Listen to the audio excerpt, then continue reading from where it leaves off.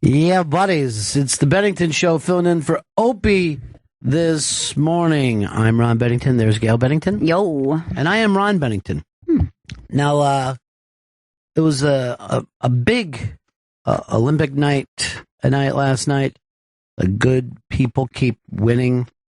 By the way, speaking of which, and I don't want to jinx it yet, ISIS donut. They've gotten 0 gold, 0 silver, 0 bronze. Yeah, not so tough. Yeah, not so tough when it comes to a balance beam, are you, ISIS? But our people just are doing fantastic. The whole NBC gang is just, going crazy down there. Yeah, last night was like one of the most exciting nights of sports. Of my life. Yeah. Of my entire life. And I know that sounds extreme. When but Phelps it was like, took off like that, forget about it. He's a monster. Like, I don't even know how he's capable. Sith Lord. You see the way that he's dressed, and he doesn't fuck around.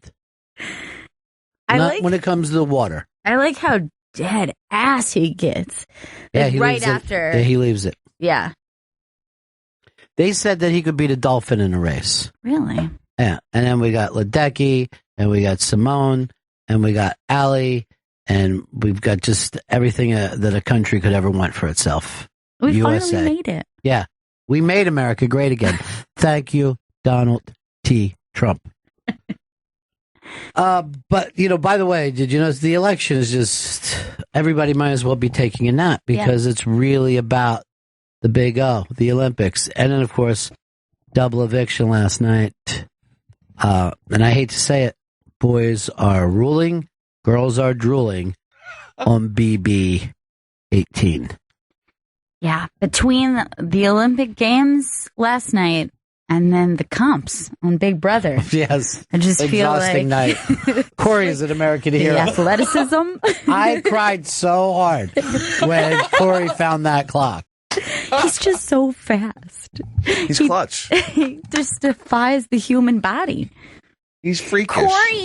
Corey, you defy the human body. That's what I like about Corey. I couldn't find my button. Anytime she says button, it's a good day for me. I drink. I have a Tito's. Man, we got so much stuff going on today because we're doing 2 shows. But after this show, here at 10 o'clock, where you normally hear Accelerated, there's nothing to accelerate this week. Ope's been on vacation. So it's the Unmasked with Jim Norton from the Village Underground. The only, I think, interview I've ever done where I saw that people could not catch their breath. They were gasping for breath because he was so funny that day. That night was so much fun. The audience was just dying. I was sitting out there and just howling. Yeah, it was a very, very, very a funny night. So 10 o'clock, Unmasked with Jim Norton. Then we're at noon going to be on Raw Dog. And then we're running the Unmasked with Mike Birbiglia, Gillian Jacobs, Chris Gethard, and Kate. What's Kate's last name? Micucci. Pop Micucci. Pop Micucci. So that's great. And then 3 o'clock, Sam Kinison, A Life in Comedy premieres on Comedy Greats. And that is me hosting that with Mark Maron, Louis Anderson, Kevin Hart, Josh Gad, Jackie Martling, Andrew Dice Clay, Carla Bow, Jimmy Schubert, Lock It Up, Mitchell Walters, and Barry Katz. And you can read about that on the iBang this morning. They put up a nice article. What's the name of that article? Sam Kinison, A Life in Comedy, looks back on a career that changed comedy. Wow. I kind of made the point that comedy got very WWE, very colorful, very MTV there for a while. Sam was kind of at the forefront of that. Yeah, it was bigger than life, kind of these like rock star personalities. Now comedy is smaller than life.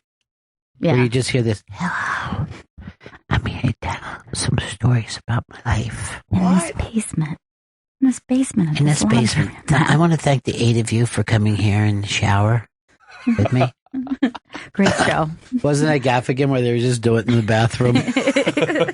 And then, of course, On Demand, Deep Tracks, GPS, Muscle Shoals, busiest and hardest working show in radio.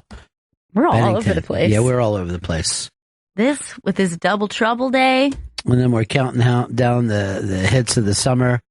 We're going deep into Tom Petty's vault. Springsteen, Inside. We're doing that on the Springsteen channel. Then Margaritas with Mr. Jimmy Buffett over on his channel. We read storybooks to children. It's going to be a long day. Place. Oh, yeah. It's a long day. But God damn it, we're making America great again.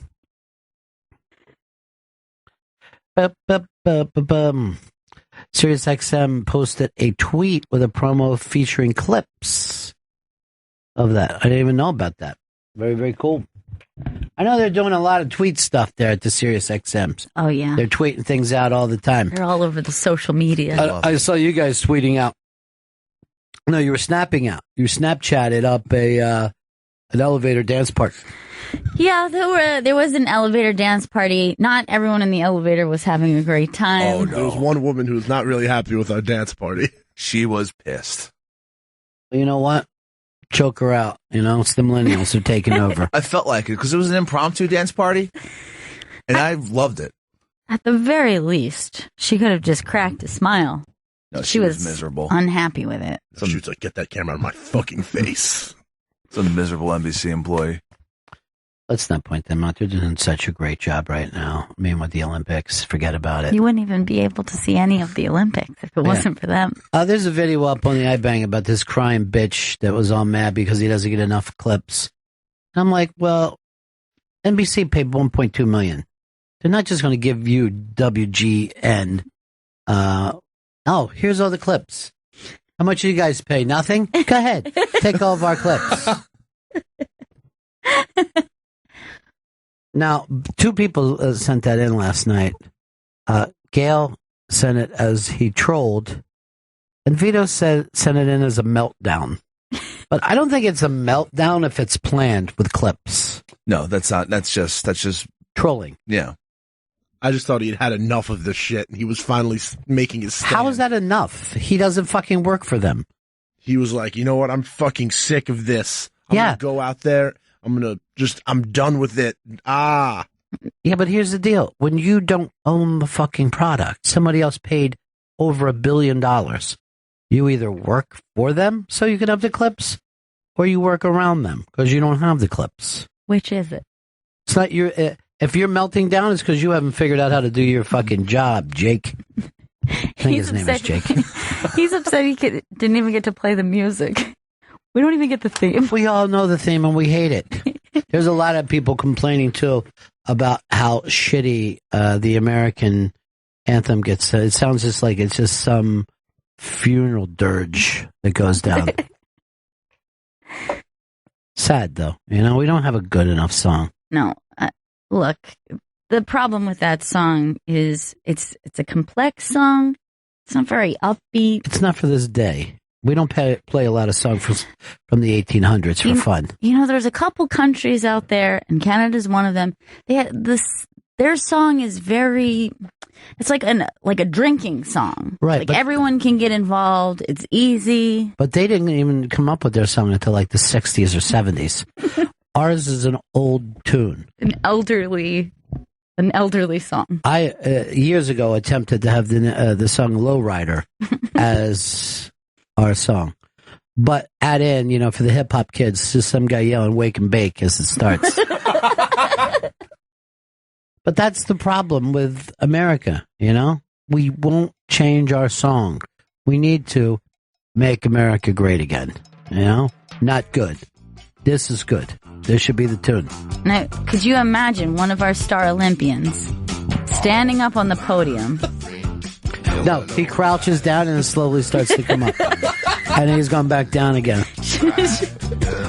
Everybody stays as low as they can to the floor on this. And this is one like some of the other countries are going to enjoy as well, yeah, I think. You'll see them like, maybe I should defect. Fucking, if this was our theme song, Cuba would be fucking empty. It would just be a goddamn, just a sandbar out there in the middle of the goddamn ocean. Once again, ladies and gentlemen, the United States picks up a gold.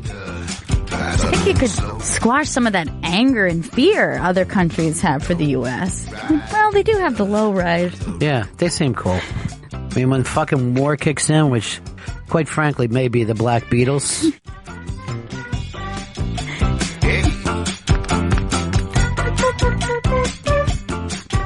Maybe Simone would even do her floor routine to this. But she wouldn't move much. She would move real slow. And everybody was just fucking going crazy. It's a perfect score. And she's wearing like a long fucking coat while she's doing it. Little beret on her head, wearing shades. Because she is a low rider. She's tiny. She is. They say she's 2 feet tall. I believe it. Because you see some of the other gymnasts who you know are short people, and they tower over her. Even the Chinese? There's one in particular. I don't know how they compare, because there's one itty bitty that weighs Chinese like 15 girl. pounds. Yeah, I saw her come off the balance beam and then drink from a sippy cup. She's getting cranky. She has got to go next. It's very difficult to do some of those maneuvers in your diaper. By the way, don't you feel sorry for the little girls around the country where they start the night with this, but by the time you get to see Simone win, it's midnight? Yeah. You know, what about all the 9, 10-year-old girls? Exhausted. They can't stay up for that. Mm-mm. And they're just watching just tall freaks swim and destroy. By the way, we had the first time in Olympic history as well as American history, a black chick won the race. Actually tied, literally down to the 1/100th of a second, and it was a phenomenal moment. I don't know her name right now. I actually didn't know who She's also a Simone, isn't her name? Yeah, she's a Simone too. Simone Manuel. She is great, and I mean, I never saw anyone wet, and then you can still see them crying. She was so fantastic. I think this is going to be a lot of girls this year named Simone. You got two strong Olympians. I'm dating 3 named Simone right now. That's how patriotic I am. By the way, did you guys ever see the Ethiopian swimmer? He's my favorite. He's the first fat dude you ever saw in the pool. And maybe the first fat Ethiopian I've ever Well, they're heard. giving him all the food. They're giving him everything that he needs to swim. You should share. I need this for the swimming. I saw him shotgun a beer and then dive in. All right, this headline's fucking mean. Rio Olympics, overweight, slow Ethiopian swimmer draws attention. That is mean. Slow, there's an implication there that isn't just about speed. Wait, he's slow for an Olympian. Ain't nobody in Ethiopia can beat that bitch. And that's the LA Times. Oh my God, that's incredible. That guy's awesome. Yeah, he's amazing, right? He looks like a D lineman. Look, he's just great. His fucking gut hanging, that's the shit. This guy's the best.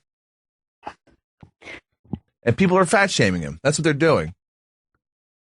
Well, you can't be a swimmer and have your nickname be the round mound of rebound. I mean, there's no even rebounding done. He looks like Chuck Barkley. That dude is awesome. Oh my God. Good for him. They said he's made more friends than anybody else at the Olympics. I got the Olympics coming up. I got to take off some of this weight.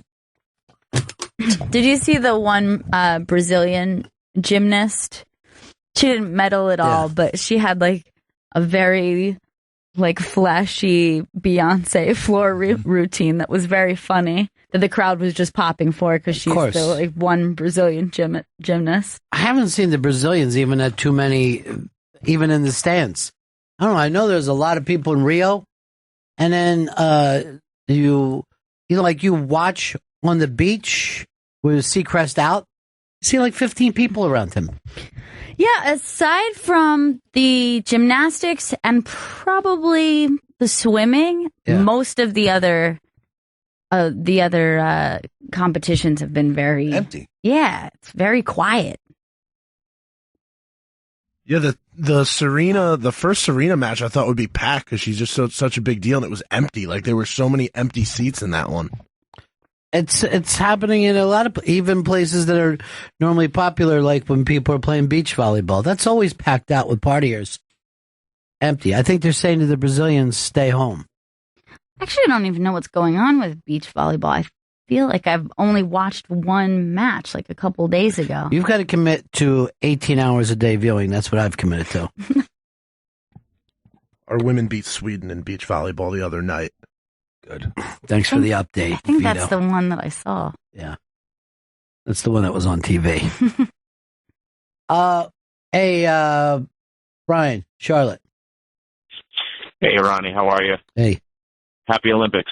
I don't know if you saw the clip, you might have talked about it on your other show, where the diver scores a 0-0 in his competition, and there's a pretty humorous reenactment of it by an Australian guy doing a voiceover for what's going through the guy's head at the time. Yeah, we'll check that out. But, some of these countries, they don't do a lot of this shit, It's like when the Jamaican... very foreign. Yeah, like when the Jamaican bobsled team come up. So if somebody told me if I was living in some island nation, and they're like, dude, we need somebody to throw the discus. Would you do it? I'll be like, yeah, I'll try. Sure. I'm not going to dedicate any time to it. I'm busy. I do go to the gym, yeah, so. And I rent jet skis down at the beach, so I can't be throwing a discus all that time. But yeah, I'll take a free trip to Rio. That's what I want to do. I dug that Little Richard at the start. You know what? When you hear like Little Richard, you kind of wonder why Elvis Presley never said once, just don't call me the king. There's people out there who play instruments and they're really good. Like really good. Just make me part of it. I don't have to be alone here. Make me a duke if you wish. Jerry Lee Lewis or Little Richard? I'm going to go Little Richard. JLL. Let me ask you this, though, because I know you're, because you saw the movie, you became a Jerry Lee Lewis fan. It was everything to me. But did Little Richard ever cover him? Because he covers a lot of fucking Little Richard. Oh, no. Please, folks, don't call me the king. I'm just one of many. Chuck Berry is fantastic, too. You never see Elvis mention anybody else's name that's ever been in rock and roll. You think he knew of anyone else in rock and roll, or he's just so into... I think he was like, Sonny, shut that shit off right now. You want to fucking follow Jerry Lee Lewis around? You want to live in a trailer over in Memphis? He didn't want to even hear anybody else. Who's your favorite Olympian so far? I'm going to go with Simone Biles. I'm thinking it could be Ledecky for me. Ledecky's great. And it seems like such a fun thing. Like, hey, see if Ledecky's coming over later. Oh, Ledecky's here. Ledecky! Now the party can get started. Do you like Final Five? Or what was it, Fab Five? I'm all about Final Five. And the other one seems stupid now. Were they the Fab Five or what were they? Fierce Five. Fierce Five, yeah. Which is Fox Force 5, they were called. They basically were. They went around just, having a good time. These five, which two have actually moved over, seem much more serious. Yeah. Much more serious. They're very serious. And I can't believe more talented. Just that. I hate to say it, way more talented. I mean, you look back at the Fierce Five now and you're like, what were they doing? Ugh. Garbage. Garbage people. Why don't they just take the garbage out and put themselves in the can? I wish they would do that, because then it would be appropriate. As a sign of respect to the Final Five. Yes. Even though two of them were in both of those groups. This got sent to us on Twitter. Loves Bennington, despises Stanley's new sushi fanboy status. He is a sushi fanboy. Yeah, so what? I'm fanboying out for good sushi. I don't get it a lot. Vito, what about you? Fierce Five? I'm going to have to go with the Fierce Five. Based on what? based on Michaela Maroney. Oh yeah. Where has she been this week? She's just been on like GMA, just like walking around wearing really. And they can't even get clips. Yeah, they just bring her out. They're just like, come out, wear something tight, have fun. All right, you put this up on the iBang. What exactly are we looking at here? So Michaela Maroney showed up on Good Morning America wearing some nice leggings, and we get a really nice peek at what gymnastics does for the You're body. disgusting, dude. Disgusting. This is, let's hear 'em This out. is That's like a see-through thing that she's wearing. That's sheer, Ron. That's gymnastics. But, You gotta turn it. move that screen, please. What is Okay. that made out of? I see what you're talking about here. Yeah. I get it. But why the creep shot just of her butt? All of them have a great butt from what? What did they do? Is it squats? Squats, they do, because all that explosion has to come from the legs, so they do mainly leg workouts. All right, there's that rump shot there. Now, what happens that once you stop working out 18 hours a day, though? I think that's what happens to it. It gets Get a a little little bigger. Disgusting. Yeah, but she's just now retired. I mean, she went right up until, she tried out for this Olympic team. Oh, I thought she just like gave up like a year ago. No, she wanted to get back in, and they just weren't having it. They said it's final 5, not final 6. Yeah. What was the face that she made 4 years ago that like yeah, It was like side like mouth. it's it was basically nice day for a white wedding, Billy Idol. But what were they calling her, like disappointed? Not impressed. Even the president was doing it, but it was just it was the I didn't do it It was fucking like- moment. And And they it was just like she got bronze, right? Is that what it So was? she got She got silver. Silver, yeah, but she fucked up. She really did. I mean, it was one that she should have won easily, and she didn't like it. She's the best. They still make her come out and do that face whenever she does like a news show. They're like, do the face for us. Do it. Get the fucking face. Why did she become like the I didn't do it kid?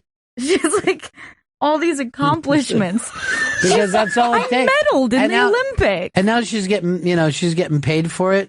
So of course, like fuck it, I'll just go out and do it. It's not going to be here forever. Simona's going to have this Good Morning America gig in 4 years. Here's my face again. Everybody laughs, although the laugh is a little less every time.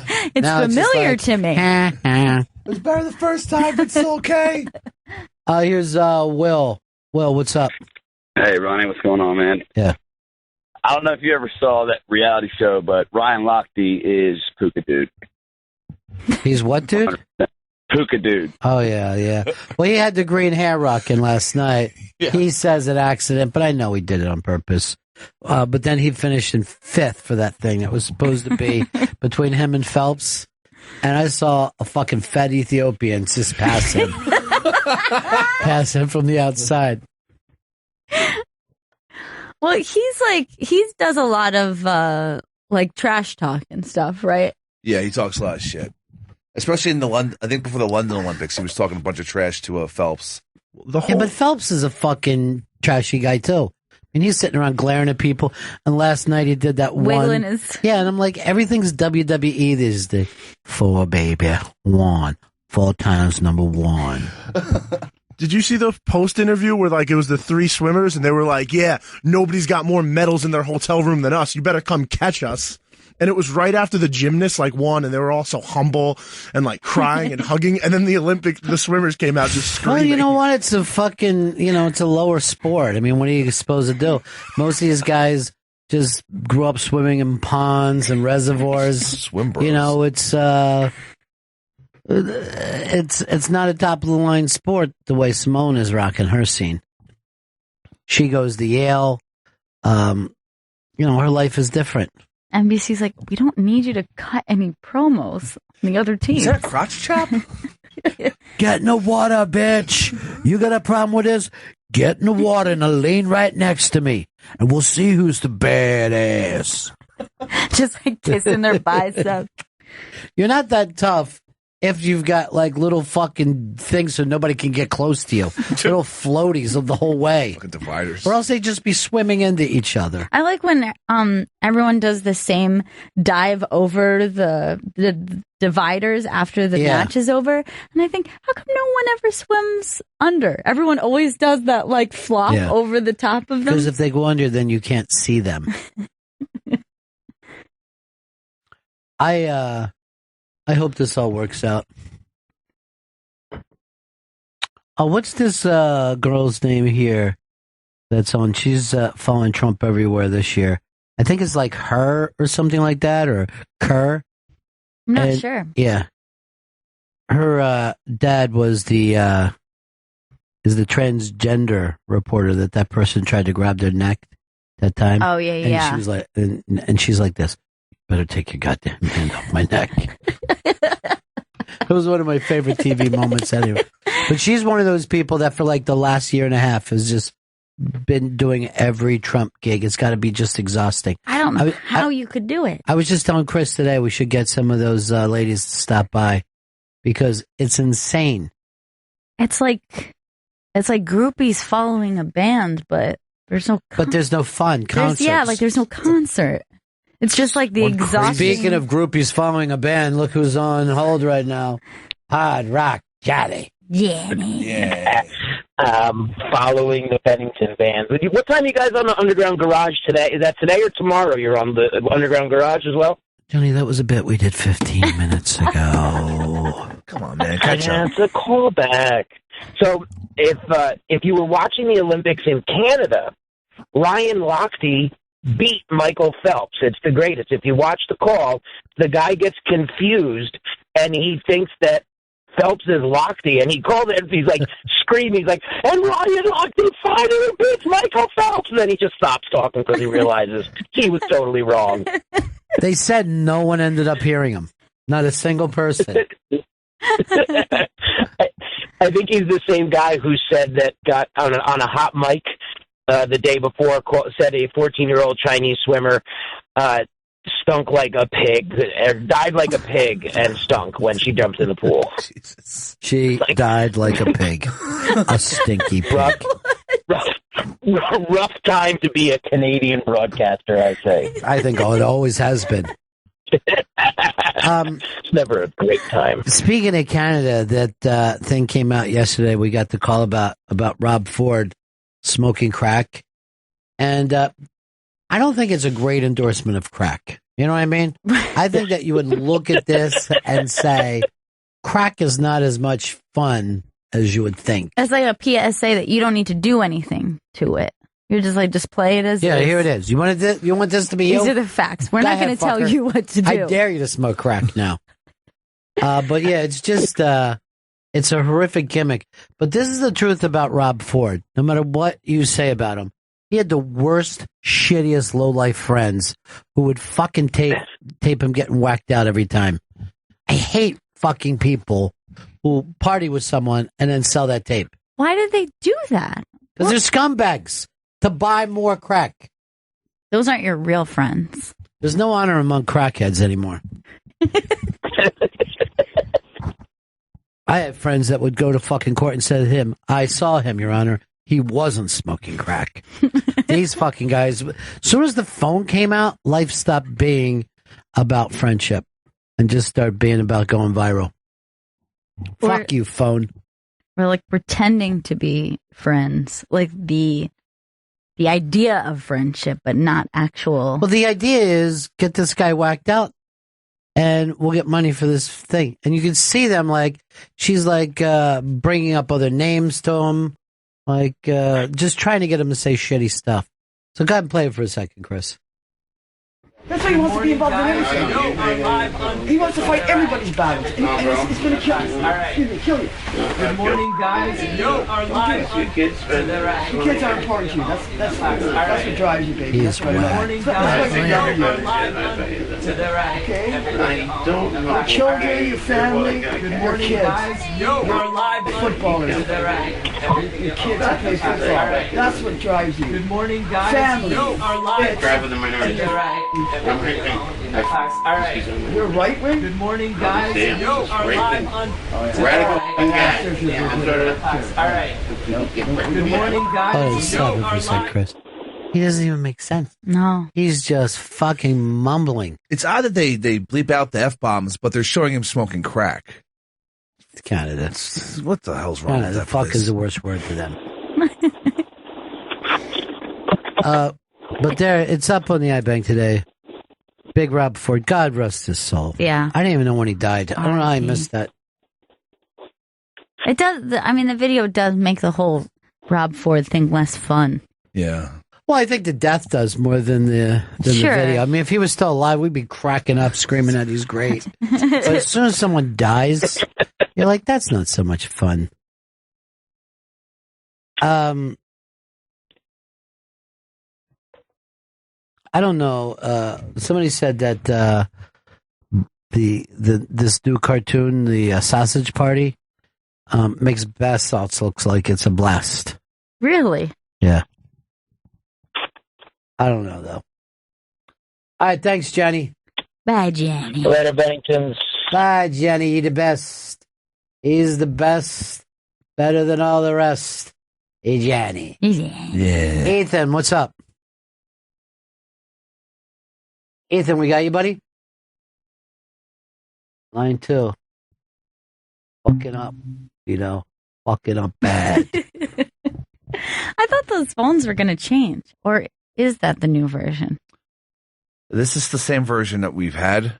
And how many weeks have you said they're changing it? They were supposed to change July, the last week of July. Did everyone decide that they like it instead? I've heard that they're working on new software. Chris, I'm going to tell you this. Yes. I'm going to give you September 1. Okay. And then I'm going to take a claw hammer and beat you to death. Holy shit, I'm on The fucking, stakes are high for this. I'm on borrowed time here. It's phone system. I see that Chris sent this in. I don't even think I want to look at it. American weightlifter has awful arm injury. Oh, dude. It's the Armenian. It's an Armenian dude who was deadlifting, I believe, is the sport. And I don't know if I can do it. No, better not. you should just take a look at it for a I'm little just going to look at Michaela Maroney creep shots that fucking Vito put up. Those are beautiful. Those I'm much more comfortable with. Oh, yeah. I mean, when the gymnast broke his leg, I refused to look. I would not see it. I watched multiple times. I was more uncomfortable how comfortable he looked while his leg was broken. Well, what do you expect him to be? What? Screaming in pain? No. Yeah. Don't look. I'm not going to look. You look. Don't look. And then. His arms are coming off like Phil Hartman's. Please don't. Oh, don't look. So he's getting the weight up. Oh, God. I'm not looking. Oh, God. Oh. I didn't even look, and I feel like I'm going to be sick. Dude, I wish I didn't look. I wish I didn't look. I wish I did not look at that. Oh, God. So that's just so much weight that the bones and tendons just fucking rip and snap. Yeah. Can we just say this is a terrible and dangerous sport? Yeah. That's why none of us do it.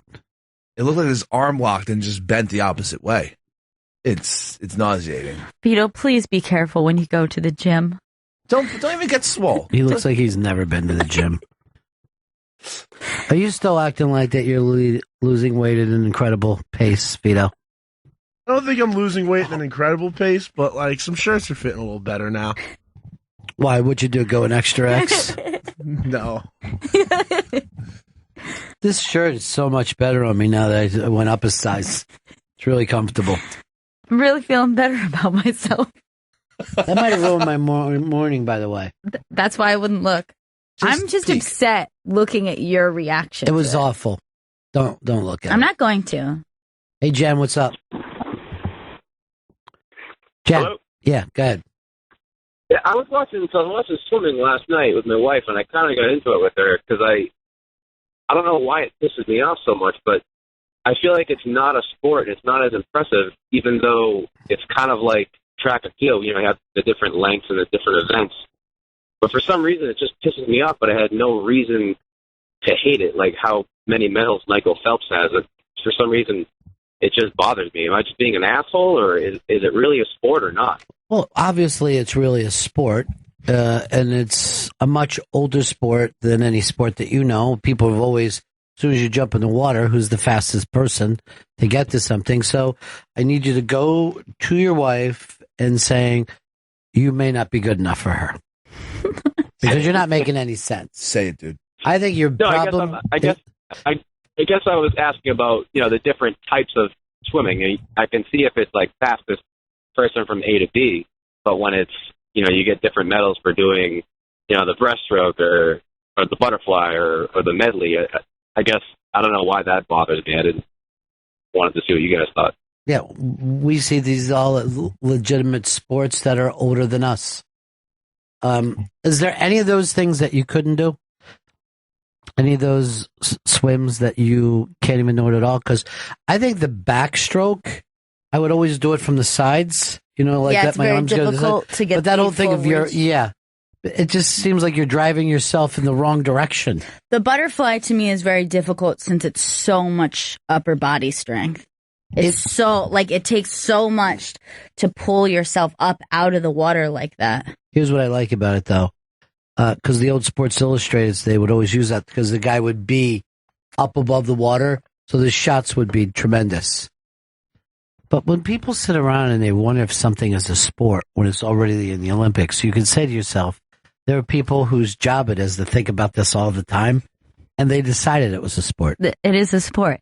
In fact, I wish that there was another addition to swimming.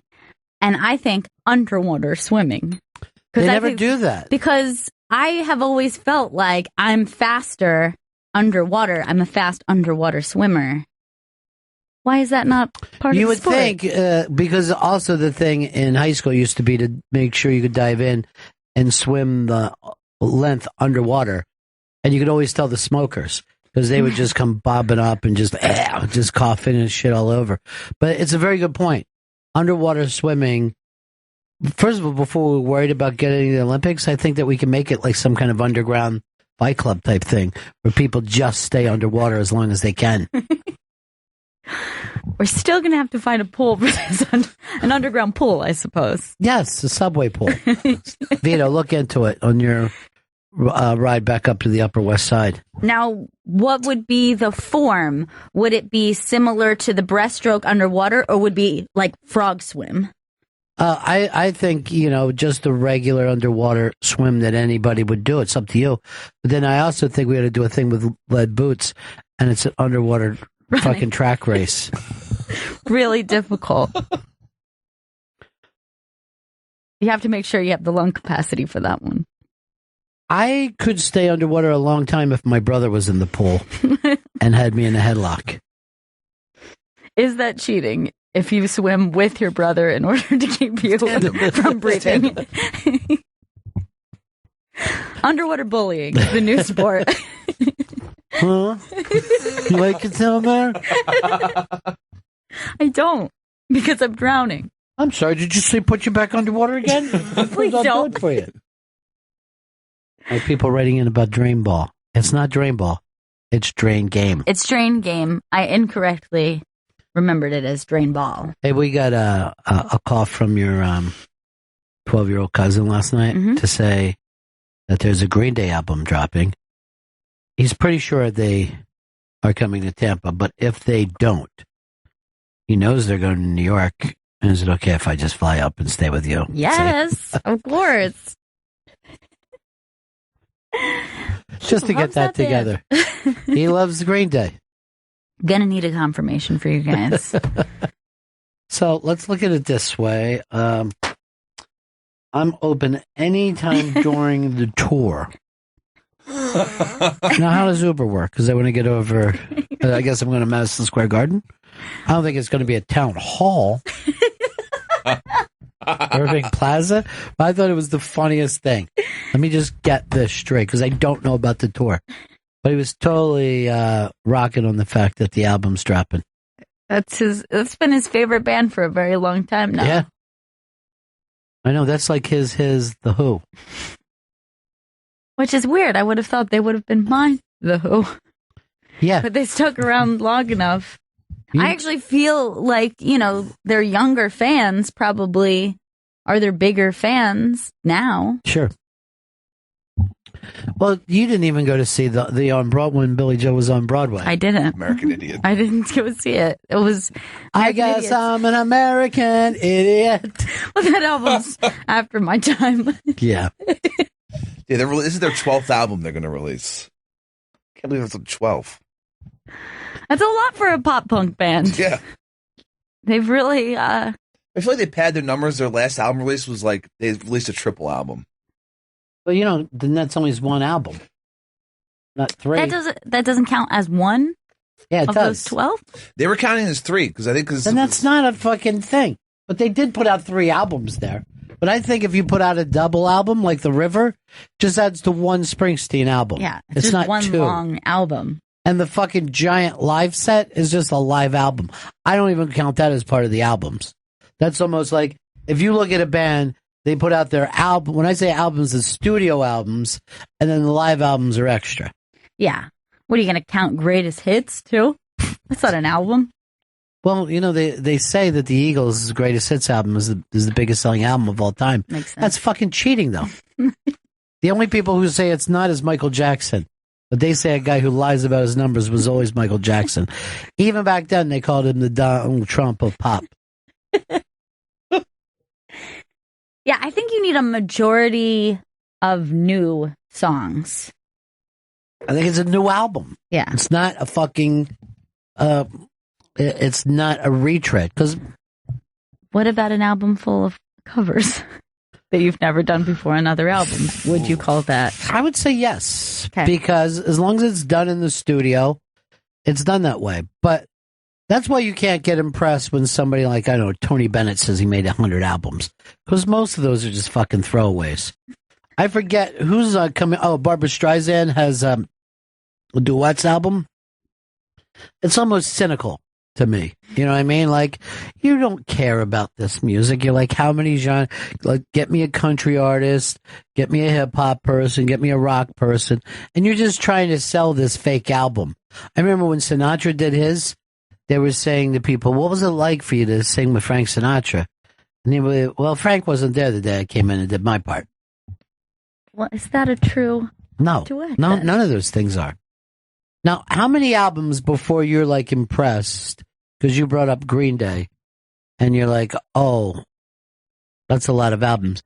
But how many albums does somebody have to put out before you're like, okay, they have a body of work that's impressive? Well, I feel like even if you have 3 great albums, I feel like you can say they have a body of work, right? So you're like, okay, 3 different times they made good to great albums. But for it to be like, to look back, I would say you got to go above probably 6. I'm looking at 7. I think 7 is the thing where you're like, hey, you guys really did hang around a while. You made 7 fucking albums. You know what? You shouldn't feel bad about breaking up. There's 7 albums there. And I agree with you that anyone who's made 3 great albums, because you can look at a lot of great bands. They don't have 3 great albums. Yeah. Beach Boys do not have 3 great albums. Beatles don't have 3 great albums. Really? 7 is the number for me.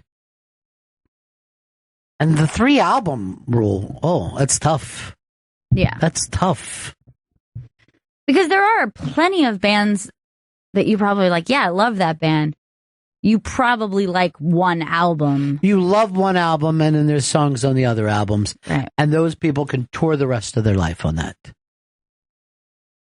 Like, I was talking to, it sounds really fucking obnoxious the way I said it, but I was talking to Iggy Pop one day, and but this really happened. I'm not just making this part up. I wish that you had just said Iggy. I was going to, but then I thought, one in the morning, better add the Pop. I want everybody to get it. But we started talking about, like, by the time of how many albums before you have those songs. You know what I mean?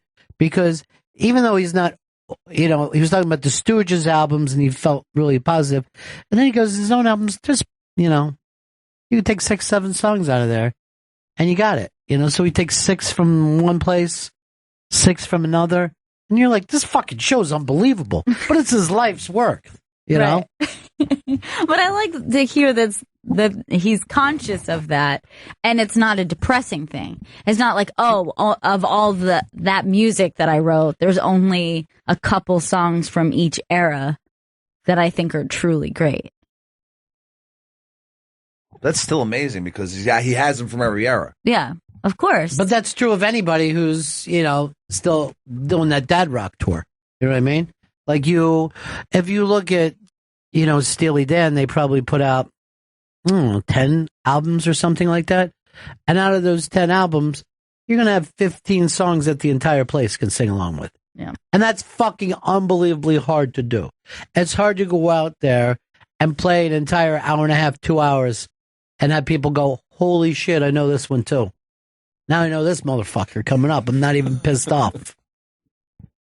How many bands could you even say that about? That you like, not just, I know that song, but like 15 songs that you could pretty much sing along to. That's insane when you think of it. That's crazy. Vito, I see you leaning for it. You fucking say Springsteen again. It's a 4-hour sing-along when you go to that concert. I know, but you don't want to be a guy who we all know Springsteen. So you're bringing nothing to the fucking table with your enthusiasm. You're bringing up the most obvious act touring today. It worked for me last time I brought up Springsteen. You bring him up every time, though. You want to be able to talk about different things. This guy, he's been to 15 concerts, all Springsteen. That's it. That's all he's done. Here's David in Iowa. Hey guys. Hey, I was gonna say that what you said about really liking a band, but only like when they're like one album and like few songs on the others. That's really true. Like with Hootie the Blowfish, their first album in '94 was Cracked Review. Every album was almost top 10, but they connect. Yeah, like other albums that weren't really could capture the same magic they had with the first album. Well, I think one of the reasons why it doesn't capture the same magic is like what they do now. You're not going to be as shocked. And no one's sitting around going, oh my God, the Counting Crows are so consistent. And they are, by the way. They are. And yet it gets less impressive every album. Because you know them. This is exactly what I expected. Yes, your consistency is appreciated. Not totally enthusiastic about it. Well, this is what we hate in bands. We hate when they change, and we hate when they stay the same. We fucking treat bands exactly like our wives. You can't win. No one can win. That should be the name of your new album. No one can win. Oh, more of the same? Not that. That's different. Do a final tour and I'll go crazy at it. That's all I want.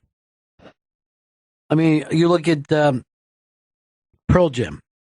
How many great albums do they have? 2? Yeah, probably. It'd be nice, 2.5. And they had that all done in the early times. No one's sitting around fucking, That's a new fucking thing about another kid who's a school shooter. Still? This was called Andy. It was. Well, it's hard to continue to write about youth.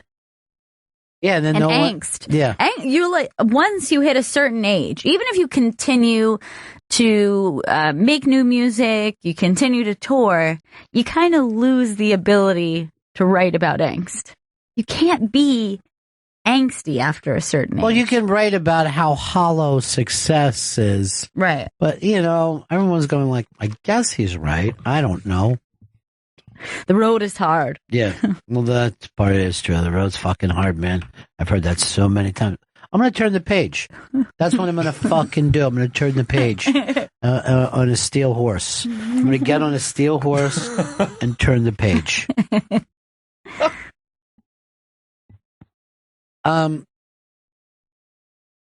Hey, Dave, what's up? Hey, you were talking about, he's not really a band, he's a singer, but someone who has got a catalog that goes from like the 70s up to the mid 90s, and in a 3-hour set, you can sing to every song. What about Billy Joel? Well, you happen to live in this area, so yes. Now, this may shock you, but there's a reason Billy doesn't tour much anymore. No, he's big everywhere. But again, the fact that he hasn't made an album in 20 fucking years, and he's going, why? No one wants to hear it, which means he never wrote for himself. He really was the entertainer all this time. But just think of, I don't know how many great albums I would give to Billy Joel. Probably, instead of a great album, some good songs from each album. And then he hung around long enough to do that. Yeah, does he have any album that's like his opus that from start to Probably finish? The Stranger is the one that most people would say. I don't know. I'm guessing, though, if I'm going to be totally honest. I'm guessing it's Yeah, The he Stranger. seems more like Singles guy. Yeah, a couple of hits from each album here and there. I see Vito nodding along. This is your other favorite band? No, but it's this person doesn't have like a crazy amount of great albums, but I took my mom to a George Michael concert a few years ago, and that crowd knew every single word to every song he did, and they were going fucking Yes, crazy. because those were the songs that were out when they were in high school. That isn't a career of music. This is a guy whose sole purpose is to remind old ladies that they used to be young. That's a whole different scene. We had a fantastic time. You and your mom always have a fantastic time because you refuse to draw a line. That's my concert partner.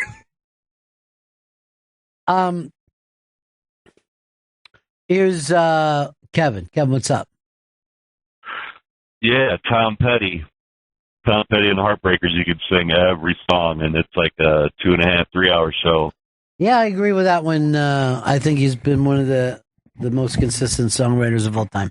The biggest experience that I had with it was going to see Fleetwood Mac, which is a band that I love. And if you would have asked me, I was like, oh yeah, I love tons of their songs, great albums. I think that it was like an entire audience. It was Madison Square Garden where I saw them singing every song, every word. And I'm just like, they have had a phenomenal amount of hits and then just incredible songs. But those songs that you were talking about probably got done in a 5-6 year period. And that's it. You know, that's probably like a 74 to 1980. And they've just been replayed on the radio forever. Speaking of which, did you get a note back about that? Not yet. But he might not be in yet. I had a little odds this morning. I might have to have open heart surgery. Oh no. This early? Hey Phil, what's up? Now it's line 3. Andy, what's happening? Andy in Nevada. Hey, boss. Regarding the the great albums, I think it takes 3.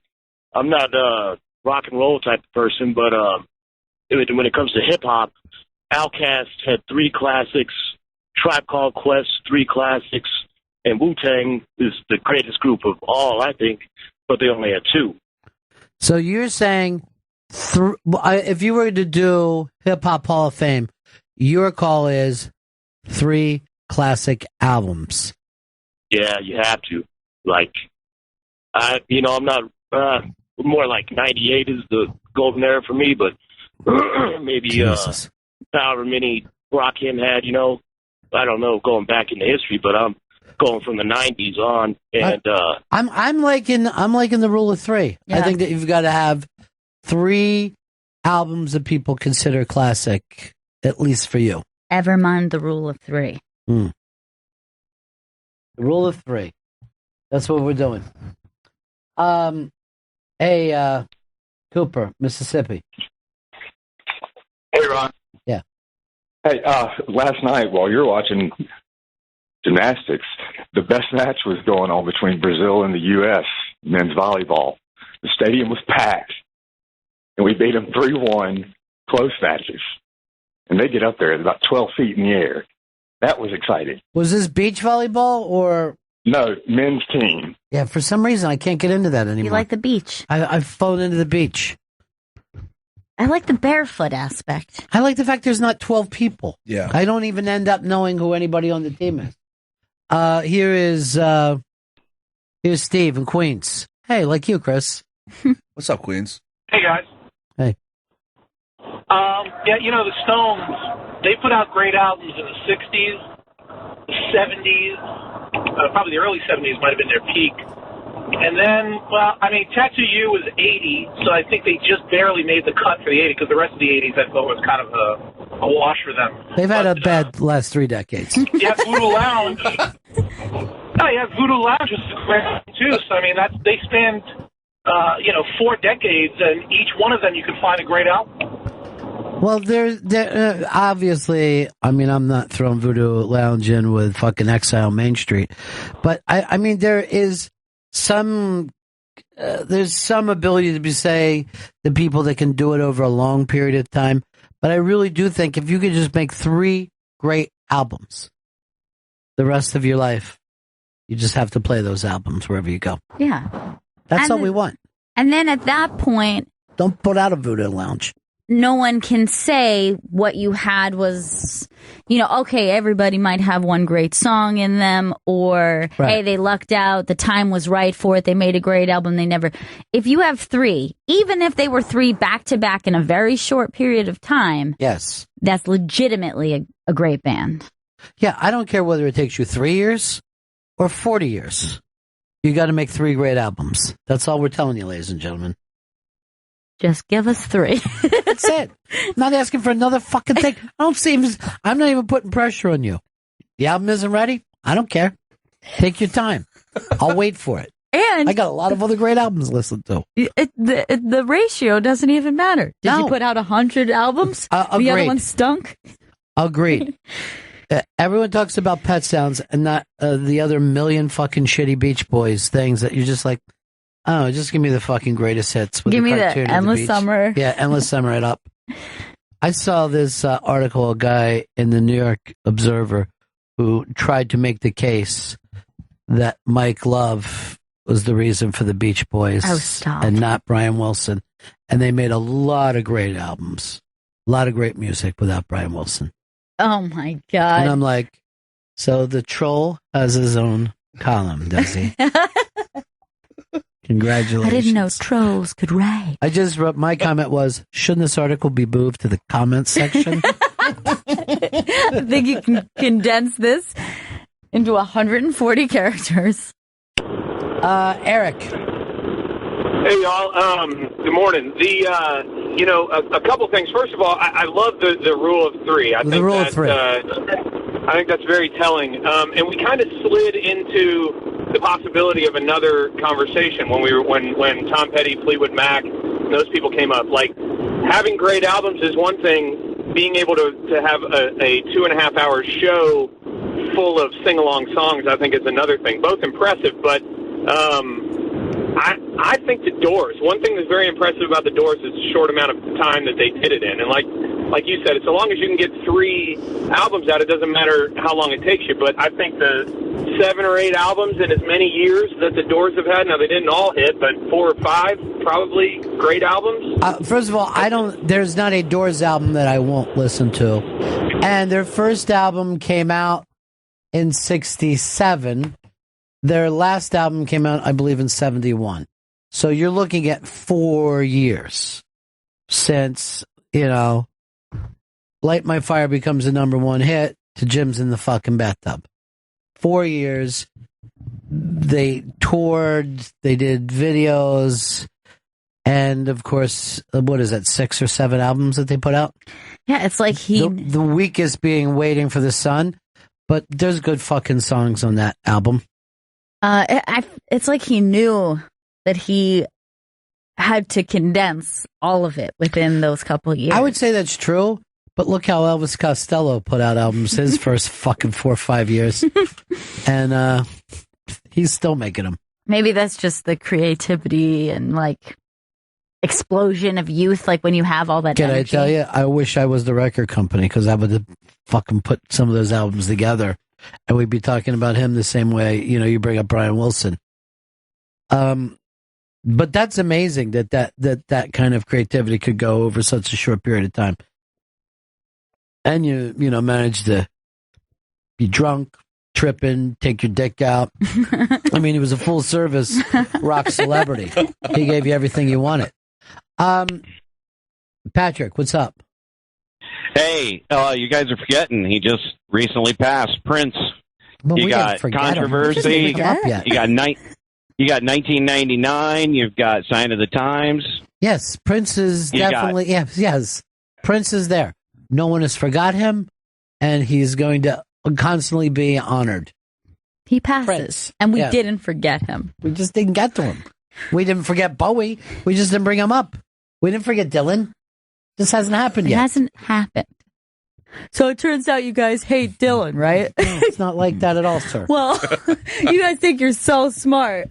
Ed in Boston. I'm sure you want to bring up Boston. No. I'm actually from Jersey originally, so no big deal. But what about Paul Simon? Yes, he's very, very good, very talented songwriter. Yeah, but I mean, you can go to this concert, you sing every song. Yes, that's true. He's had a 50-year career of just great music. He's a hell of a songwriter. I don't know how many years that I sang "Hello, Dark Ass," my old friend. I don't know what I was thinking of. Hey, let's go over here, Alex. Alex, what's up? Good morning, everybody. Hey, come on, buddy. Hey, now now I'm sort of creating a subset now of your conversation. What's up? How about bands that possibly span those three great albums over two lead singers, which is very hard to do, like Van Halen. You could say two of their best albums were with David Lee Roth and 5150 with Sammy Hagar. Very hard to do. I don't know if I would put 5150 as a great album. It's a great collection of tunes, but I thought the David Lee Roth era certainly covers three classics. Van Halen gets in. Yeah, I feel I don't know much past Ponytail Dave leaving. You were not interested in Sammy Hagar. I just wasn't interested. It's nothing personal. Seems like a great man. Yeah, I'm sure he's very friendly. But You had your own loyalty. I could get that. I would go to AC/DC before I'd go to Van Halen, to somebody who's expanded the two lead singers. And I do agree.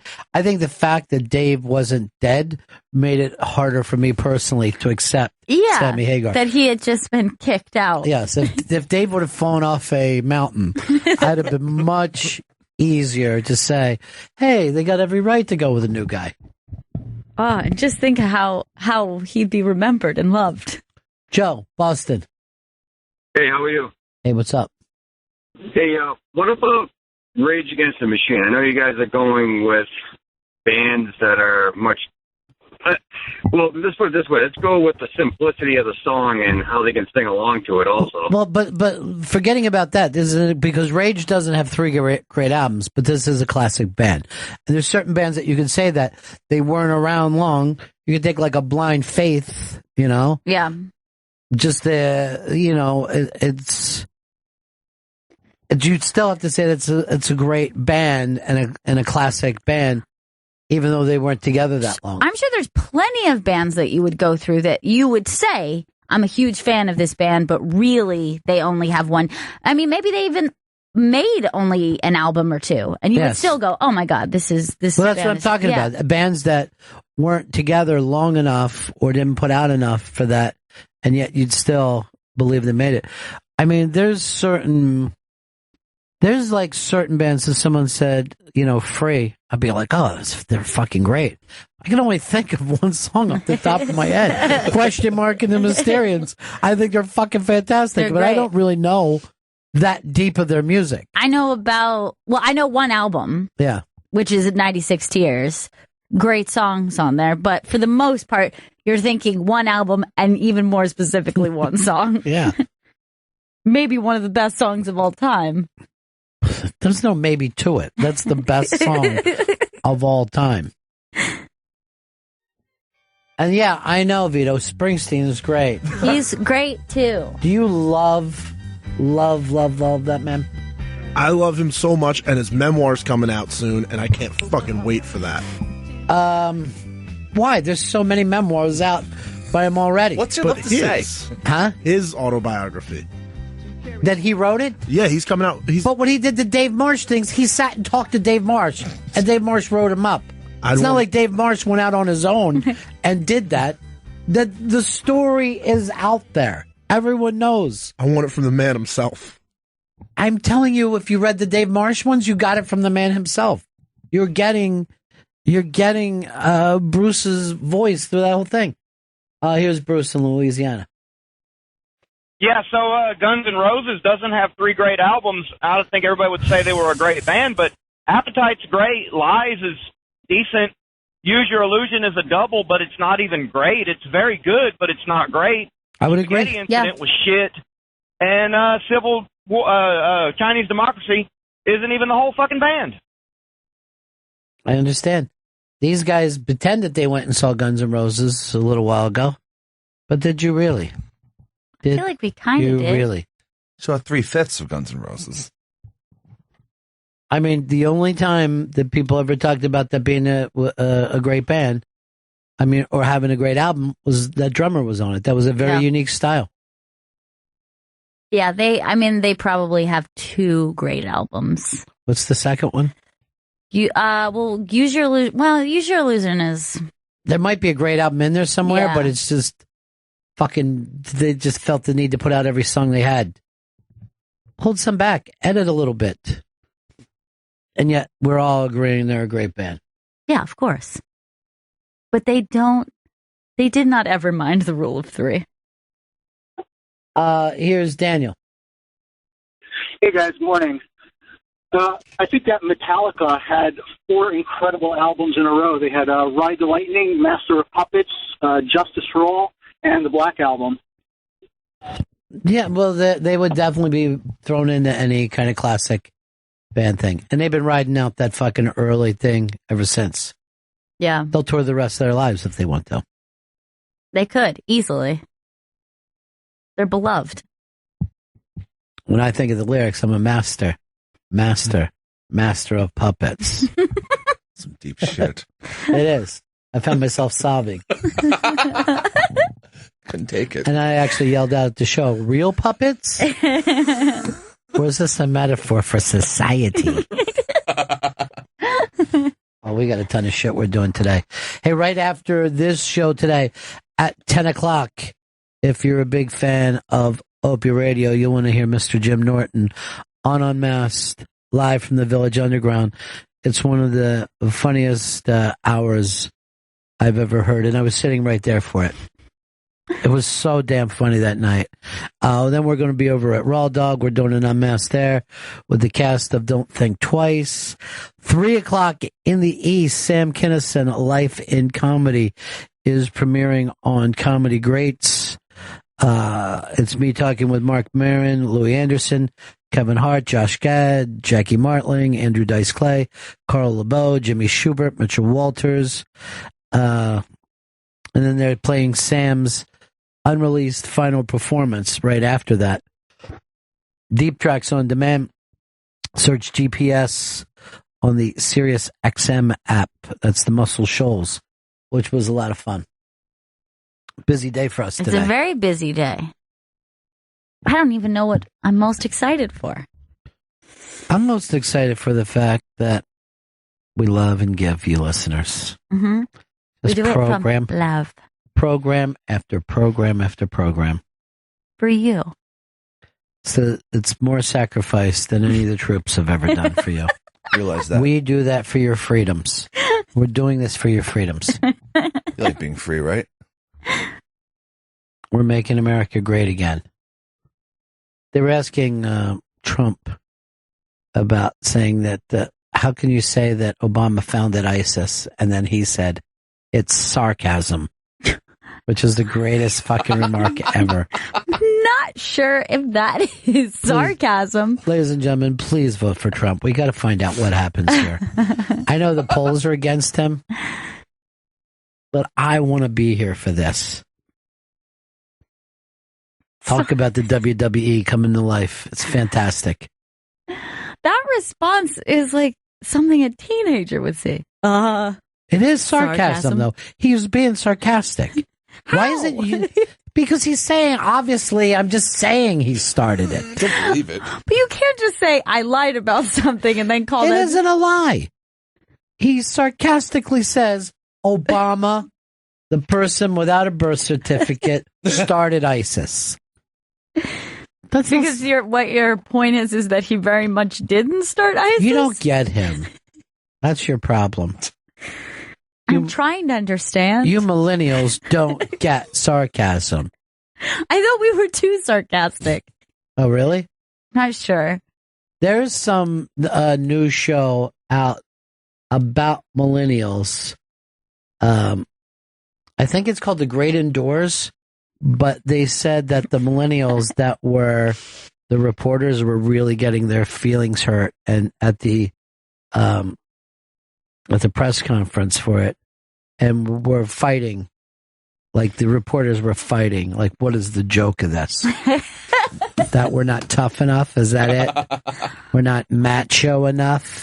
I'll fight you now.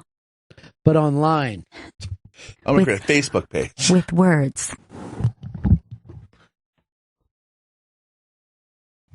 Hey,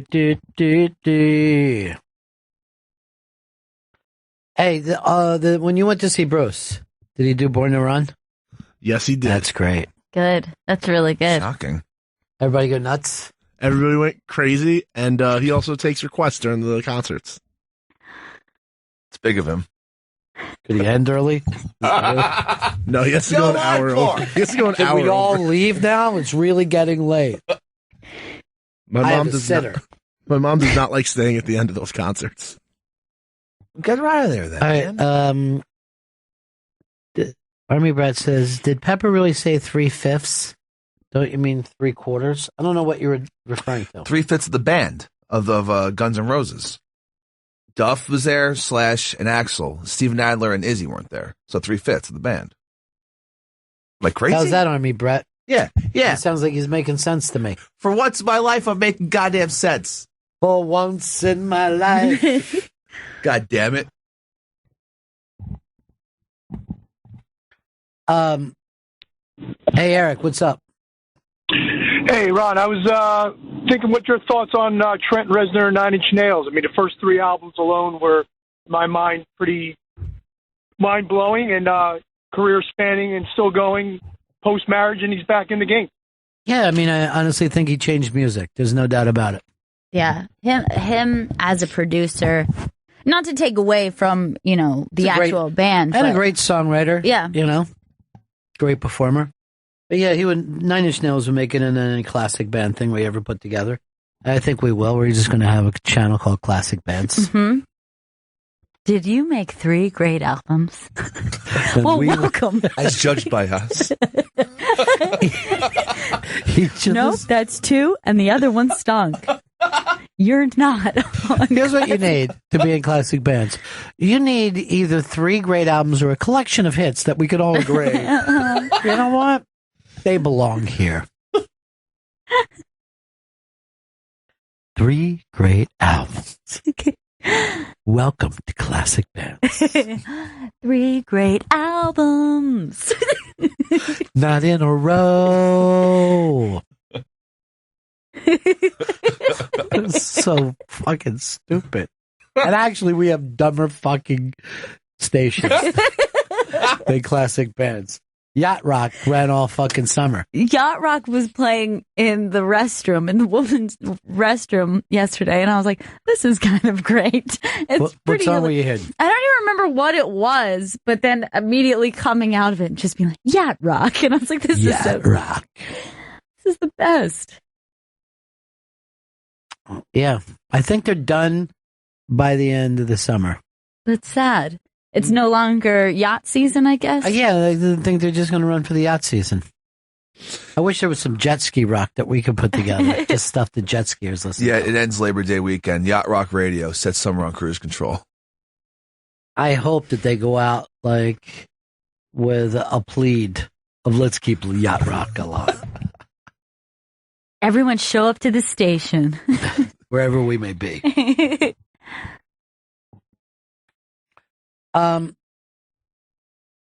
Hey, Doug, what's up, buddy?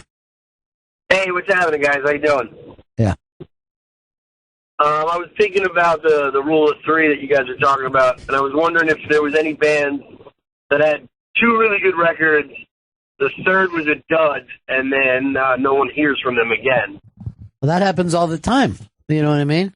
That most of the yacht rockers are bands that, you know, they had a certain sound that fit what other bands were sounding like.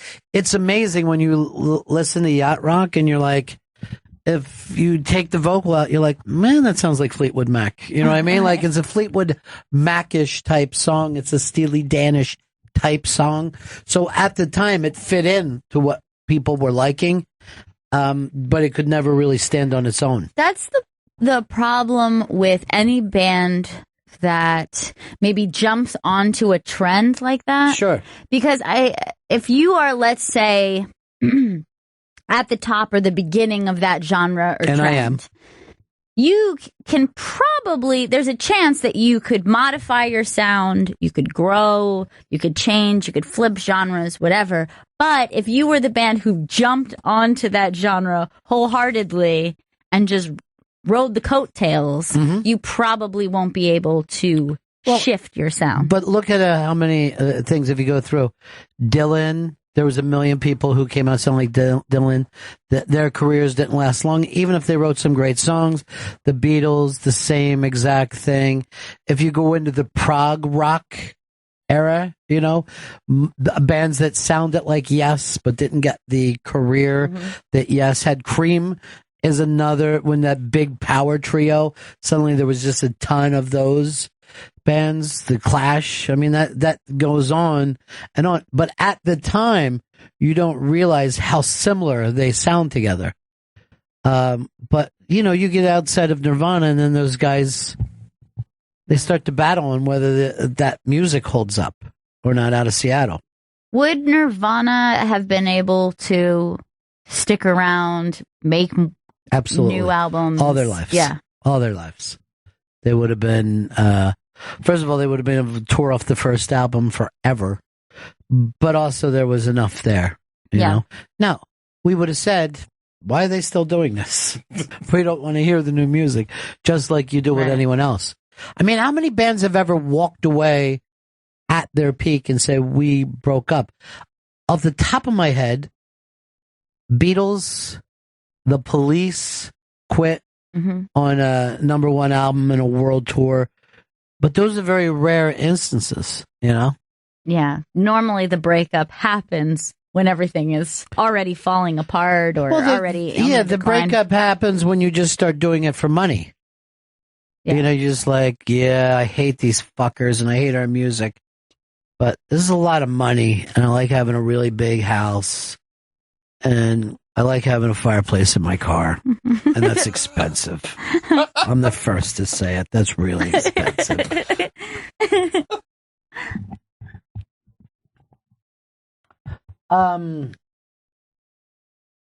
Hey, Brian, Mass, what's up, buddy? Hey, what's going on? Hey. I think a band that belongs in this discussion has to be Jane's Addiction, which is an interesting case because I think they have 2 classic albums. Then they went away, and then they came back and produced a couple of, like, good albums, but not classic ones. But I think they're in this category. They're going to make our deal. Yeah. They make it for me. And I don't even know if they've got more than one classic album, if I want to be totally honest. I mean, I think that, yeah, there's probably 2, but I love them. And I'm not just saying that because I just went to see them. Because you know how that always changes things for you? Like you go see a band Absolutely, live and you're like, 100%. I love this band. So if you have a good experience seeing a band live, and I know that there's plenty of people who have had bad Jane's Addiction live experiences. I can have the same thing from an interview. Yeah. I went on an Ambrosia kick just because I had a fun interview with him. Hey, we got to take a break here. Coming up right after this show, it's going to be Unmasked with Jim Norton. If you've never heard this one, he was just at his peak that day. He was so fast, so funny, just great. We'll break right back. Bennington. Little Richard. It is the Bennington Show on a Friday morning. 2 shows today. You'll hear us again at 2 o'clock. So 10 o'clock, as I was telling you, Jim Norton Unmasked. 2 o'clock, it's Unmasked with the group from Don't Think Twice, the brand new movie that's out. And 3 o'clock, a bunch of great comedians talking about Sam Kinison on Sam Kinison, A Life in Comedy, which is over on Comedy Greats. Yeah. Channel 94. The old 9-4. I'm so excited about this. The Kinison doc. I cannot wait. Yeah, life just keeps getting better. Just a nice sunshiny day. No gloom. No clouds. No bad news. I'm feeling great. Hi, you're on the Bennington Show. Who's this? Come along with me. Oh, Jesus. It was such a good day. You know, Live from Florida, bitches. BL actually hatched out Little Richard back in 1936. BL is the, she's known as the last Civil War veteran widow. When Johnny went marching off to war, it was BL. I'm so sorry for your loss. Waving a handkerchief. I hold all the retreats for all the little children, for all the kids. None of that, not one thing you said made any sense at all, BL. Nothing went English right there. Why are you, no speaky. Why are you calling us this morning? Hey, another Ron, husband die? What's that? What did you just say to me? I just said, did another husband die? No, you're kidding me. Let me check on that bastard. Hey, Brenda, you're on Fred. Oh, there's a condo ordinance. They don't do well in the 55-plus places in Florida. So, BL, what are you doing this morning? Haunting a house, or what's going on? No, I just talked to my buddy, and he went to your area of town, New York City, at the Bronx Zoo. Yeah, surprised I haven't seen him around. He saw 2 polar bears get it on, got horny, and a girl was standing on the fence. He just goes and bangs her at the motel later at the Bronx None of Zoo. this happened. I'm devastated. None of this It did happen. I'm not lying, This Ron. is not even a story. No one gets turned on by seeing bears fuck. I do. Reminds me of me and Stanley. But I know we don't go there because he's got a chick. God. Okay. Does he? We don't. He does. God. Where is she? Yes. No one ever She's seen a her. hip stuff. Working. Oh, BL. I'm going to make BL out would be with perfect for you, Stanley. You think? Yeah. I got an BL would be perfect to see if you can hold an erection through the worst circumstances. That's a pure thought of perversion, if you can keep that one. It's Stanley, and I know we don't go there with his girl, but if you and your girl ever want to get a little crazy, First of all, let's stop that. That's way crazy, dude. There's not enough fucking. That's beyond Bellevue crazy. Yeah, but she sold it so well. Yeah. You want to get a little crazy. You're into the idea of granny tits for a while. No, that's swinger night at Vito's house. Why don't you do this? Why don't you call the fucking Fairley Brothers and see if they have a gross out comedy coming up? BL, what are you doing this morning? Seriously, what's happening? I'm getting up. I start my day. I get on the interrobang.com and I start my news there of the weird. And then I go over to Gross Tomatoes, some other places. Is there anything on Gross Tomatoes instead of Rotten And I'm on Tomatoes? Bloomberg. We have stocks. Apple's going high today, people. Buy Apple. Calm down, honey. Calm down. Your shit isn't funny. They're laughing at you. $103. Wish I had some of that stock. I'm gonna have a drink. Hold on a second. Jesus Christ. What are you guys doing? Oh, we were doing a show that was going great. BL is Well, she is a hurricane off the coast of Florida right now. I'm in menopause. Let's clear out a room. Oh, God, any man should pause before he sees you. Listen to all the peeps in the background. What kind of respect do I get? A girl's on menopause. I've been on it for like 8 years. I'm going through all kinds of diaper pads. Oh, Jesus, man. Jesus. I go through 3 shirts a night. My woosie's boiling. It's got sweat between my thighs. My God, I'm an animal. Why would you fucking want to bring this up? I didn't know that hot woosie was a symptom. Hot woos in the city. None of that makes Vito sense. checked out my titty. All right, that does. Now you got the parody back on track. I stand corrected. Vito, this is an old sea hag from Florida, and Vito went to her room where she was throwing up, and I guess pulled the tit out. That was your thing, Vito? No, that's we figured. No, I didn't do that. Here's the thing about date rape. The term rape is still in it. Yeah, doesn't make it better. I did not see this woman's breast. He stuck an Ambien in my Gatorade, and he knows it. You can't keep throwing stuff out like this. Allegedly. How about you can't that? just throw allegedly. You can't just accuse me of something and say allegedly and You it's did going a to go date away. rape, dude. You drugged her and you molested her. No big deal. Admit it. These are gross accusations. They're true accusations. I can't believe this happened. And now you're slut shaming. Yeah. You're shaming this old slut. Don't shame the slut, please. Stop it. I'm not shaming her. I just want to tell the truth. And then Vito throws me a Molly's cupcake of Ron Bennington's to make me feel a little better. Here, How she got that?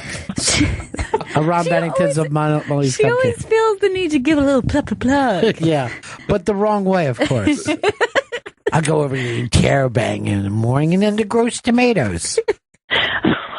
BL, why don't you just tell all the kids out there what it was like the day that you watched Lindbergh land? Was that an exciting day for you? Well, yes, actually, it was big. What did you think of Flight at the time? What about when the Babe hit his 60th home run? Was that an exciting day?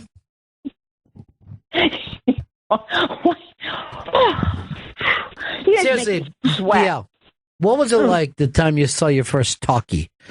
How exciting was that? Kidding me, Ron. Now cut it out. You're making me go way back and think back. Do you know what? Do you know that I was part of the Slinky? My family? You were part of it? How were you part of a fucking Slinky? I tried to tumble down the steps every time my Slinky did, and Uncle Tooey was there, and woo, legs wide open, 6 years old. We don't go there. We don't condone it. You just went there, though. Feels like we're there. How were you and your family part of the Slinky? And why don't you have any money left? Oh, is Eddie Money in the studio? Come on, just what happened with the Slinky?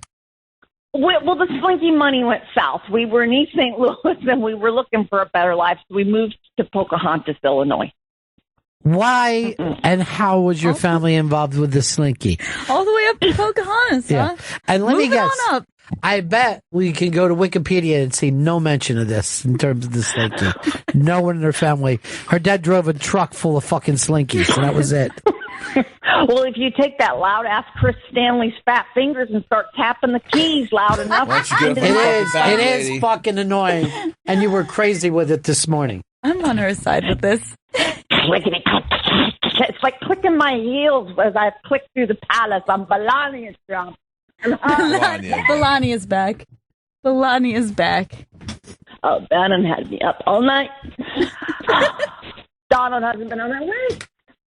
Why can't you answer the fucking Slinky question, Skanky? Oh, fuck you. I'm not part of the Slinky. She acts like I'm pushing. Your family had nothing to do with Slinky. You know what? If you let me come up on Christmas, I'll tell you about Slinky. The fucking only toy you put out was called Skanky. Everyone loves a Skanky. Literally. The Skanky Queen, young and sweet. I went to Abattoir. That was great. See the lights are low. What was the first concert you went to? A fucking caveman beating on a fucking tree? No, Van Halen. Thank you very much.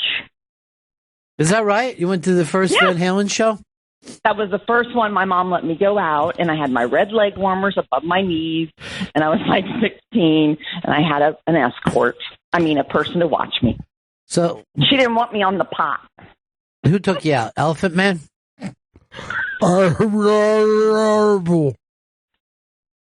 BL, is there any fucking reason you called, or can we just hang up here today? Yeah, I want to throw.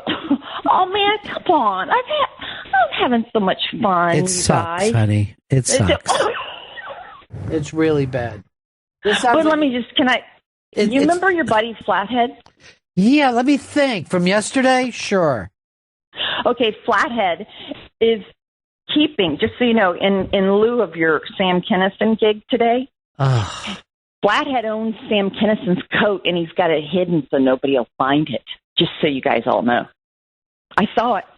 It's framed at his house with those two little queer poodles.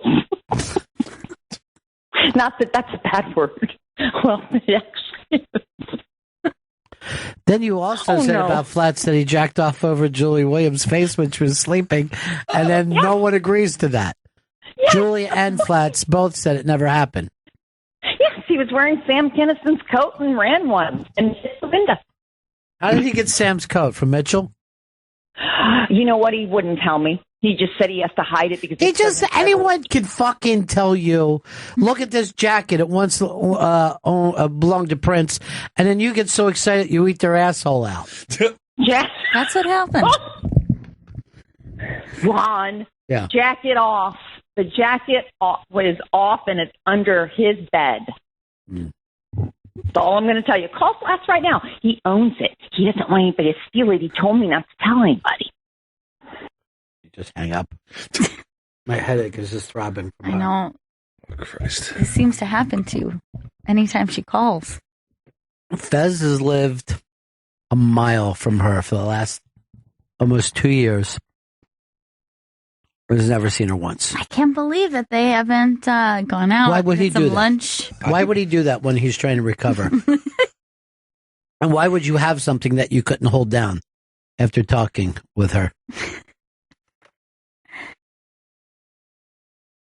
What is she just bringing up stuff about? Why do I let her still annoy me after all these years? I've known this fucking crazy bitch for decades. And never once has it gone well. Never once have I ever been like, I'm so glad I took that call. Does she like lying? What's that? Does she like lying about slinkies and whatnot? Like, she doesn't know what she's saying. It's not a lie if you can't tell the difference between reality and your own fucking ramblings. She's literally a poor old soul. You know? She could plead insanity for any crime, I think. She wouldn't even have to plead. She could plead sanity and still would be found guilty of insanity.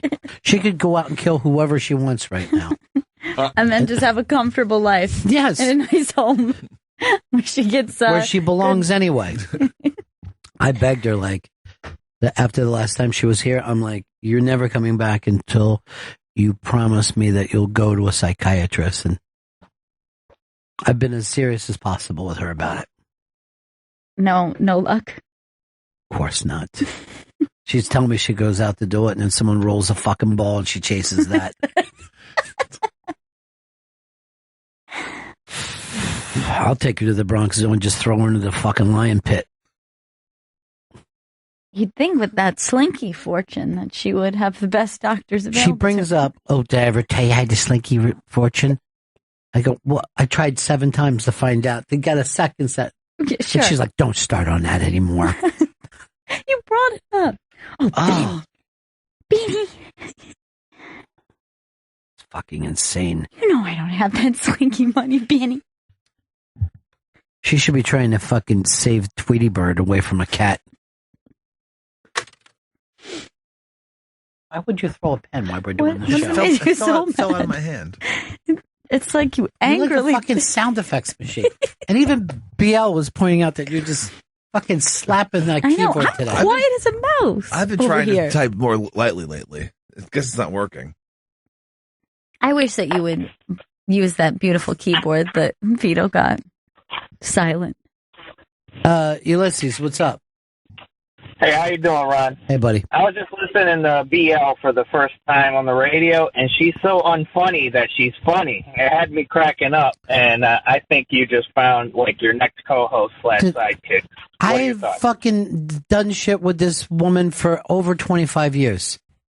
She is so well known in Tampa, and nobody will give her a fucking gig because you have to be off air with her. That's the problem. There's 19 fucking general managers down there that know her. That they have her fucking home number, and she's blown them. And they still won't put her on the air because it's not worth it.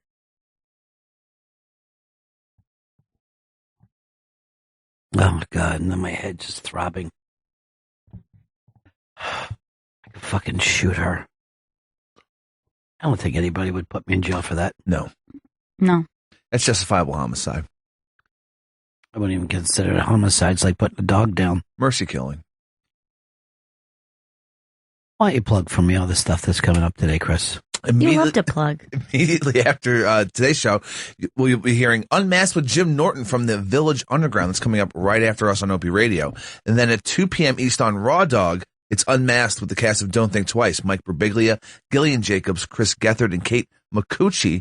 And then at 3 p.m. East, premiering for the first time is Sam Kinison, A Life in Comedy, an audio documentary about Sam Kinison. That's on Comedy Grade Channel 94 at 3 p.m. East. I tell you, Fathead, you remember Fathead? He got Kinison's coat that he jerked off on. The fuck are you talking about? Why do you keep talking so crazy?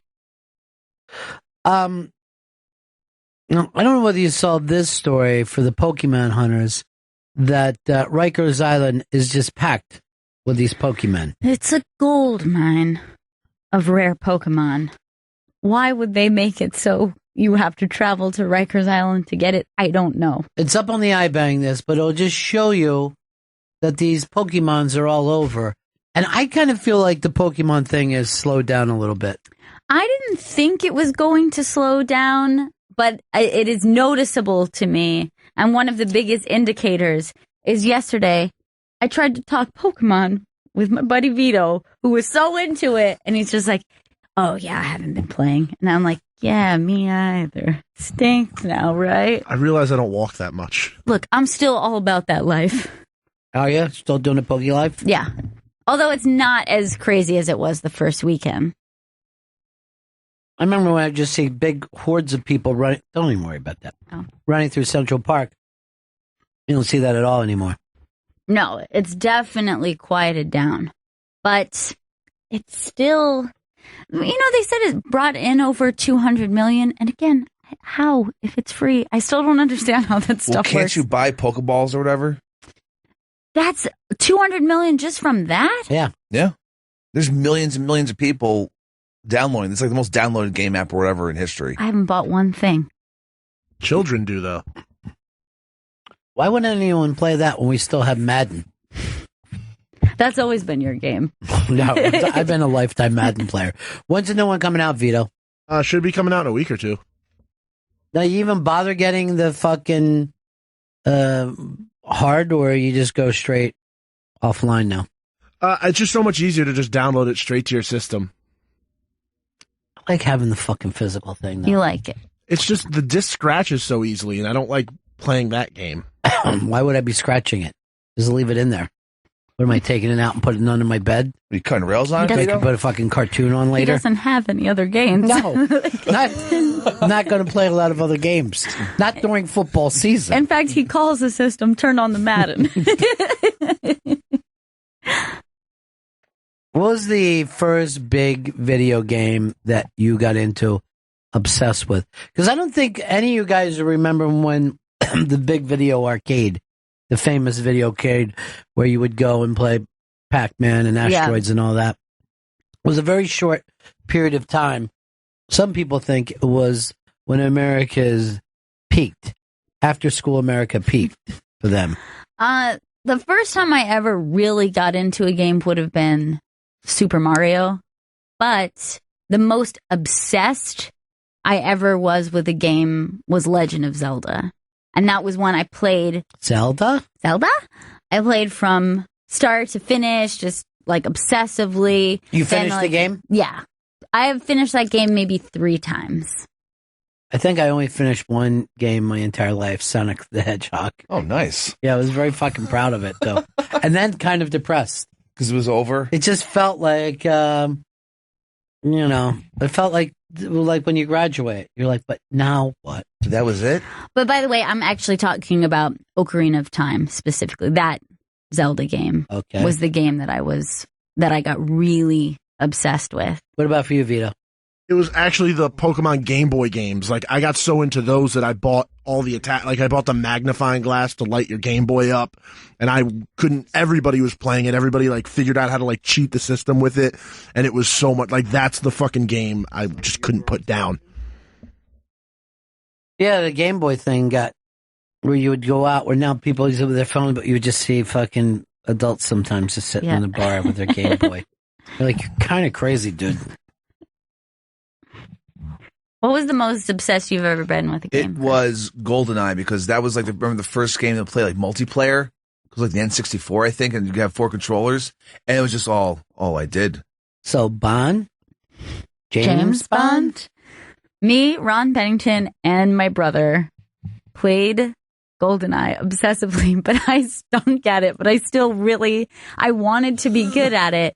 And I received the nickname Kill Count 1 because I usually would only get 1 kill a game. And you know what? I was proud to get the 1, but I'm not going to let the nickname hurt. There was a summer that I don't think that we played that game before midnight, and we played it all night long, and then I'd had to go in and do radio at 6. Holy shit. Like, fuck, I got to leave, guys. Don't play without me. Don't sit around and just beat up Kill Count 1. But before you could play, you always had to go like this. Bond? James Bond? And then kind of a James Diggity Golden Shotgun Bond. Like, you had to have like a thing like that, and then we could start the game. James, slap my ass and call me Happy Bond. And no one ever turned down the opportunity to play fucking that. You were always in the mood to play. But that James was the Bond. first one, like even when you played against a computer, you were a sniper, and you would shoot the guy from far away, and his head would burst, and he would fall to his knees. Like and realistic down. and shit, Yeah, you felt horrible a little bit, you know? Do you remember like when you know how it would just kind of drop you off in the middle of the level, and it was like very scary. You would like quickly what's happening? Where is everyone? It always felt too like, well, I don't have a normal life, you know. I'm just out here a killer, a hired killer. That was the first game where I'd be like, "Don't look at my fucking screen."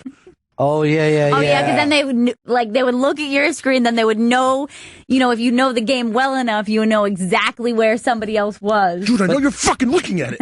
But then you would look at the screen, and then you would just see your fucking character right in the middle of a bullseye. No! Please don't kill Count 1. It would actually get a little depressing. And I remember that and Doom. Doom was a game that I played so much that when I shut my eyes, I would still, like at night when I tried to go to sleep, it would look like I was running through the Doom chambers and stuff. Corridors and shit. Yeah, and I'm like, and that's also when 9 Inch Nails was big, so I was listening to a lot of 9 Inch Nails. And I'm going, I'm fucking going into a dark, sick place. This is really bad. They're everywhere.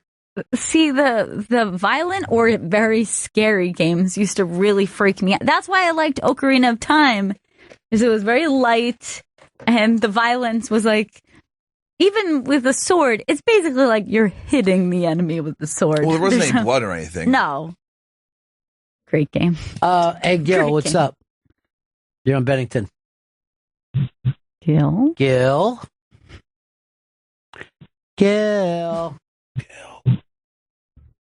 City Fish? Chris in San Diego. Hey, what's going on? Hey. Hey, when I was a kid, my parents were too cheap, couldn't get me a Commodore 64, and I grew up on the television at the end, like B-17 Bomber, stuff like that. But basically, when Super Nintendo came out, I think every game when it first came out was just all kids couldn't sleep over. Kid Icarus, Contra, Metroid. I mean, we stayed up 24 hours a day playing these games. And it's literally what killed the arcades. Like I'm talking about, like, it's because you would go to the arcades and the game would only be part of that experience. It would be competing and meeting people from other places. Chicks would be hanging out there for young people and smoking weed. But as soon as the home stuff took over, people just stayed home. See, that was the beginning of it, because a lot of times we look at either the internet or smartphones or social media as the reason that we stayed home. The beginning of it probably was home video games. The home video games and VHS movies started to be like, why would we go out when we can go get movies, play video games, and stay home? And that was the very early days when people started to say, oh, and I remember like you would read, I think her name is Faith Popcorn, who was like a futurist, a marketing futurist. And she was saying in the future, people will be in their own pods in their home and they won't go out. And I remember reading, well, that's the stupidest thing. She couldn't be more wrong. We'll have jet skis and life will be great. But yeah, I think it's a very good call. But that was for little kids. I mean, you weren't really, we're looking like at a lot of 8 and 9-year-olds who would be the first wave of obsessed people with video games. Yeah, where you would just stay up for hours on end. Yeah, no sleep. Yeah, you couldn't. It's feeling cracked out because you've been staring at a TV for so long. Oh, yeah, that Video feeling. games, like just bright fucking lights flashing. Let's go over here to Mike in Missouri. Hey, Mike. Hey, how's it going? Hey, man. Hey, so my favorite game growing up was Pac-Man, and there's actually a brand new version of Pac-Man out now called Pac-Man 256. It's really addictive. I can't imagine playing now. I can't imagine feeling that kind of game was addictive. I've tried playing it. It sucks. I never liked Pac-Man. Never? I never liked it, no. But it seems like part of the human experience is like saying I don't like horseshoes. I like it, but it did give me anxiety. Like that stress of like trying to not lose. For some reason, that game really freaked me out. Maybe it's just the chompies coming up from behind you. Well, you didn't identify with that character the way that people identify now. You know, the whole first-person shooter thing, I think, was the strangest and changed everything. You know, when you're like, oh, I'm just seeing through my eyes, that's a way weirder thing than trying to make a little guy. Like, if you're playing with that, he died. But when it's first person, you die. Yeah. I like a little bit of wandering with the game. The first person shooter probably is a little bit too intense for me. But what would you call it? Like a sandbox game where you can kind of like right. You want to be a first person gardener. Like, I can't stand when people do those games where, like, if you collect so many things, you could get something new for your house. I'm like, isn't that like my own life? I don't want to fucking go there. Yeah, but it's cuter. I remember when Grand Theft Auto 4 came out, there were, like, missions like, you got to pick up your cousin and take him to the internet cafe. That's hilarious. No, I don't want to. I don't understand why. When is he getting his license back? Here's Joe in Chicago. What's up, Joe? How you doing, Ron? First game I really got into and was good at was Tempest, back in the old arcade days. Oh, yeah. Yeah. Yeah, those games would come in. Back in the arcades, what was amazing is you would come in, you would get good at a game, and then you would go back to the arcade and you'd be like, why is everybody standing over there? And there would be people packed around and you would go over and it would be a new game. And you're like, fuck, but I was good at the old game. We're not interested in that again, everybody? You now had to reset, and none of the skills moved over. And then sometimes when they only had one game, you had to wait a while before you could get on it. It is the Bennington Show coming up right after this today at 10 o'clock in the place of, what's the name of the show, Chris? Accelerated. Never remember that. Accelerated. We're not accelerating this week, so it's Unmasked with Jim Norton. If you are a fan of Mr. Norton, you'll see him at his quickest. fastest, funniest. He was just unbelievable that day. Here is Craig. Craig, what's up? Hey, what's going on, y'all? Hey. Hey, the game for me when I was growing up, Ronnie, I'm an arcade kid. I'm over 50 now. It was Galaga. It's like Space Invaders on steroids. My brother and I would fucking freak out for that game and just hang out at the arcade, putting quarters up to play the next game, that whole scene. Yeah, that got incredibly gigantic. Here's Tim. Tim and Mass. Tim. Hey guys, when I was a kid, my neighbor had he got Nintendo before I did. We played Duck Hunt all the time. Oh, I loved that game. It's still around if you find any old arcade things. I loved that game. It was like, who was it who was always like mocking? It was like a dog. It was like a bird dog. Yeah, it Very would just sassy. come up and stick its tongue at you. It's a dick. You try to fucking shoot him. In the early 90s, at least in New York City, like all the bodegas for it might have been just been the summer, maybe a year, I don't know. They all had Street Fighter 2 arcade machines in the back. Street Fighter 2 got fucking gigantic. And I think that was the last hurrah of arcade machines. It's actually a good call. I think that maybe Mortal Kombat came out shortly after that, but after those were out, it was over. Those things is when it would get exhausting too, because you're just fucking trying so hard to beat the other guy, and you're actually getting winded playing an arcade game. You're sweating. It's weird. They still do. They don't make new Street Fighter games. They just update Street Fighter 2 constantly. It was the best one. Yeah, but you can see what they're doing, how they go with things. But at certain places, you got to stop.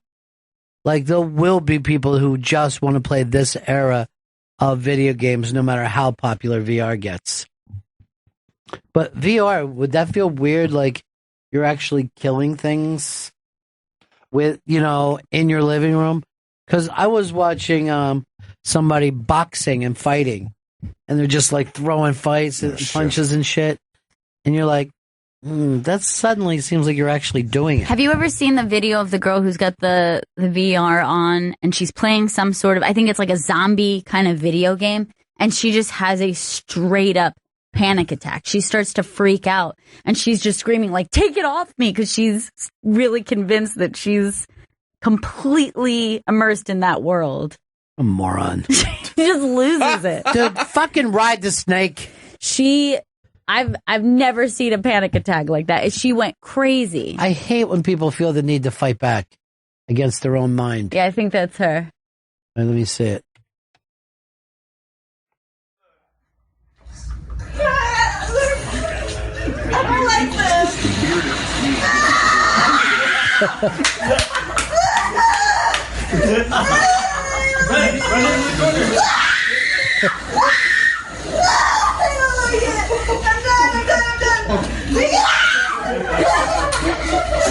I like Your fucking handle on reality is so small. It's like, take it off. No, take it off.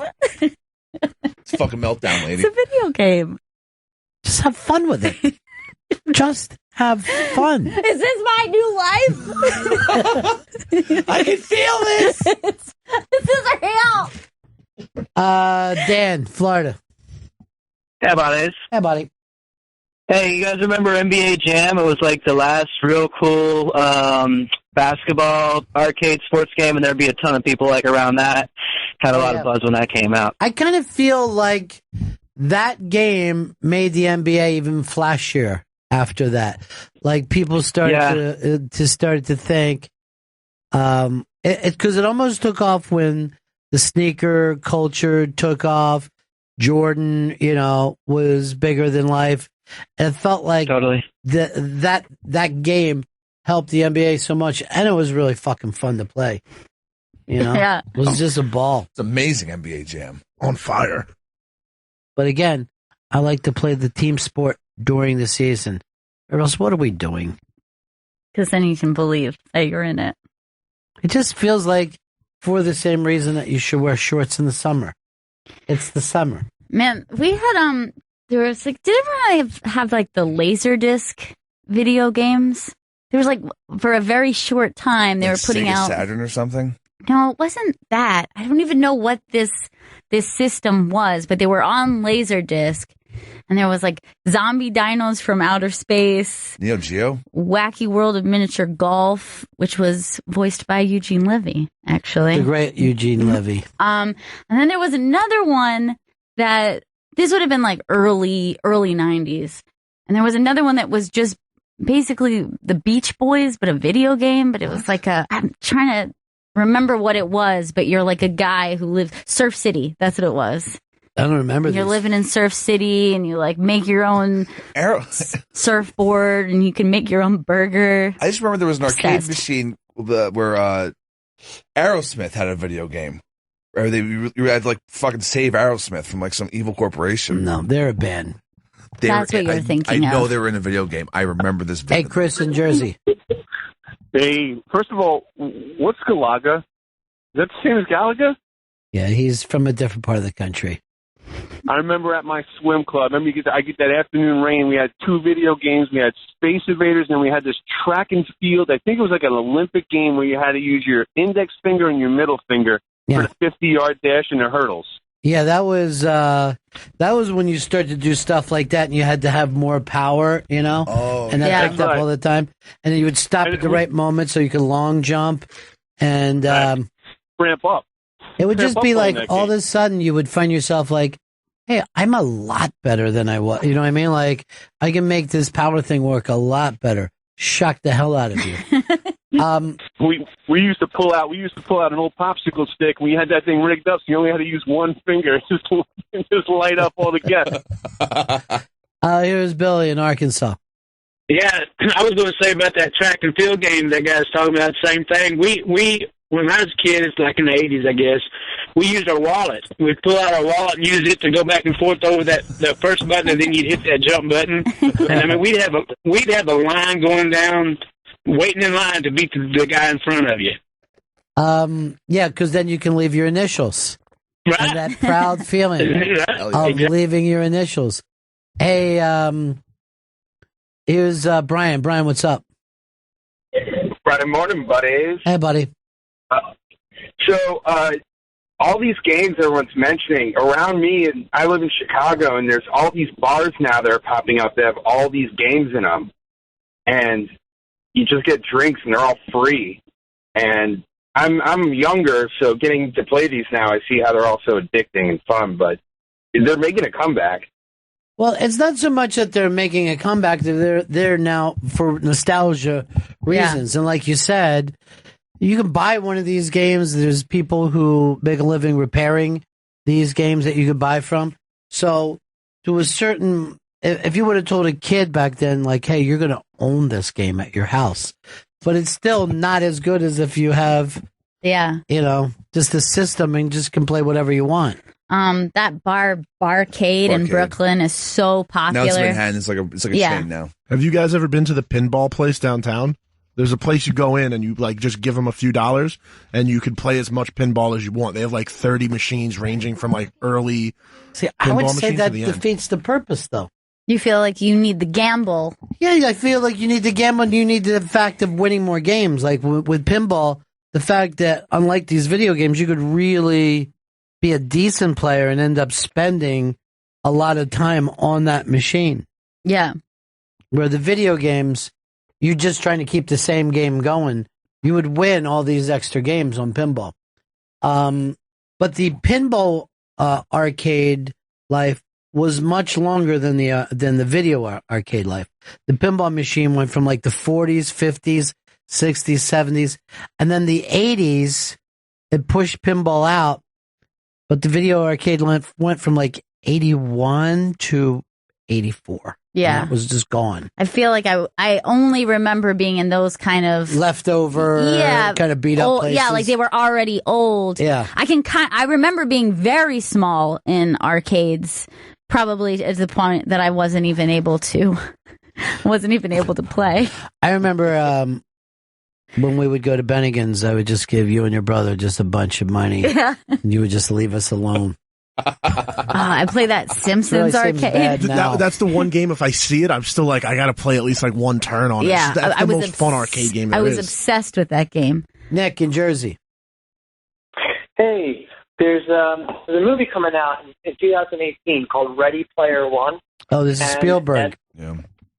I think, Spielberg's doing it. And it's the premise is that the world's gone to utter shit, but virtual reality's become really prominent. And people not just play games in there, but they go to work there. They live almost their entire lives there. This reality is just horrible. Yeah, but it seems like that would make total sense, right? Like if you could just do your work from home, right? It would solve a lot of transportation problems, therefore solving pollution problems. So you just put this, like we'd all just be at 4 different things and we'd be able to put on and just do everything that we do here. You know, we would be talking. Chris could look stuff up. Yeah. Vito could, what is Vito doing? What is he doing? Talks about Bruce Springsteen. Oh yeah, Springsteen and commercials. I'd still like to think of him in a booth, though. Oh yeah, he'll be in a booth. Still be in a booth. Nice virtual booth. Yes. But I mean, it does make sense. It seems horrifying, but you could see the benefits out of it. This will be your new way of living. Here's Bob. Bob, what's up, buddy? Hey, what's going on, buddies? Hey. Gail, I think the system you were thinking about was the Philips CDI? Yeah, that's exactly it. Correct. Uh-huh. Are you saying you owned one of these? Yeah, we did have one of those. I can't remember this at all. Oh, I got 3 missing decades in my brain. Thank you. And now somebody wants to back up Chris Stanley. Eric. Shit. Syracuse. Good morning, buddies. Hey. Yeah, Chris, I used to work in a movie theater, and between shows, we had that Aerosmith video game, and you shot CDs with, like, a machine gun.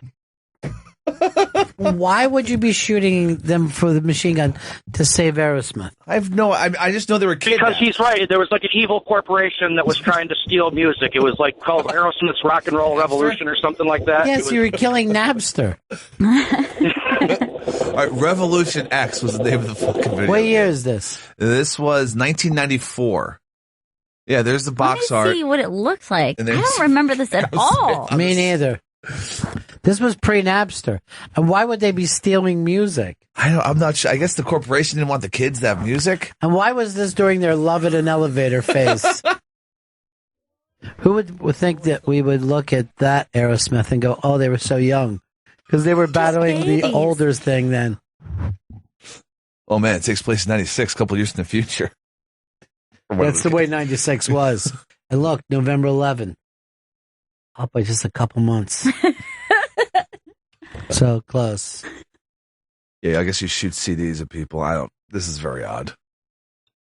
It looks like every other video game, except for you're supposed to believe that that's Aerosmith. You're saving Aerosmith. I guess you're some sort of freedom fighter who really cares about Aerosmith. I do. Andrew, what's up, buddy? Yeah, I want to make 2 quick points. One, the first thing is about GoldenEye and the fact that that was going to be a flop. They weren't even going to actually take it to the public, and they actually made the multiplayer mode in only a month. It was the final month. They just threw it in there. And I think that game in general really led to the liberals, pushing the violence in the video games. And, that's when the violent talk really started, if you remember. No, this was when Mortal Kombat is what started that, because people were, getting their heads ripped off. Well, the liberals have done a great job of stopping violent video games. They snuffed them out. Never had one again. Never happened again. I think out of all the video games, well, GoldenEye is a perfect example. And Aerosmith fits into it. You're better off to have a video game, not like, how do we move over this? Like, do you know what was the biggest flop in the history of all video gaming?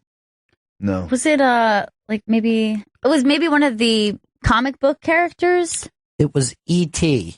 Oh, shit. I was watching this thing. They had to build these giant pits just to throw the games into and cover up, because E.T. was such a gigantic hit that they thought when this video game comes out, everybody will want it.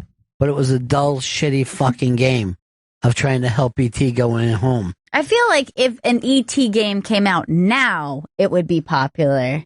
Like, it's almost like if you have a little, either make it based on nostalgia or, let it kind of separate its own I think you thing. just got to build a good game, and it doesn't matter what the character is. Like, let the character speak for itself, not save Aerosmith from a corporation. You know what I mean? Like, no one can make that work. You just got to keep movies and video games separated, because video games and movies, none of them work. I was watching this, I guess it was an online documentary about indie video games, and I hadn't even known about it. And some guys will just make their own video games, and then they don't even care if there's only like 1,000 people playing it. There's tons of games like that. Yeah, I think because like there's this, like, instead of people going to stores and buy video games, just download them now. Like on Stream, I think, or Steam is what it's called. These guys just make them, throw up on Steam, and get people to download them. Just like it's like a write your own book or whatever, throw on Amazon.com. I have a friend who works with, I think they're called Baby Castles, and I think they make a lot of like independent video games, and that's all he's been focusing on in the last couple of years. Is just like these small kind of. But you think it would be fun, and then you watch them work, and it looks so fucking boring and annoying. Yeah, it's coding. Yeah, it's just shitty. It takes like forever to get one little part of the game done. Modding video games is really big too. What is? Like modifying them. Like this game Counter-Strike got huge because people started changing the levels up so much that it was like making your own game. And no one gets paid on that? Actually, now people are gambling on Counter-Strike, and that's become like a big problem. Why is it a problem? Because I don't know, people shouldn't be gambling on video games. There's a controversy. What is it a problem You're for? the person here. You don't have to guess what people are doing. You're the one saying it. Why would I care if people were gambling on that or playing cards? It means nothing to me. Like when you said a problem, it's like an epidemic? No, it's like a families are being destroyed. It's a problem that big adults don't like. You're an adult now. You can decide whether it's a problem. They don't let us gamble on our video games. We shouldn't do that because that's bad citizenship. Like, I don't care whether people figure out their own way to gamble. See, the Jets last night are playing? It's so fucking crazy to see football. It's on now, man. Yeah. It's fucking on. On demand. I got to catch up on Hard Knocks. Well, there's only one that you're missing. Good. All right, so I want to be sure. All right, great. Catch up this weekend. But the LA Rams looks weird. And they're not ready for them. Like, this isn't like a major rollout. They're in, all old places. Like, I don't remember the original LA Rams. So this is like my first memory. But you know the St. Louis Rams? I know the St. Louis Rams. It's just them in LA. Nothing has changed. The uniform has never changed. It always, it's the same organization. What year was it that they were the LA Rams? Like, I when think it was 20-some years ago. And basically, the Raiders kicked them out. The Raiders came in and kind of took over LA with the hip-hop culture. And in the dumbest move I've ever heard of, somebody leaves market number 2 and goes to fucking St. Louis. And you're like, what? Why? And then you found out she was originally from St. Louis. So now she could see her mom, be close to her sister. Great. And she could still have her business. The Rams are playing here. Who's even their quarterback? They drafted the number 1 kid. I forget what his name is. Jeffrey something. Oh. But they got a brand new... Yeah, it's Jeffrey Gurian. He's jumping around. He's got a hell of an arm. Hey, Adam in Boston. Hey, buddies. Real quick, that Aerosmith game is Revolution X, and it was a piece of garbage.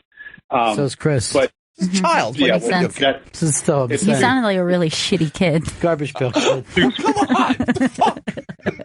But so I'm still a hardcore gamer. I'm way too old to be like as into it as I am, but I'm a console guy. But still going to like the arcades, pinball, like old school analog pinball is still a ton of fun because there's that like tactile feel compared to the other games like in stand-up games in an arcade that just aren't that fun compared to like playing on an Xbox One or the new PlayStation or whatever, or PC games. Yeah, I totally get it. And pinball has never went, away completely. Matter of fact, Jim Jeffries was telling me that he collects the games and goes to tournaments where people play and shit. It's always, that thing is always going to be there. And thanks to Pete Townsend, you know what I mean? It's romanticized. But it doesn't mean that every generation isn't going to have their own music and their own games and their own movies. It's just something that happens. Like Chris didn't like that game because it was so great.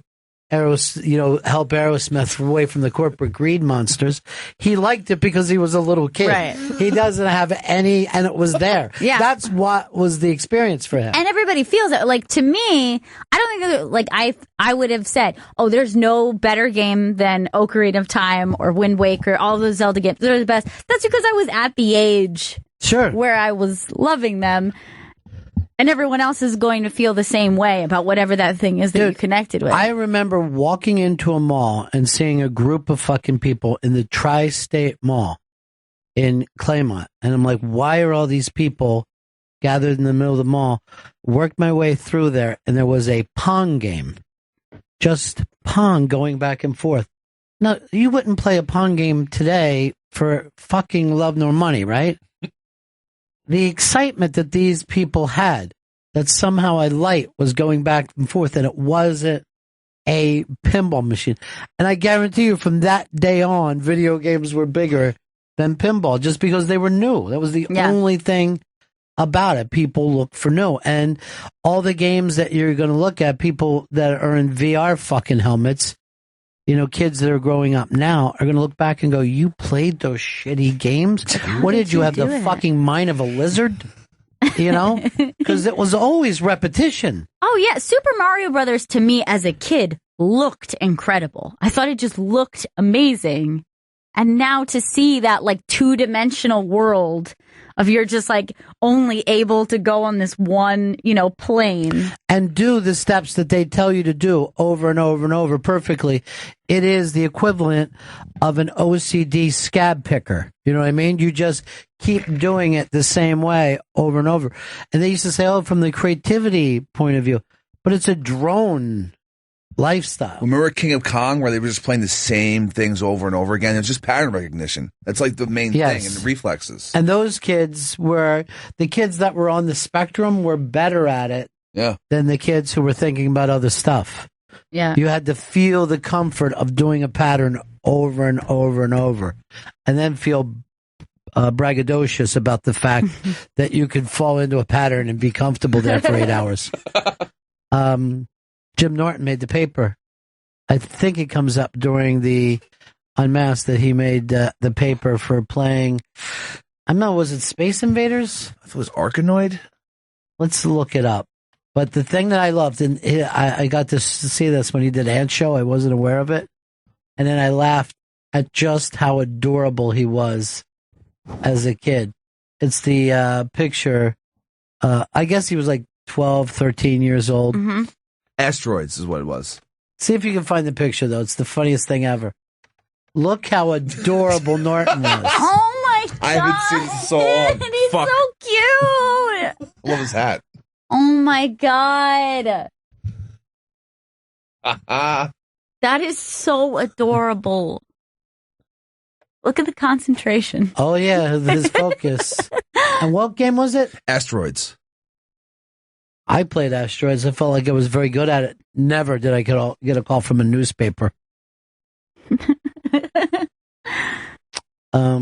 We need to break here, Chris? Yeah, we need to break. All right, let's break. 10 o'clock, it's Unmasked with Jim Norton, and he's just so fucking funny doing this. Just so funny, so fast, so many great stories. We'll be right back. It's Bennington. Little Richard, and it's the Bennington Show today. We're going to be back on the air at noon over on the Ragdoll channel. Today? Yes. Oh. Yeah. Yes. Oh, I did not know that. And then we've got a show coming up on Comedy Greats at 3 o'clock, Sam Kinison Life in Comedy. Matter of fact, somebody just wrote to me today and said, hey, I got Sam's old driver. He's got great stories if you want to talk to him. And I'm like, we already locked this. I would love to that would be talk great. to Sam's old driver. That's premiering today. at 3 p.m. East on Comedy Greats Is it Channel 94. Happening or premiering? Which It's both. It's both. It's happening. It's premiering. How about it's it's airing. just on? It's on. Let's just be regular people when we talk about Or stuff. like just commit to one. But we can just having premiere use both. the words that we would use any other time. Oh, okay. Well, Sam Kinison Life and Comedy is airing at 3 p.m. today, East. Yeah. On Comedy Greats Channel 94. But I'd already said that. All right. But do you felt like I didn't say it officially enough? I just want to throw a number out there so people know what Comedy Greats, what number they're cares? at. Who cares? I'll find it. Who cares? There's They're an clever. article up on the iBang and some clips, I guess, right? Yeah. What clip did they pick? The Andrew Dice Clay. Oh, that's a good one. It's a great one. Dice. Dice man. And I think we're going to have a magician on later in our show. We're going to have a magician, a cake, clown. It's going to be This is fun. Seriously. We're going to make this Spencer Berger's best birthday since the last one.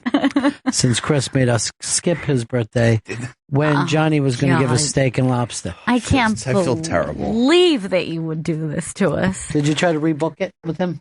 I'm trying to make it like a second birthday, like a Latter-day birthday. Latter-day Saints, like a Mormon birthday. Yeah. Believe me, if that ends up being a day, we will not be celebrating you. If anything, we'll just be celebrating the steak and lobster. That's fine with him. Yeah, it's good. He'd rather.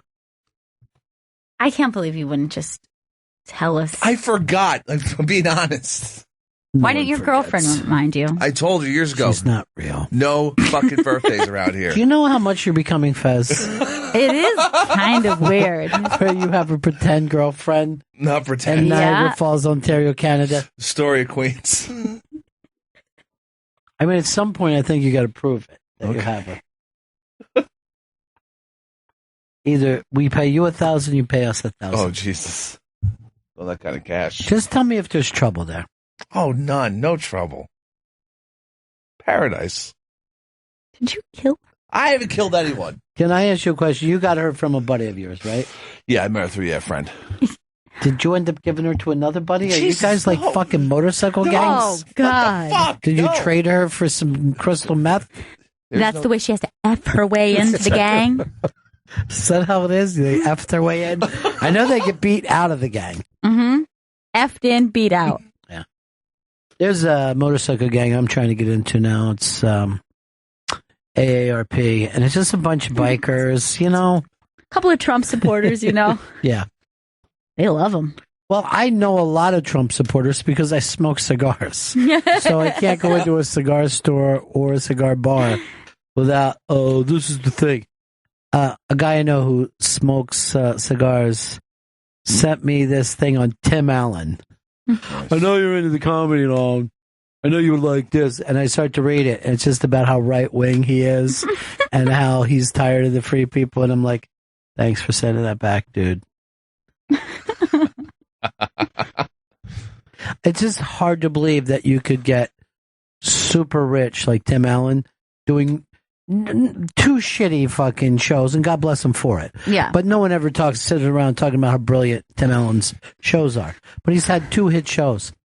And then still be like, these poor people want shit from me. You're just like, enjoy. When you win the race, enjoy it. And he got busted he did time for drugs, right? He was selling coke when he was younger. So shouldn't that make you not right-wing if you're a victim of the drug war? I don't know. You know, for him, he really hated that fucking high tax rate. That's what Chris bases his politics On drugs? It's a personal vendetta. But everybody has a personal thing, like their reason that they're either right-wing or left-wing. Like, Vito, what is the single most important thing to you? I'm going to ask our young people to come in too. Have them run in. Let's see which one likes being better. Foot race, Run, Olympic run, style. run, Olympic style. run. Coaches in the lobby right now. Oh, coach. Oh, she's lost again. Way number 2. Vito, are you left-wing or right-wing? Well, I used to consider myself left-wing until this election, and then Donald Trump came in, and I'm just way more into him. What's the single most important issue for you today that you're going to be voting on? It previously was the health insurance issue, but now that I look back on it, it's the wall. Okay, so you want Not a wall. enough walls. By the way, do you notice he never brings up the wall anymore? He's forgotten the wall. It's starting to make me a little fucking mad because that was the whole reason I got behind him. Yeah, he's going to lose his vote. Yeah. I'm not giving up on the Mets. I'm not giving up on him. Here's Spencer Berger, and you're a young left-leaning, right? You're Democrat. Yep. What's your single issue? Technically, I wouldn't say I don't really have a single issue, Mm-hmm.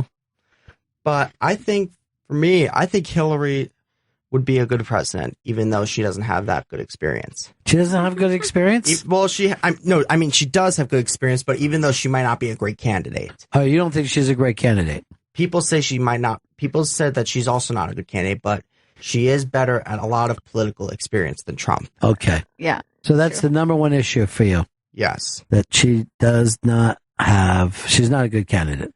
Yeah, that's what people are saying, yeah. The lying? Pretty much. Okay. Gail, what is your single thing? I think that the most important might be the prison system, but oftentimes, you know, I think about choice is important to me. Most of the social issues are important to me. So that's why you're voting your way. What about you, Chris? Income differential. So what do you want to do? More difference? Less difference between 99 and 1%. That's it? You want to be the 1%, is what you're saying. I'd love to be the 1%, to be totally. And then, but what you want the poor people to take that money from the 1%ers. Yeah, exactly. Yeah. Okay. Semi-revolution or full. And mine, of course, as always, is legalized weed. Get that herb. Yeah. I'm putting out the I'm with Herb fucking T-shirt. Looks just like I'm with her. We added a B to it. It's really funny. That's really funny. Get them for all your friends, so when you smoke up, Johnny, you can enjoy yourself. And then I also want less malls. I don't know who I got to do for that, but I want a mall to be a rare thing. What about a mini mall? I like nail techs and I like frozen yogurt, but there's too many malls. Definitely want to get rid of the Manhattan Mall. Sucks, doesn't it? It's fucking awful. It's not even a real mall. Did you just give me a sign of some kind? Yeah, minute and a half. Oh, I didn't know. Well, we're almost out of time here. Well, I guess we can pick this up a little later on. Chris, who are you sending out for breakfast? I'm sending out Coach. Utah, 2. I'm going to text for that. Dig up the big old meatballs over there I like so much. What is the best meatball sandwiches? Just overacting. 2 meatball sandwiches? Utah, 2. Okay. Yeah, and it just didn't, there was nothing. I watched him make that meatball sandwich. It didn't look good. And it was like 7:30. How many meatball sandwiches? Too It must have early. been the meat, you know? Wait, Utah, change out the omelet. 2. Everything's 2? It's fucking starving, How that about guy. a side? Nope, 2 entrees. All right, coming up right after this, it's Jim Norton Unmasked. It's a funny one. We're doing another Unmasked over on Raw Dog in just a little bit. That's Mike Birbiglia and friends. Then at 3 o'clock, Chris has a big show to tell you about. It's the audio documentary, Sam Kinison, A Life in Comedy. It's on Comedy Greats, Channel 94, and it's going to feature interviews with Mark Maron, Louis Anderson, Kevin Hart, Josh Gad, Jackie Martling, Andrew Dice Clay, Carla Bow, Jimmy Schubert, Mitchell Walters, and Barry Katz. Do you know that you said Mitchell Schubert? Oh, God. Yeah. Mitchell Walters. Fix it. We'll see you at noon. Ladies and gentlemen, the evening is over.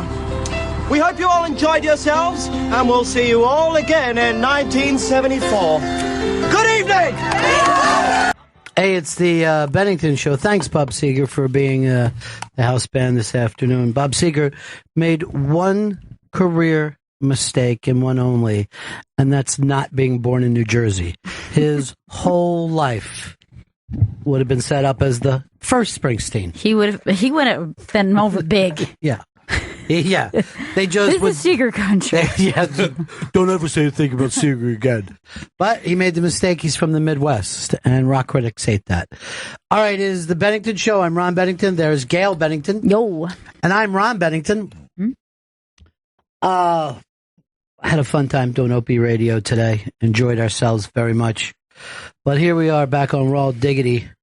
And you can get in touch with us at any point you want today. Yeah. We're here for you. This is your show. I mean, it's our show. It's our show. You're But not I writing mean, it with us. You know, you're invited. 844 Rock God. 844 Rock God. I have to just get this out of the way because we all have Olympic fever. It looks like Vito is caught up in the last Olympics. I didn't know this, but you're in love with a girl the first time in your life. Her name is Michaela Maroney. She's been on GMA all week. I don't even need to watch these Olympics right now because all I care about is her. She's a very attractive young lady, and she's got what I would call a gymnast butt. Now, if you remember the fappening, it became a real problem because she was underage. Yes. When the fappening pictures that may or may not have been her, who knows? But all Vito does is watch. It's up on the iBank today. You see, she's a very attractive young lady, but the creep shots of the butt. Vito has been just fappening her with his eyes all day. And he's been fappening himself. Her Instagram is a treat. Now, that butt is up, but also the Kylie Jenner butt, because I think she just turned a certain age, and that's also on the entire bank today. Yeah, this is Kylie Jenner. She's on her birthday break. You know, she's 19. Now, what does she do in the Olympics? I'm not sure. Nothing. Because she's wearing a nice Olympic outfit. Yeah, I give her gold for that ass. I don't know if they hand out medals for that, Gail. And then she also has the cultural appropriation of the hair. One part from African, the other part from Irish. It's actually a maroon head instead. Now, like a maroon. You got the chance between Kylie Jenner's attractive butt and it looks like Dan wants to come in. Oh, he just waved. I thought he wanted to come by and say something about the butts. But if you have to pick between the Kylie Jenner butt and the Maroney butt, Vito, which way do you go? You only get one butt. I'm sticking with Maroney all day, every day. Chris? I'm a Kylie Jenner girl. I didn't know that about yourself. I didn't know that you were a female as well. My phone's crashed again? Oh, boy. Okay. Good boy. So you guys are on opposite teams here. Look, mine is... I'm all Jenner. Mine is fit, natural, made at home, okay? Not overshadowed by any sisters or other siblings. Oh, please. Mine is fresh and ready to win. This girl's 19 years old. But he's 22. I mean, He's that's right. it. She's washed up. Yeah, that's all age appropriate. For him. These Jenner girls are going to be just blow past those Kardashians. Well, one of the Jenner girls, I don't know whether it's her or the other one, said that she knew that Caitlyn existed since she was a little kid because she would see Caitlyn appear downstairs. Caitlyn used to like to leave Bruce's room in the early morning, take a walk around the house, make some coffee, then go back before the kids got up. And she saw Caitlyn. Then she also dropped this gossip bombshell when she said, my mom knew about Caitlyn since the third date. Now, remember when we were supposed to feel real bad? Yeah. About Mama Kardashian? Meanwhile, she's walking around doing housework like Mrs. Doubtfire. Don't know. Hello, Jenny. Is your dad awake yet? At one point, she didn't have her makeup on, so she just put her face in some whipped cream and said that it was skin cream for her face. Can I just say this? Vito, she's not as wonderful as you let on. Everything Gail says, you just swoon. Vito, when you're feeling that way, just go ahead and push the button. Let everybody hear that laugh. You're right. You're Because right. this son of a bitch gives me nothing. You're right. I just think it's so funny thinking of that and that, like, this is some weird Santa Claus that they saw growing up. Yes. I'm Caitlyn Jenner. Now, there's also another pick on the iBang that the people are loving, and that's the Ronda Rousey's Jean ad, which I've never been the biggest Ronda Rousey fan. I'll say this. I thought it was just hype, wrestling type hype. I was quite glad when she lost so the hype could stop. This is she's got a nice new denim campaign under her belt. Now, do you like that? Does that work for you, Chris? She's attractive, yeah. Okay. Chris always likes a little masculinity. He does. Even if it's just a straight guy. Yeah, I mean, yeah, that dude's kind of hot. I'll take that sometimes. So those are the loves of the iBank today. But somebody had put something up too.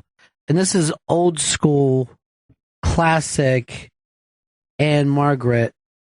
And the title is Anne Margaret, hottest woman ever. Deal with it. Deal with it. Deal with it. Just deal with it. You guys might have your Jenners and your Maronis, but in my day, we had Anne Margaret. Anne Margaret may have been the most beautiful woman who's ever existed. And this was the weird thing. What was that? Did she do Viva Las Vegas, where she started to look like Elvis? So she was like girl Elvis there for a little Lady Elvis. Yeah. But she has that kind of classic American beauty look to me. Well, it's a California look because she's Swedish. She was actually born in Sweden, raised in the States. I know that from her Christmas special that I was able to watch, and she explained it all. But even Anne Margrock was gorgeous. The cartoon. Now look at that picture with her and Elvis, and look at the hourglass body on her. She's unbelievable. Yeah, she's and a gorgeous. gorgeous face. Yeah. Beautiful face. A beautiful face never goes out of style, okay? Well, your booties will come and go. You're giving a lecture now. But all time, and I mean, you have to be able to reach back anywhere you would, but who is the classic? And I'm going to say this, of the planet Earth. Oh, shit. Okay? Take the the span of time. You know, now obviously we're going to be caught with the fact that the camera had to be invented, whether it's movie camera or regular camera. But who is the most beautiful woman in the history of the planet Earth? 844 Rock God, 844 Rock God. Now everybody is going to have an opinion of this, and I thought we start as young as possible, and let's start with our own Spencer Berger, and just see who Spencers were. Very, very, this is a place that we don't know. Yeah. Maybe even the three of us could write down who we thought Spencer was going to write. Okay. And see what we could come up with. It's going to be interesting. 844 Rock God to get in on this. 844 Rock God. And it's the most beautiful in the planet Earth. Now, we're not just talking about sexiness. It is obviously played in. Yeah. But we are talking overall beauty. Spencer Berger, who did you pick? For whom general, like any type of person? Any type of person. Most beautiful woman. Okay. For this one, I would have to go with Megan Fox. Megan Fox! Stunzy? What did you have, Gail, for Spencer? Now, I was thinking that you established this when you're very young. Mm-hmm. So I had to think of when he was very young, who would have been the sex symbol. And I went with a classic Julia Roberts. Julia Roberts is a good one. Not for you, she is a good Spencer. one. What did you have? No, I thought again, young buck.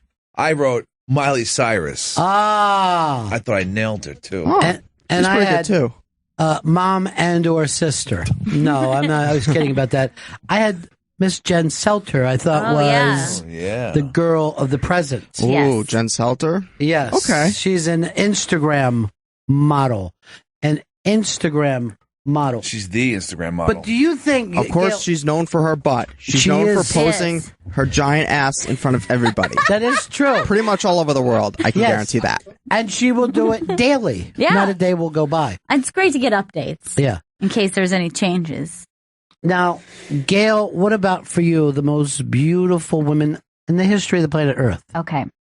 I am thinking classically beautiful, and this goes from body, face, to hair as well, because I think you have to have a beautiful hair. And I am going with Rita Hayworth. I think that is maybe was our most beautiful human. That's a very good one. And it kind of shows, I hate to say this, an intelligence when it comes to this question, because you were able to, go the time. Now, if you look at Rita Hayworth's face, right, the hair goes by trend, but that face on anyone, whatever the body type of the day is, would always be considered beautiful. That's agree. a classically beautiful face. Sometimes there are preferences that doesn't go out of style. Also, speaking of Jen Selter, speaking of beautiful faces, actually, I think Jen Selter got a nose job. Spencer, you should be our gossip guy. Gossip. Okay. Gossip. I think that could work. Now, and what are you basing the Jen Selter nose job on? Probably maybe the way she probably wanted to make her appearance more better looking. Okay, that's interesting. Because people, I know about that. Some people want to do nose jobs so that they could try and, I think they try to make their nose a little small so that they could have their looks become better. Well, I'm the only person I know that would get a larger nose job because I think it's wrong for a man. You can't breathe with that thing. To have a button nose. An adorable button nose. I don't want people tweaking it anymore. Yeah, Right, I don't think a lot of men get nose jobs. That's the thing. Well, you're right about that. I don't know, though. A lot of guys would like a smaller nose. Now, what about for you, Chris Stanley? There's one and one only. That's Miss Betty Page. Betty Page, the kind of on the spectrum victim of a fetish era. I have always loved Betty Page and have preferred her to pinups, but there's something I think that's a little off about her. That's what I like. But if you're talking classic beauty, I don't think that's what you would say. And I'm saying that as somebody who I adore her and was obsessed with her. But if you were a fetish freak, you would pick Betty Page. Of course, and I am. The thing about Betty Page is it's almost become overdone now. You know what I mean? I mean, it's a pretty good look. I mean, the hair is great, right? Yeah. I mean, we all still like the hair, right? But what I'm saying is, since that movie, everyone acts like Betty Page. Now, anyone who has listened to this program before know that I know what it's like to be knocked off your feet by a one Bo Derek who stunned a country. I never saw anyone go from unknown to completely known as a beauty so quickly as Bo Derek. So that's kind of cheating because, like you said, that has a lot to do with my own sensibility where I was at the time. But having met her not too long ago, it's still Bo Derek. So taking Bo off, Brigitte Bardot is stunning. It almost makes you feel like, how could something like that happen? Yeah. She has that mixture of innocence and sexuality at the same time. She has the ability to kind of look kind of vacant, but then at the same moment be very sexualized and this is the other thing about Brigitte Bardot. You know that she would just say something like, "Get out! I don't want to see you anymore. You stupid." You know what I mean? And she would just fuck you up because you had Brigitte Bardot. Now you no longer do. Maya in New York, how are you? Good. Who is the all-time beauty of the planet Earth? Audrey Hepburn. This is something that women seem to agree upon. Yes, every young actress wants to be her. Because look at her little face and her little body, and she's just pretty. She's like a little doll. But don't you agree that that's something that doesn't exactly resonate with men the way it does women? Yeah. She's maybe not as, curvaceous as a classic beauty probably should be. Yeah. She has her face is beautiful, and I mean everything about her is beautiful, but I think that it's not across the board. It's not going to get everyone. No, it also bugs me that people see Breakfast at Tiffany's as being this sensitive movie where all she's doing is sitting there eating like a fucking bagel and staring at diamonds in the morning. Yeah. Like, this is your goal? Yeah. I mean, Shiny rocks? I think if you read the book, you get a better sense that she's not like a great person. You know, like maybe that doesn't come off enough in the movie. Well, it does for me. I get it immediately. I'm like, there's something wrong with her. And that weird dude that was pursuing her. Who was it? George Papard or somebody? Like, oh, what the fuck was he bringing to the table? I forget who it was. You look that up, Vito, instead of just watching. Ron in Louisiana. Hey, Ron. I'm thinking Kate Beckinsale. Just classic beauty. Been in the movies for years. Also, one of the people that really hasn't aged. And also compared with Audrey Hepburn, like a lot of young actresses get. But yeah, she's a stunning beauty. Very similar. It was George Papard. Thank you. I feel so much better about myself. It's like I put a pen in my ear and damaged my eardrum until I felt better. Don't say that. Oh my God, that's what it was. I don't think it is. Yes, it is. Eric in Kentucky. Hey, good to talk to you all again today. So I think this conversation a lot of times is like it has been to this point, gone back to like the older folks, the Hepburns, the Derricks, the Bardot, which is fine. I think they deserve to be in the conversation. Good. But more recently, I think Jennifer Aniston is enough of the girl next door look, classy, pretty soft features, beautiful, can still be sexy. I think she deserves to be in the conversation. I find her visually appealing, sure, but I find that there not to be much sex about her. Really? But that's just me. Well, sometimes I think you got to light the candle. I don't know if you've had people to do that, but I find her to be incredibly sexy. And there was a time in my life where I wore my hair exactly like her. Yeah. And that was you by said, accident. Give me the Rachel. I said I didn't set out to get it that way. It just looked that way. I hate it when people would bring it up. Oh, the Rachel, right? Dave in Montana. Yes, sir. Mila Kunis. Now, she is a classic Eastern European, Russian type beauty. I'd never watched that 70s show, so I never saw her until that first movie that she did, like breaking up with somebody or whatever. And Justin Timberlake? No, this is pre-Justin Timberlake. She was a hotel clerk in a Hawaiian thing. Oh, forgetting Sarah Marshall. Thank you. So I'm like, wow, this girl's stunning. And everyone goes, she just grew up on TV, you gross bastard. And I go, what are you talking about? So then I went back and I saw that show since then. And she really was like a little girl. Yeah, she was very young when that show started. But she's married to somebody famous, right? Ashton Kutcher. Yeah, she's married to Ashton Kutcher from her boyfriend from the show. That's weird. That's And really weird. She lied about her age to get in that show. That's how young she was. She was only like 15 and told them she was like 18 or 19. Dude, she looked 13 in what I saw, so they knew she was lying.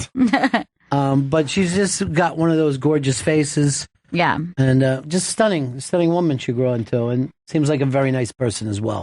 So I feel very good about wishing her all the best things. Jason in Detroit. Hey guys, I want to go a little bit older, like you were saying, starting off. I'm going to go with Sophia Loren. Now that's sex, Gail. Sophia Loren. Yes. Very sexy. Just stunning. The Italian beauty. Looks like she'd, dive off fucking rocks and start digging for clams or whatever they do over there. None of this works for you, huh, Chris? It's almost too old school for me, You like it new and fresh. I like the new style. I like the Kyle Jenners of the world and the Melissa Maroney's. Whatever her first name You're is. so gross, dude. What? You couldn't sound worse than what you're saying right now. So much older than everyone you just mentioned. You're even older than people your own age. You gross fuck. And her name's Michaela. Melissa Michaela. She's so on GMA. tired. It's fine. Why don't you take Friday mornings off? Never. So we can get some work done out of you. Here's Kendall. Hey, I was thinking about Cindy Crawford. Cindy Crawford, I'm going to guess that was early 90s, late 80s, took over advertising. Took it over. She was the supermodel's supermodel. Gorgeous, but I don't get the total, doesn't seem like she wants to have sex. Yeah. That's what I was kind of feeling. That was where I was trying to go with Jennifer Aniston. Like, it's like, She'll there's do something it like out yeah, of obligation? Yeah. She's like, I guess so. Hate to think that, though. Here's Bob in New Jersey. What's going on, buddies? Hey. My pick is Scarlett Johansson. Absolutely, hands down, the most gorgeous woman ever. There's no debate in your world. No debate for you. Absolutely. She holds up with any of the classics, anyone from today. Curvaceous, gorgeous face. Absolutely perfect. Here's the thing about her. She has something that I really like, and that is the raspy, I just got kicked in the throat. Yeah. A very voice. sexy rasp. Demi Moore has that voice. Yeah. Deborah Winger has that voice. I love her voice. Chris, for you, Rod Stewart has that voice. No, he's pretty hot, dude. Especially in his day. What do you mean in his day? It's his day now. I saw him in here about 2 years ago. He came in looking like a peacock. His hair was crimped, and he was just, dressed to the nines. Hey, let's go to Craig. Craig in Madison. Double Bennington Friday, yay! Yeah, buddy. How about the good old Norma Jean, Marilyn Monroe? Marilyn Monroe, the OD victim. Yep. I'm surprised she didn't come up earlier because she's usually thought of as like the perfect classic beauty. Do you think it's an overrated beauty? I don't think it's an overrated, but first of all, it was raw sexuality. Yes. I mean, any girl that's willing to pull a train on the Kennedy clan, I mean, you're really dealing taboo there. Sure. I'll pull a train on you guys. They're going to isolate that, Gail. They're going to isolate that. Look who's blushing. Vito, your fucking self-appointed bodyguard. Vito, you're supposed to be my bodyguard. That's where this movie's going fast. You know what? This is all going to go great until Vito twists your head off one day, not realizing that he did it, thinking that you're a wind-up toy. Will, what's up? Hey, Ron. I want to go with a woman who, if you put her in today's theme, she'd still compete, and that's Eartha Kitt. Oh, I just got a shudder there. Eartha Kitt was scary as hell. And even Eddie Murphy put her in this frightening movie that nobody wanted to have sex. But you're willing to put it up there? Pretty good prize closet, my friend. Definitely. Pretty good prize closet. É prêmio muito bom. É prêmio muito bom, armário. Nós temos bons prêmios. É prêmio muito bom. É prêmio muito bom, armário de prêmios. Nós temos bons prêmios.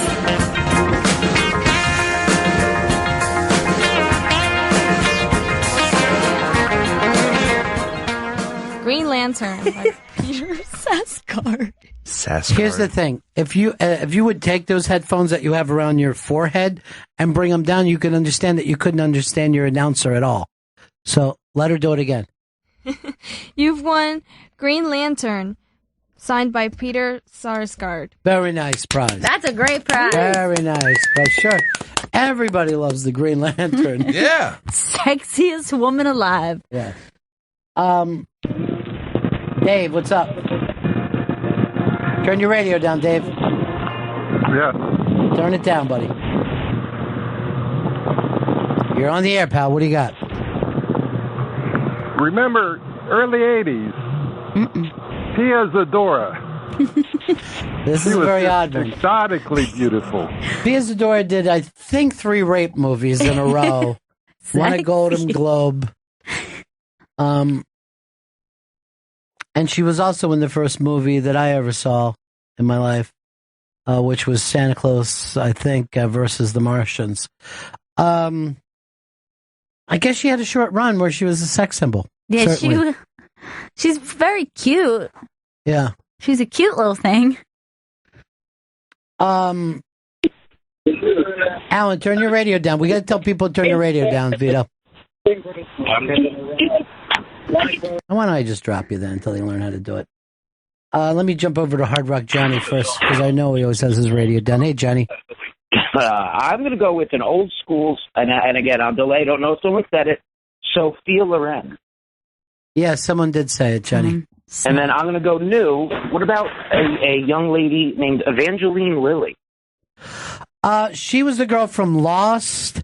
Had the first season of Lost. She was a sex symbol. And I think she kind of dropped the ball on it. Like, she didn't want it. It wasn't something that appealed to her. And she's kind of disappeared since Lost went off the air. I don't even know anything else she's been in. Well, the problem is acting. You have to be able to act. Shit. But there was no doubt that first season of Lost, Johnny is correct. Everybody was, enamored for one season. Yeah, she's gorgeous. And that happens sometimes in TV. Felicity had it. She was the it girl for her. Oh, yeah. 1 year. That girl had it. And by the way, still has it. Love that girl. Just to the turn like, oh, me? Who, me? I'm that girl? Aaron in Chicago. Yeah, ever since I was 10 and saw It's a Wonderful Life, Donna Reed. That's a shocker. That Donna one I Reed. did not see coming. The girl next doorness to that, Yeah. I mean, is there a female version of a eunuch? Because that's where I'd be going with that. Yeah, I think that there's something maybe too classic about her look. Like she should be kept under glass. Yeah, like that's why I brought up Rita Hayworth, because I feel like even if you change the clothes, you change the style of the hair, she still would maintain like something that's beautiful of all time. I don't know. It's such a throwback look. It's hard for me to imagine her in any other time period. Somebody wrote in too. Evangelina Lilly was in the Ant-Man last year, but not the Bombshell. Right. You know what I mean? Just some scientist. Nice, just a nice person. No. I really thought she looked great in Lost. I don't know what it was, but when she wore the tank top and she get like dirty, when I was in high school, I thought that was really attractive. Remember in the very first episode of Lost, she took she dove into the lagoon in her bra and panties, and America went like this: I'm gonna keep watching Lost. I like the Lost. And never again did she do such a thing. From that point on, done with it. Here is Ralph in the Bronx. Hey, Ronnie. Just wanted to throw in Salma Hayek. Well, the world agrees with you there. Yeah. Desperado was so a she's great introduction so to her. incredibly sexy. Full sex appeal. Oh, yeah. Can't say enough good things about her. Crazy about her. Let's go over here to David in Nevada. Hey, hello. Hey, buddy. Hey, I had kind of two of them back in the 80s. It was Heather Locklear and Heather Thomas, the Fall Guy. You got a Heather thing. Yeah, well, there were two famous Heathers, and I didn't think this one was close, David. I was all Heather Locklear. Yeah. All Heather Locklear. She's so stunning and still so stunning. Like, she still maintains, like... I will say I met her very early in my radio career. We were doing this celebrity softball game. And so I'm standing next to her, and I just turn around, and there she is. And I thought to myself, this is almost too much beauty. You know what I mean? It's not like what you brought up yesterday where you can smoke too much pot. Yeah. That's how I felt with her beauty. It was It's like a cake with too much icing. It was an uncomfortable amount of beauty. Like, could you just tone this down Just relax. so we can think of other things? You're making us sick. We don't need this much beauty. John, what's up, buddy? What about Ariel Winter?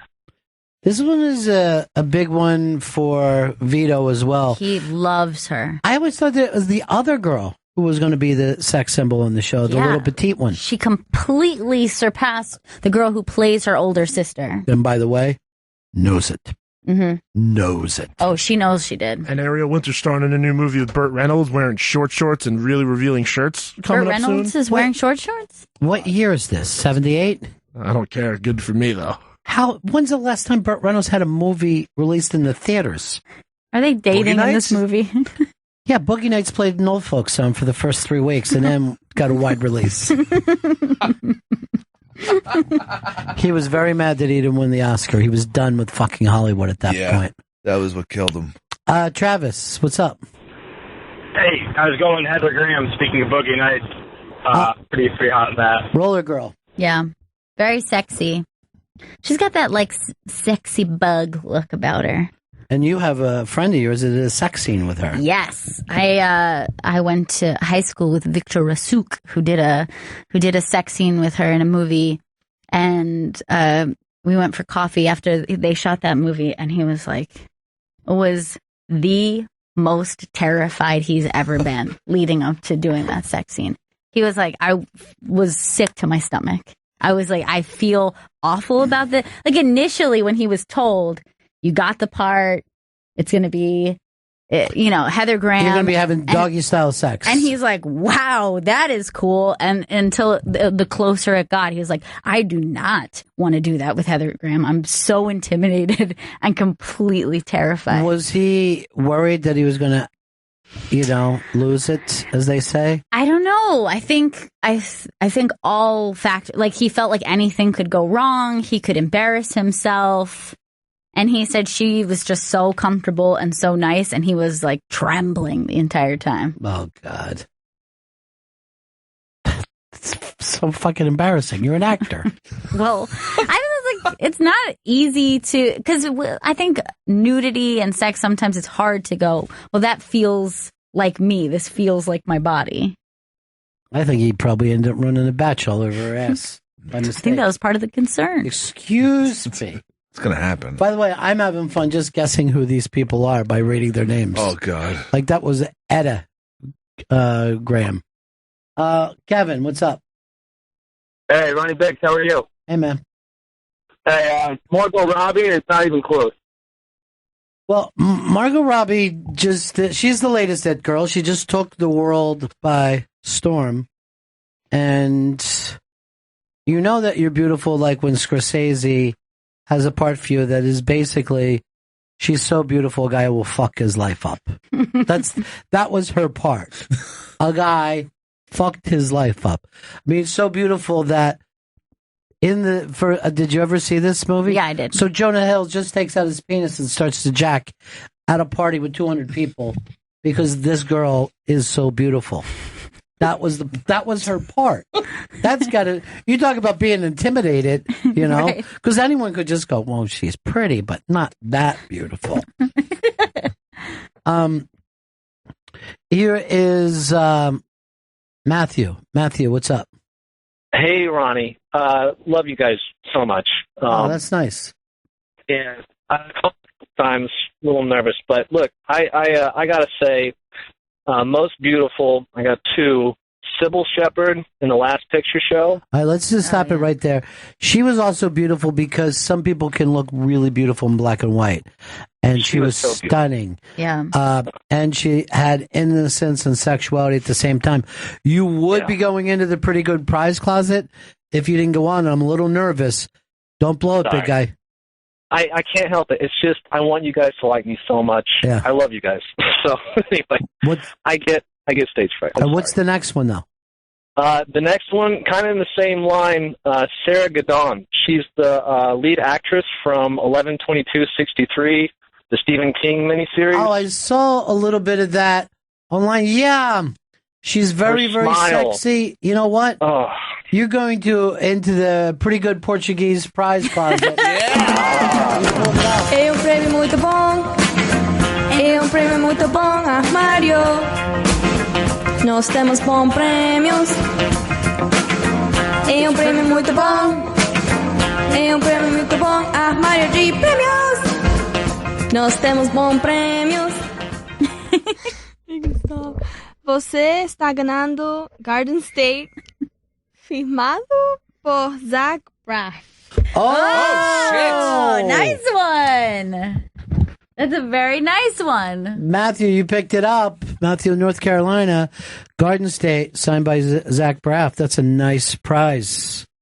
We've got an unmasked coming up in a little over an hour, but then at 3 o'clock, jump over for Sam Kinison, A Life in Comedy. A lot of great people who knew Sam or admired Sam or liked Sam, and at least one person who's not crazy about him at all. So that comes up at 3 o'clock, and then afterwards, unreleased, the last performance by Sam Kinison. You go over to the iBang, and there's a clip of what Dice had to say about it, a nice little write-up there. So thank you to the interrobang.com. They also had the piece that got us started today on the great Anne Margaret. The beautiful Anne Margaret. But this Kinison doc is so great, and there are so many fantastic stories about him. Some that I'd never even heard before. It's kind of a cool thing for me because some of these guys I grew up around, and I feel like Kinison was constantly being talked about. Like his name always came up. Carl LeBeau, Jimmy Schubert, Mitchell Walter. You guys always had stories about him. So he was kind of always like this figure that I felt he was around. He had just died a little before that. So, and most of those guys that we're talking about were literally his best friends, the Outlaws, and these were like some of the first big shows that they had done after he died. So Sam was there in conversation constantly, and I didn't even think about that or how strange that would be for you. But it is true what you said about that.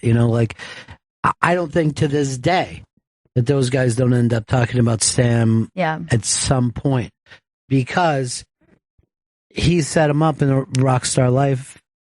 And, Mitchell actually even brings it up. He was the best Elvis that we could ever have. Just hearing that broke my heart a little bit. You know what I mean? Yeah. Because he did have that Elvis life where, that hot flame burns faster, So that's 3 o'clock. And I love when we get a chance to do these. As a matter of fact, the person who produced this book and all is sitting right here. And I just want to thank her. Coach, great job. Way to go. Coach, I buy books. I produced it. So don't take that away from Coach. She already has the Prize Closet song, Ron. Come on. Would you rather have the Prize Closet song? I have a Prize Closet song. It's in English and everyone can understand it. And yet we said we got to get another song. This is terrible. My version's the best. Is it? Then why are we playing a fucking Portuguese fisherman version instead? It's all about Coach. And if she's from Argentina, why does she speak Portuguese? This just seems like a fucking sham. Explain it to me. Like a bunch of lies coming out of Coach's mouth. I'm sure that wasn't even Portuguese. I'm sure it was just gibberish. How do we know? Well, you speak perfect gibberish. Oh! Kiss my ass, Vito. You go straight to hell. I know you're fucking defending Coach, your little buddy in there. Sorry, I have friends. You really do hate that he has friends so much. There's nothing that makes Chris more mad is when me and Vito act like friends. I know. He hates it. And he doesn't try to be friends with either one of you? No. Just wants to break up our friendship and then I got one do friend nothing around with here, it. Cool Disco Dan. I don't think Disco Dan cares for you at all. Yeah, I think that Vito's best friends with Disco Dan. Oh, if you hear the way fucking Vito talks to Cool Disco Dan, you know it's why terrible. they have a rapport? Like they razz each other. That's what happens when you're truly close friends. Something you've never understood. Vito just puts him down, makes him feel like shit. No, they love each other. That's the thing. I have to explain. This is what buddies do. Yeah, I'm not sure that Chris understands the way humans interact with each other. That's not his thing. That's not his forte. He does good with grunts. You'd make a much better water buffalo than a human being. I can do the Tim Allen story in the Home Improvement years. The Home Improvement years. The Home Improvement years, that show he was on. Oh, God. And that would be a movie? Yeah, So- just those years. Do your Tim Allen. Oh, that's pretty good. Okay. Yeah. See, I got it down. That would have got you 150 episodes back in the 90s. Boy, that show started out like red hot, and then people were like, God, he's just grunting. And enough with the stupid neighbor. What can we see in the neighbor's fucking face? God damn it, Wilson. But that show, people forget this now. That show went up against Seinfeld and crushed it. Almost to where Seinfeld was canceled. Gosh, it's like, I forget that was the biggest show. It was a juggernaut. And then Seinfeld had to be moved to another night, and it was just sitting there licking its wounds and just got stronger and stronger. And then, like, if you look, like Seinfeld's last episode was one of those giant things with the whole country, and no one remembers the last Tim Allen episode, or if that was even the name of the show. I don't think Tim Allen was the name of the show. I think, oddly enough, it was Bob Allen. My favorite thing is when they found out that Tim Allen found out that he was related to Ethan Allen. Oh, wow. Yeah, it was. No one could quite believe a it. dynasty. Yeah. All right, we're talking about. We got into this conversation about the most beautiful women who have ever lived, and I think everybody but Chris really got into it. Oh, look, Betty Page. Oh my God! Everything. If I was a doctor, I'd say everything. Would you please make the doctor thing? I did make a doctor's appointment. When? Like a couple weeks ago. I went. They said my blood's fine. But this is for your ear. Oh yeah, the ear you thing. you stick pens in your ear all day long, and now you've obviously burst your eardrum. It's not all day long, and it's not even like deep into the ear. It's Even just if like, it was But once you a day, said Chris. You've had an ear problem for how long now? about a week. A wet a week. Wet a week. About a week. Wet a week ago, I also saw him stick a knife into his ear, a pocket knife, the blade, and he put it into his ear and then acted like I was somehow prudish for being freaked out by this. We're having the magician, Justin Willman, stop in this week. And I'm going to see if we can get you to open for him. Just a guy who takes sharp objects, puts it into his ear. I bet the audience will go fucking crazy. I'd freak him out. I'll get him nice for Justin. What? I'll Get him nice? Brenda, you're on the air. Brenda. Hello, I'm Brenda. Oh God! I put a block on BL, and you fooled them by using your name. I busted your balls just now. What, by saying Brenda? I just busted your chop. I totally got you. She I is had you at Pookatoot, for real. She's Pookatoot. No, you don't understand. I had to contribute. I can't help not calling. You don't understand.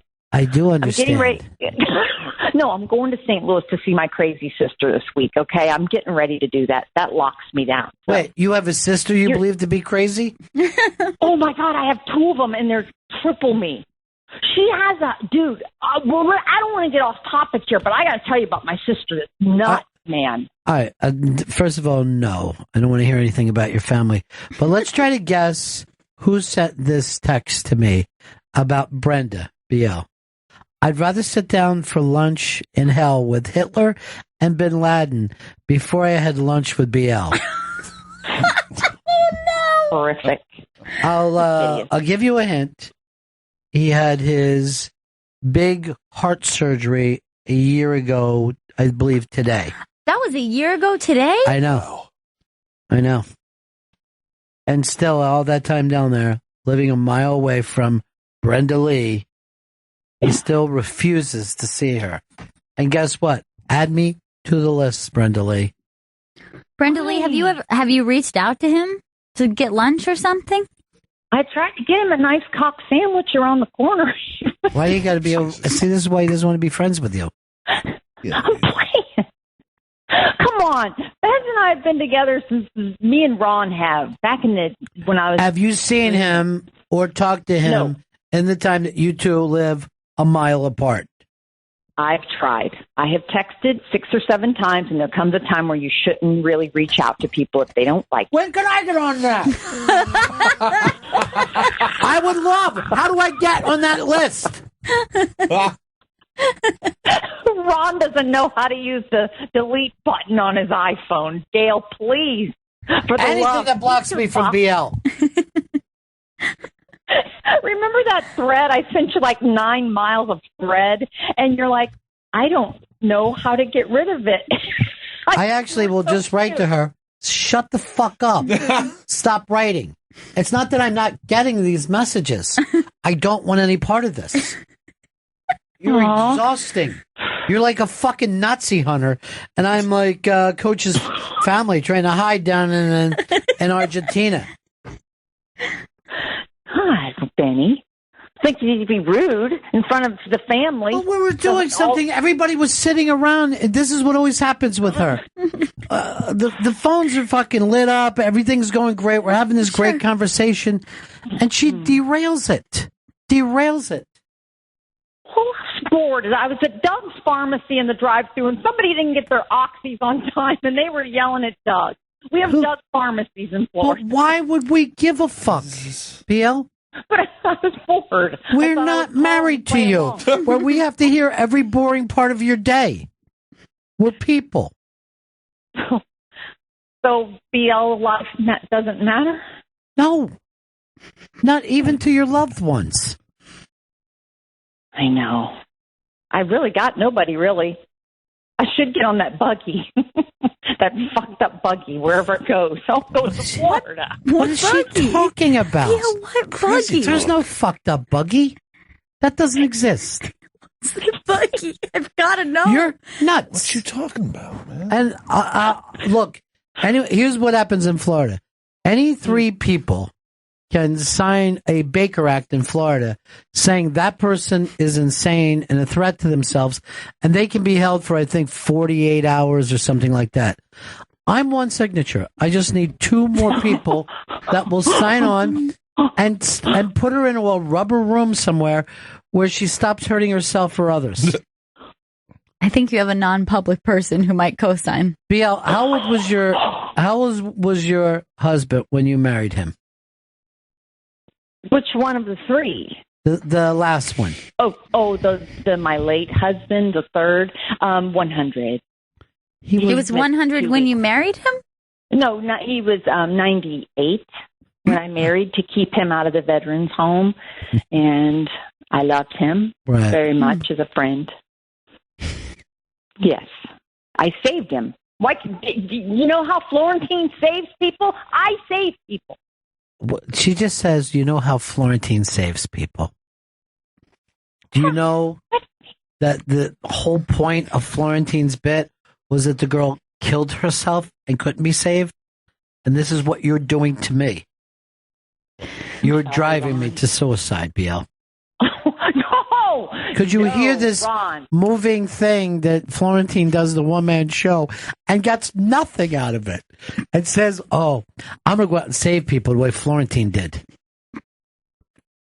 I just admire the man for what he's been through. You're not going to make him number 4. Trust me, Florentine would not go near me, okay? I don't date anymore. I'm asexual. That means you don't have sex. Do you know why? Because it's impossible for people to fuck powdered pussy. Thank you, Chris. Oh, my God. Why am I pitting out? What did I do? I just told... You stopped my bit, BL, for the second time today. You stopped my fucking bit. We were having a nice conversation, and you called and made it all about you. Well, I didn't mean to. I was just trying to use up my Sirius XM dollars. What's that mean? I prescribed to this place. I'm free white and 21. I can call whatever I want. You're free run and 121. You married that old man and he was too young for you. There is no such thing as Sirius XM dollars. You're fucking talking crazy. You just make shit up and then you believe it. Yeah, well, when you see me and Vito walking down the aisle and you and Gail are the flower boy and the flower girl, don't look at me. Guess what? I got them. Before that happens to Vito, I will beat you to death with a polo mallet. I promise you. Why a polo mallet? Why not grab something quick and swift, sudden, and severe? Are you asking me for assisted suicide? Because I will do it for you. It'll be slow and painful. Did you see those people in the Post today that are all buddies killing each other for each other? Dude, let me just tell you this thing about the fucking Post. It's so... I mean, you think this is a big city newspaper, right? Yeah.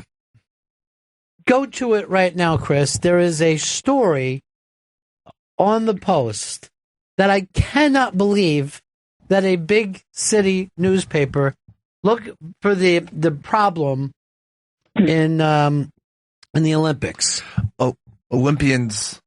Go ahead. Officially terrified of green. No, keep going down.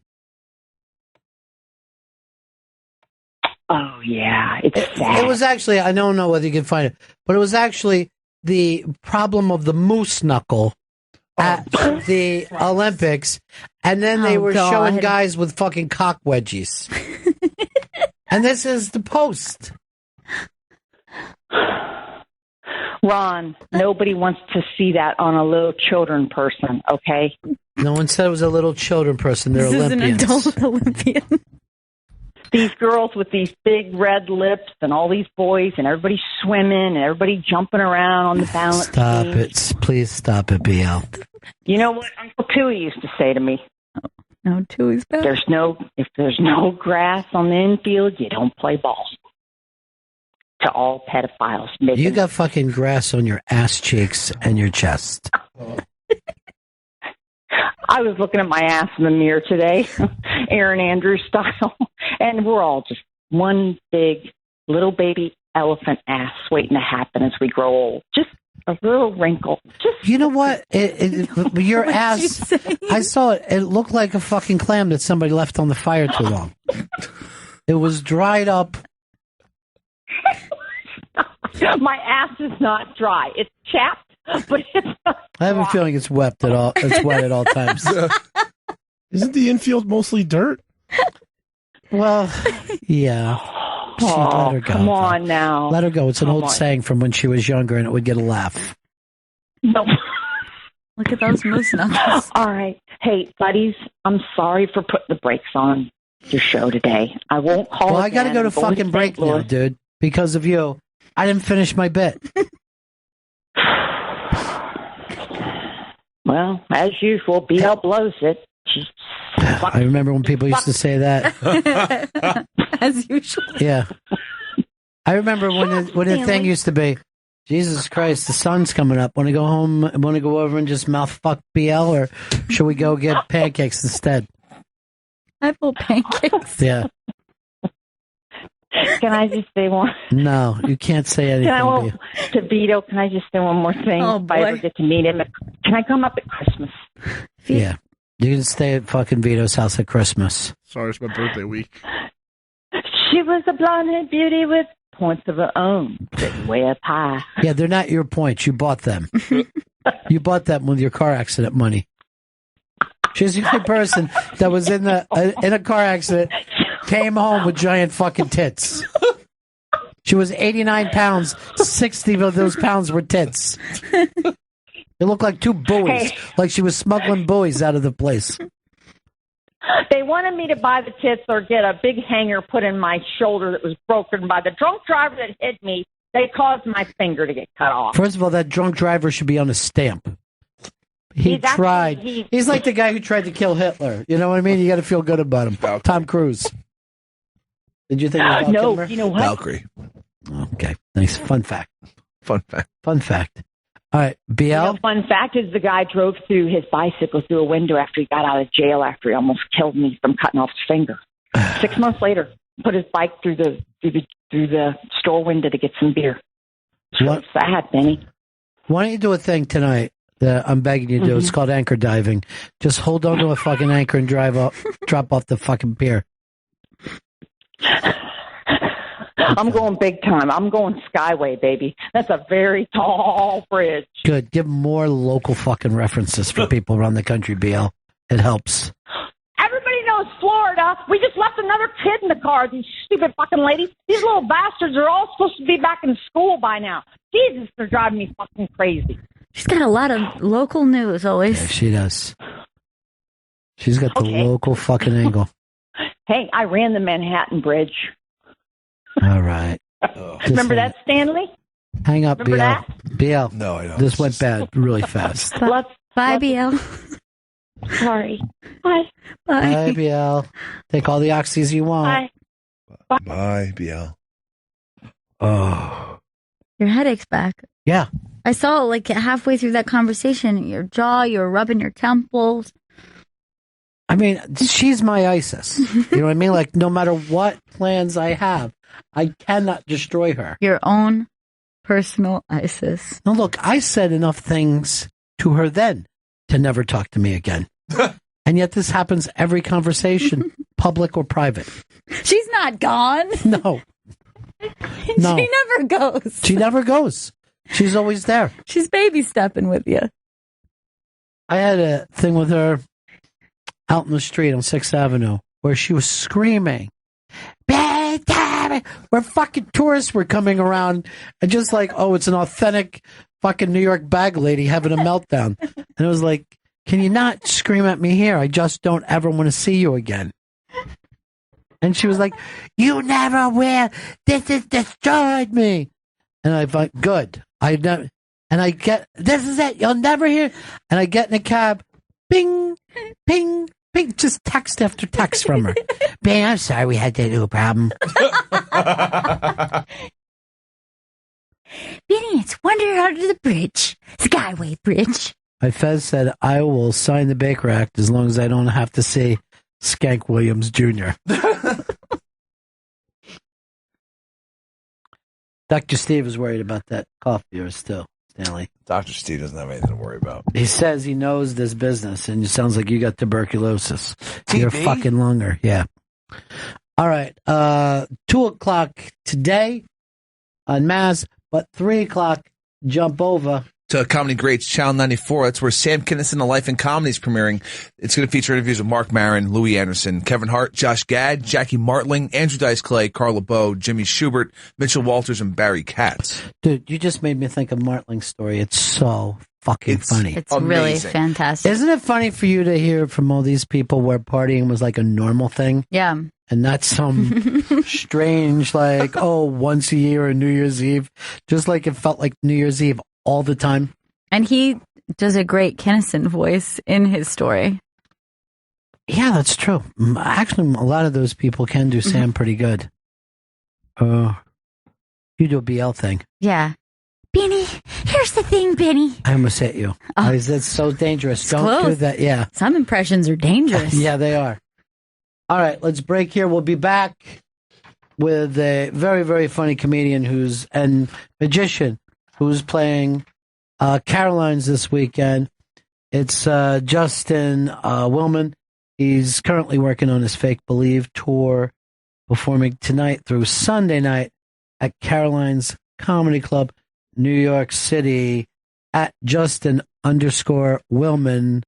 We'll be right back. This is Bennington. Welcome back to Bennington. We've got Justin Willman in with us. Justin is currently on his Fake Believe tour. He's performing tonight through Sunday at Caroline's Comedy Club in New York City. Go to justinwillman.com for tickets and additional tour dates. And his special Sleight of Mouth is available on cc.com. Good to see you, buddy. How's everything? To see you guys. I'm great. How are you? You know, one of the things about you kind of really dig the history of magic. Love the history of magic. Well, now what age did you get into it? I was 12 years old when I've been doing magic since I was 12, but I saw Copperfield when I was 5. I saw like Harry Blackstone Jr. when I was a whippersnapper. But when I was 12, I broke my arms riding my bike, and doctor recommended magic. as physical therapy, been doing magic since then. Really? Is that right? That's my origin story. Because the sleight of hand was good for tendons and stuff like that. That was the idea, I think, that it was like a physical therapy thing. My hands aren't very great, so I don't think, I probably could sue him for malpractice because it didn't work out well. Well, I'm kind of a strange fan of magic because the bigger the magic, the less I care about it, but the small close-up magic is maybe my favorite thing. I'm the same way in the world. If I see a big box, I know some brilliant carpenter made this with some bells and whistles that I don't see, and it becomes a puzzle to me as opposed to a miracle. Right. You know, when it's big. I always like Ricky Jay's magic was something that I was always into because he was another guy. He's telling this great story. And you're like, even if he wasn't doing any kind of close-up magic, this would be a really interesting story that you could follow along with. But then all of a sudden you're like, wait, what just fucking happened? Yeah, he's like the history teacher we all wish we had. Yeah, I always really liked his delivery. His delivery is amazing. It's like so full of these crazy references. But then, you know, right when you're like hanging on every word, all of a sudden there's a chicken under the cup. And you're like, this bastard. So, when you take this out, you call your tour the Fake Believes Tour. What exactly do you mean by that? I mean, a lot of people that I encounter don't, like these days, people don't necessarily know how to enjoy magic. I think a lot of people, you know, like they don't know how to just let the mystery wash over them. They don't get that it's for fun and entertainment purposes. A lot of times people take it as a challenge, like an affront to their intelligence, like, I'm smarter than you, you know. After a show once, some woman said, hey, I love the show, but I know the magic is fake. And that, as if she thought that I thought I was a wizard or something. So that always stuck with me where it was like, I have to clarify, I know this is fake. So it's like, let me just put that in the tour title. So this is fake magic, but you can fake believe it. And well, some magic got into stunt work as the years have gone by, like Blaine picked up with that, and then I forget his name, Mindfuck. I'm just going to guess his name is Mindfuck. What is his? Chris Angel. Chris Angel, yeah. Where I saw him hanging himself from hooks, which I guess wasn't a trick. Right, it's all real. Yeah. Yeah. But then you find out people just do that for fun. For fun. For fetish, or Blaine, you know, I mean, did you go see him when he was in New York? Yeah, Blaine has been a part of New York for a long time. Yeah. And again, the stunt stuff, I know it gets a lot of stuff, but I think his close-up magic is really fun. Incredible. Yeah. I thought those specials he did were... The idea of walking up to black people in Harlem, doing them a trick, and have them run down the street, that's just genius. You know what I mean? Just genius.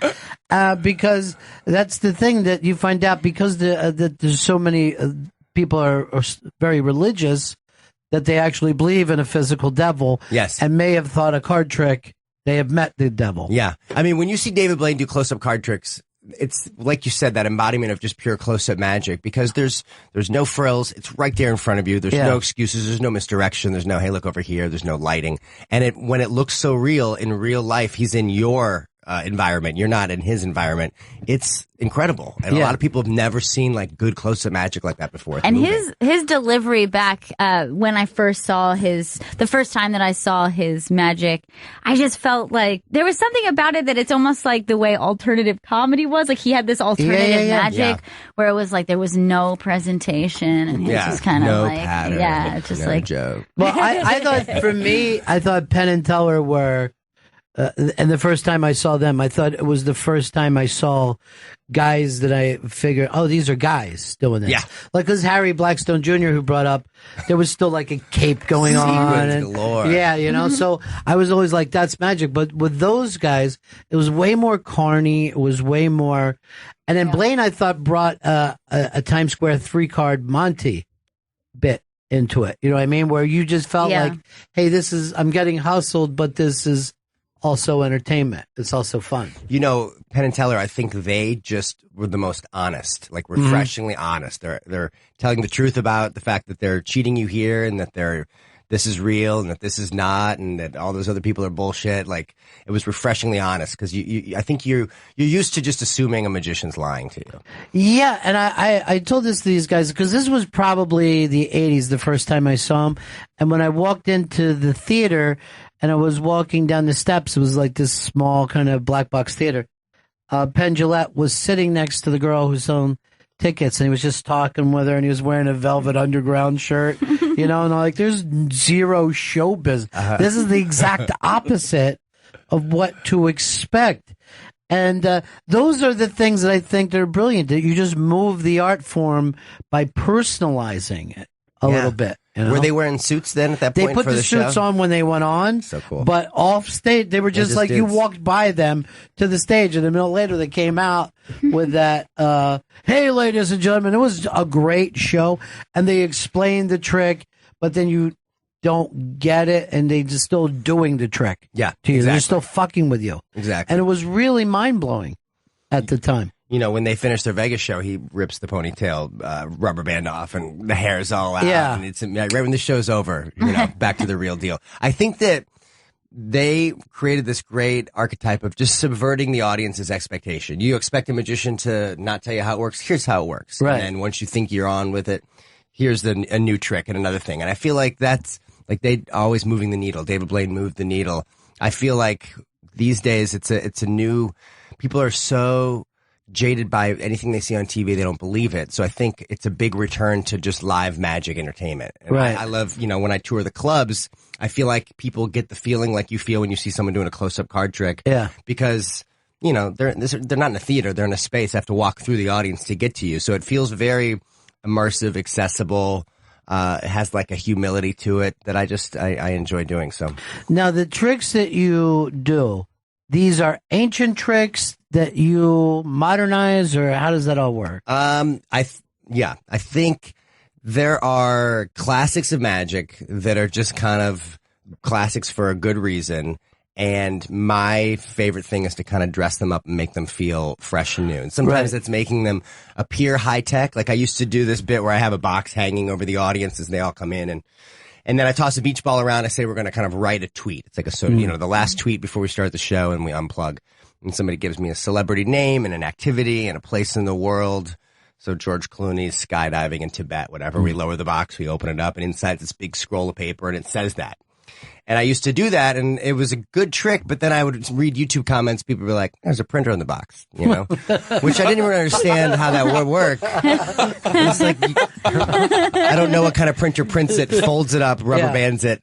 So now I do that same trick, but I reveal the prediction, and then I rip open the box and I show that there's a printer in the box. And the whole audience, I think, likes it because they're like, oh, I could do that. I could do that. And then right when they think that, oh, this dude actually just told us how the trick worked, I pick up the printer and I crumble it, and it's made of paper, and I chuck it at them.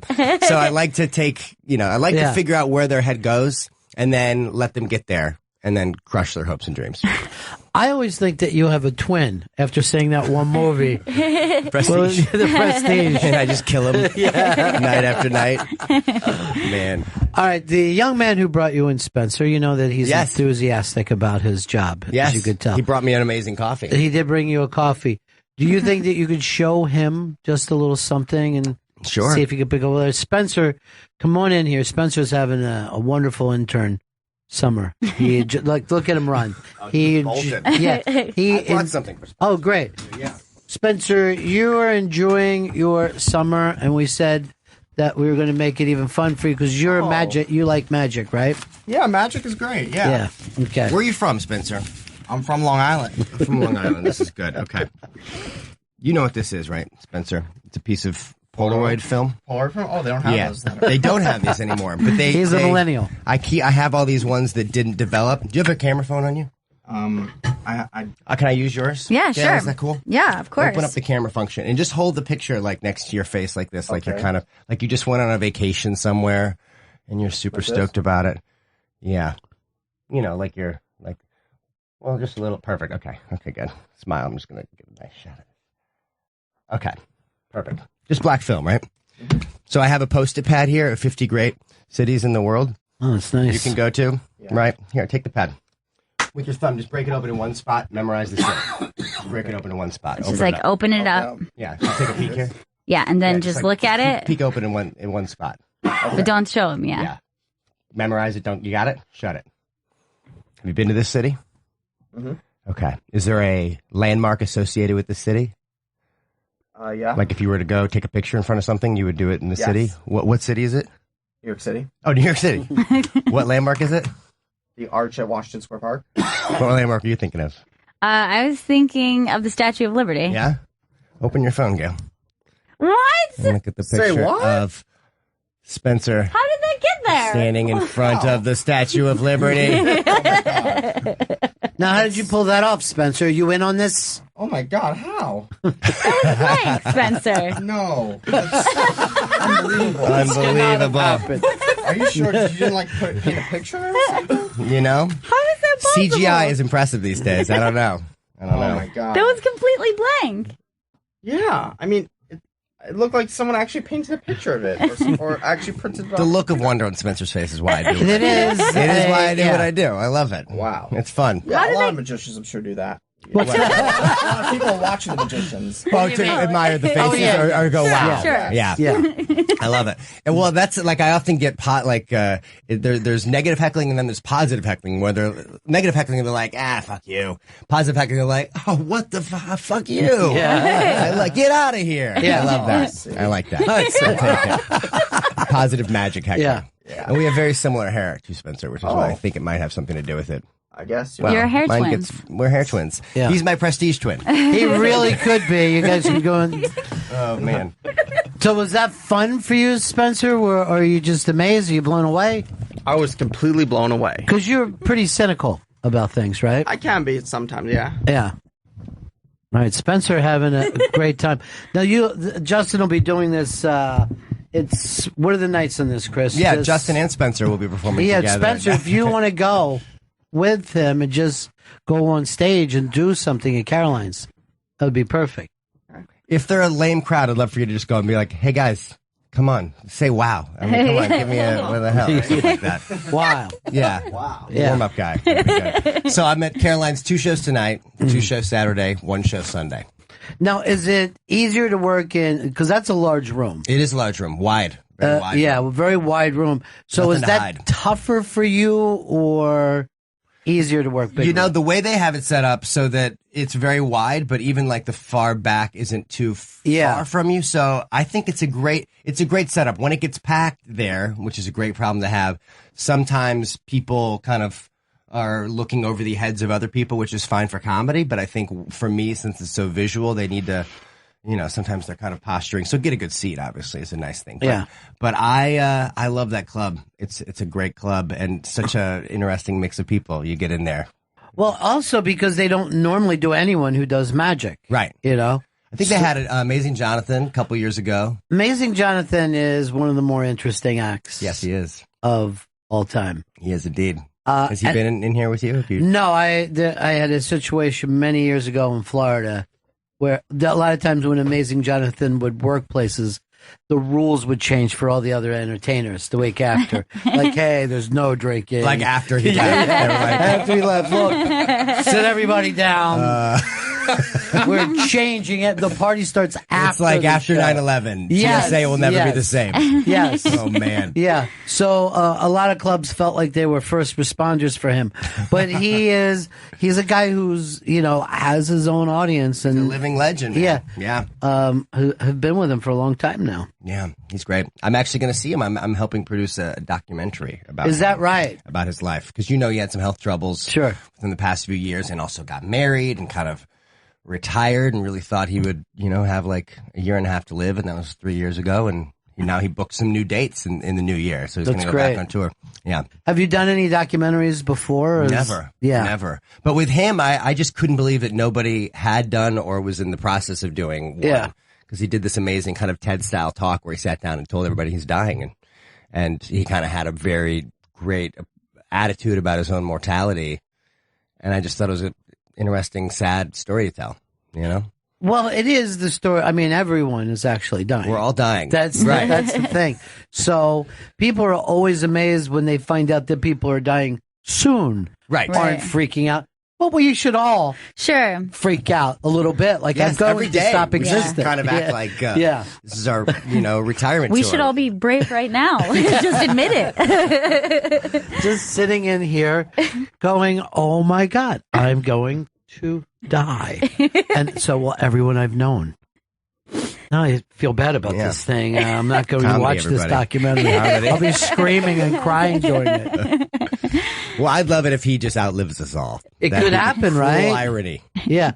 Well, I remember, and we were talking about this not too long ago, but when AIDS was the scariest thing in the world, Magic Johnson, when he got it, the entire country was depressed. And now, not only is he alive, he got fatter. He did the one thing that no one who ever had AIDS was able to pull off. Extra healthy. Yeah. We're like, you could actually use a little. Now that's AIDS. magic. Yeah, that is. That is magic. That is magic. Yeah. So you don't really know what's going to happen with no matter David what. Blaine can't do that. Yeah. I saw David Blaine do a thing the other day where he threw up a toad. Oh God. Yeah, and then put it back down his mouth and swallowed. Where was this? It was on TV for something, because you know how he was doing it with I think goldfish or something, Yeah. where he would barf it back up, because he could also do this massive amount of water.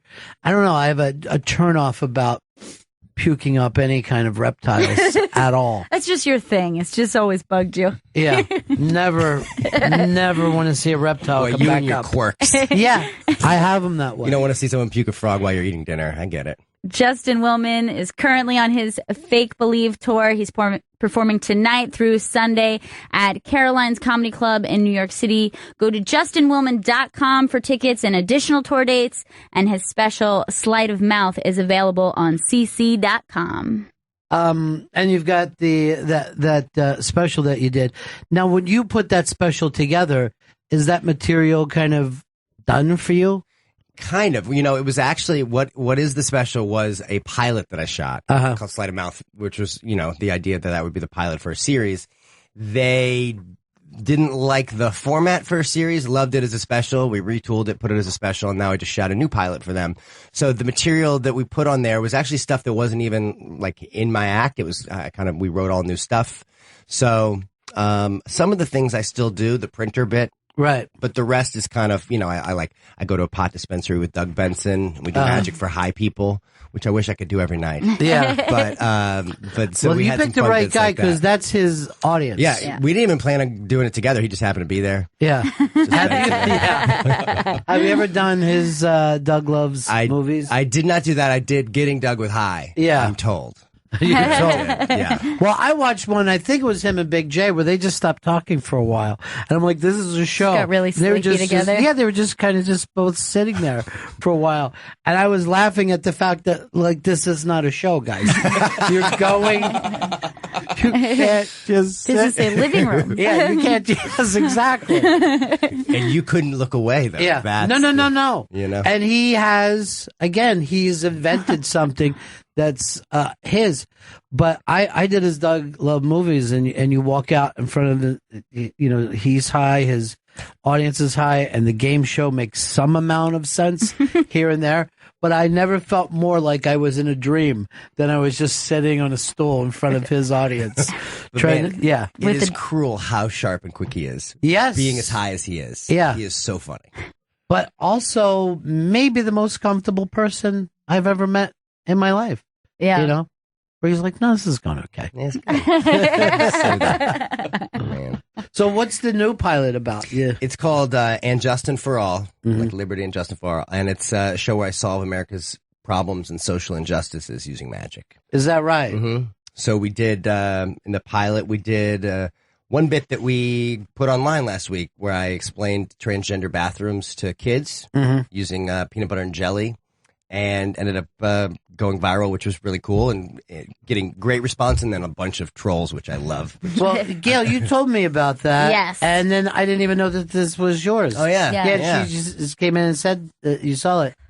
But that's the funniest thing, that this is what we worry about in this country now, the transgender. Exactly. Yeah. Well, I think it's the perfect tool for politicians to use as a distraction to rally up people who are very passionate about one particular point of view, so they don't care about some other way they're being exploited, So, which I think is classic misdirection. Yeah, it's amazing, classic right? Magic, just look over here so you don't see what's under my sleeve. Well, the best thing is the way you approach it as though you're explaining it to children when clearly the only people you have to explain it to Are the parents. are adults. And that's because kids are really brilliant and bright, and they get it if you introduce them the concept without judgment. But I am friends with my ex-girlfriend's twin brother used to date Renee Bayo, who's now Scott Baio's wife, and she's a very, very outspoken, radical right-winger, and we're Facebook friends still. And so she's my portal into the other side of the world, and I'll often see people on her page saying, yeah, I don't have a problem with transgenders. I don't have a problem with gay marriage. I just don't want to have to explain it to my kids, which I think is such a passive way to, disguise your own. It's so bizarre. Intolerance. Because we explain everything else to them. Yeah. I don't know. I don't think I explained anything to my kids. I was just... Well, that's what this show is for. That's why she's here. I think if you asked your mother is about as close as I came. Yeah. But really, She'll take care of it. It is the funniest thing is kids aren't normally too freaked out by anything. It's always the parents. For gay marriage, let's say, this is something like, even for a kid, when you explain straight marriage, when you explain what heterosexual sex is to a kid, it's just as bizarre. Yes. So they're just like, oh, okay, that's how things are done.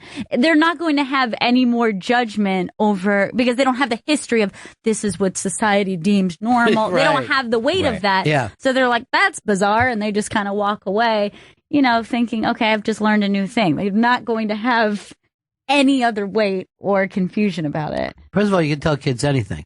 I remember once, I had this very fear, and I remember this story, and I was 4, and my mom was like folding clothes and stuff, and I came, and I go, Mom, when I die in heaven, do I have to be old, or could I be like now? Which I was like, the perfect age, 4. Yeah. My mom goes like this, you can be 4. You know what I mean? Like, she didn't give a fuck. She's And, just like... and I stole that parenting tip of whatever gets me out of this moment. Right, That's a deep existential question that I'm sure, historians and theologians have taken great pains as to how to break it down. You'll be 4. Don't even matter at all. Yeah. Don't worry about it. Yeah. 4. That's the main age. Isn't that the funny? Everyone will be 4. Everyone's 4 now. Yeah. I don't know why I thought I'm peaking right now at age 4. Yeah. And I need to keep this physicality. Having a very similar experience. At that, when you're very small, the idea of being old was actually more terrifying than the idea of death, because you're kind of given all these comforts about that, but nobody comforts you about being elderly. No. You're like, no, you'll be very comfortable with it. Yeah. You'll be old on this planet one day, and you won't give a fuck, really, at all. The less you'll care about, just your own regrets. That's all that's the part that'll bother you, the things that you've done to people that you're never going to be able to take back. God, we got real sad real quick. I know. Here. Well, when you're 4, you haven't wronged a lot of people, so that's why it's nice to be 4 forever. Oddly, I had. That's the thing. That's what they call it, forever. Justin Willman is currently on his Fake Believe tour. He's performing tonight through Sunday at Caroline's Comedy Club in New York City. Go to justinwillman.com for tickets and additional dates. And his special Sleight of Mouth is available on cc.com. Follow him on Twitter at Justin_Willman. And no trolls. Just be nice. Yeah, just You be know, so sweet. If you want to troll, do Justin Willman without the underscore. He's like this college kid from Denver. And he got there first. He's a dick. He got there first. Yeah. Dude, it was good to meet you, man. Nice I'm glad meeting you. you Thank stopped you so by. much for having me. And we'll see you next time coming through. Take care. Have a good weekend. Bennington will be right back. Raw Dog Comedy Hits. Sirius XM 99. Tito's Handmade Vodka is America's original craft vodka. In 1995, Tito Beverage, yeah, that's his real name, had the idea of building his own micro distillery, incorporating the boutique winery concept into the spirits industry. The Bennington Show. I was just too busy dancing around to that. Well, it's a great tune. Wow. Tell me about it. Coming up in a little bit, Gail, Unmasked. It's going to be the cast of Don't Think Twice. Mike Birbiglia, Gillian Jacobs, Chris Gethard, and Kate McCucci. That's coming up at 2 p.m. I noticed something during that Unmasked, and I've never heard this brought up before, that Gillian Jacobs is quite a looker. Yeah. Who knew? But Now, she's attractive. Yeah, she is. Now, you want to hear something? Because I didn't even know this. Vito pointed out, we just had Justin Willman in just a couple moments ago. And Willman was in the TV show Love with Gillian Jacobs. Oh. Remember when she wouldn't put the jacket on at the... Yeah. He was the magician on stage. All coming together. Vito, why didn't you tell us that before? We couldn't make the love connection. There's something about that hipster show that I like quite a bit. Maybe because you're hip. You know what? I might have soul, but I'm not a soldier. Might have hip, but I'm not a hipster. I've got a hip, but I'm not a hipster. There are certain hipster shows, even a pre-hipster movie I was watching yesterday afternoon. And I don't know why. Well, first of all, I figured this out about myself a long time ago. I like a movie with a light depression. Yes. It makes me feel good. But the film Kicking and Screaming, do you remember it from the 90s? I do remember it. These annoying pre-hipsters living together, being kind of quick and witty and wearing, suit jackets in the middle of the day. Yeah. As they smoke and interact with each other. And I'm like, oh, this old movie. Oh, I guess I'll just watch the whole goddamn thing. I know, Chris, it's not the Will Ferrell soccer movie. You fucking dick. You think I would sit around and pick a Will Ferrell movie over what was, I guess, I would say the Pixie Dream Girl of the mid-90s and your early person that you love more than anybody else? Parker Posey. My love, Parker Posey. I was obsessed with her. I still am. I still love her. She's so fantastic. I'm going to name drop. This is the second time today. So she was in doing the show. I know she was in once before you and once when you were here. Yeah. And we love her. Yeah. Right? So she's telling us that she's at her shrink, and she's telling this like a good Parker Posey story without telling it to entertain us or amuse us, but to show us her frustration, which we silently find amusing and we're biting our lips. But so she's seeing her shrink down in Union Square, which is right across the street from the Union Square AMC 25.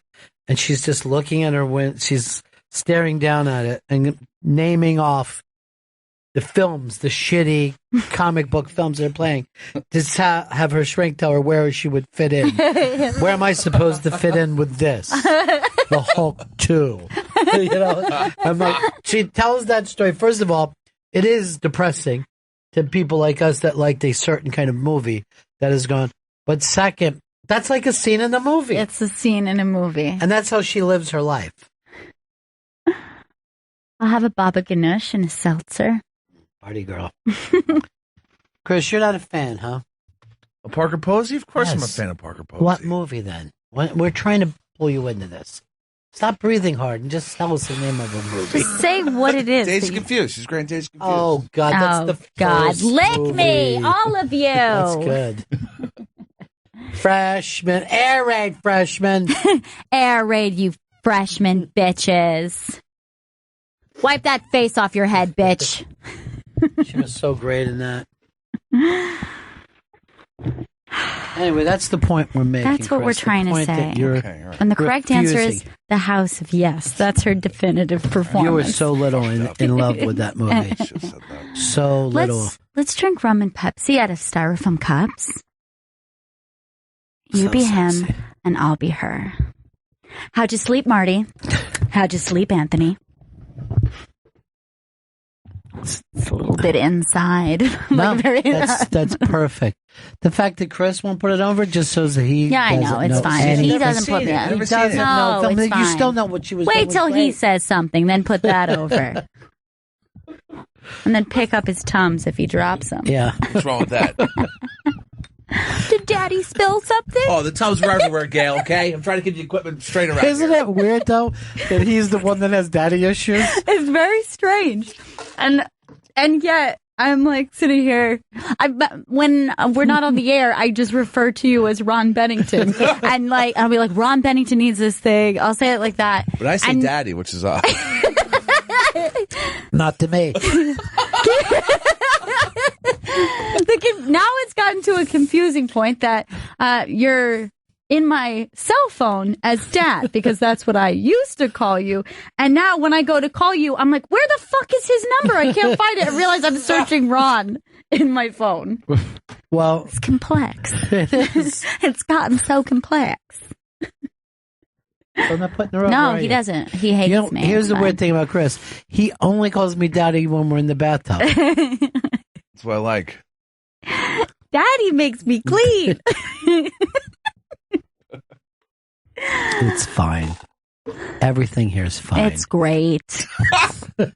We're so fucking happy. It's a happy fucking family Is it here. great here? All right, you know what? Maybe everybody needs a little nap. We're tired, Ron. Daddy, we haven't had a lot of sleep here. Why don't we do this? Is it like a nightmare? Like the two of us? Yes. Just like, Ron Bennington. Here's what we'll do. When the unmask starts, everybody goes their own way and goes has a little nap. And we'll catch up on the sleep over the weekend. The nap room's almost finished upstairs, which is great. Get your favorite son under control. Daddy, Gail's being All right. All right, yours gets creepy because you're supposed to be his son, not his sexual partner. You're daddy. Like, by the way, when I was a child and referred to him as daddy, I didn't say it like that. You fucking creep. She's got a point. I'm not Chrissy. being a creep for once. No. For once, this is the least creepy I've ever been. It's really not true. It's the most creepy. Why is Trump saying we're having a tremendous problem in Utah? Piss the Mormons. How could he just released a statement. Utah's fucked. You guys see this? Utah? Seems like the least bit of a problem we could have. Get to the bottom of that, would you, Chrissy? What is his problem with you? Let me figure this out. And it's not just any problem, it's tremendous. Look up online. Oh, That's God. what I'm saying, you dope. Utah, 2. Oh, no. Not that again. You really let me down. He did. I fucked He up. stabbed you. I thought we were just having Not even fun. in the back, just face to face right in my heart. I'm not stabbing anyone anywhere. Stabbing. What did he say? Stabbing. Like, Corey, I'm not stabbing Corey, anybody. I stabbed him. I tried the button. I couldn't push the button. So you don't know, right? That's it. You still can't figure it He's out. urging evangelical Christians to rally behind him. And What's their tremendous problem? That they don't like him? I think that because he has a Mormon problem? Yeah, he has a Mormon problem. Because they're staying with Mitt Romney?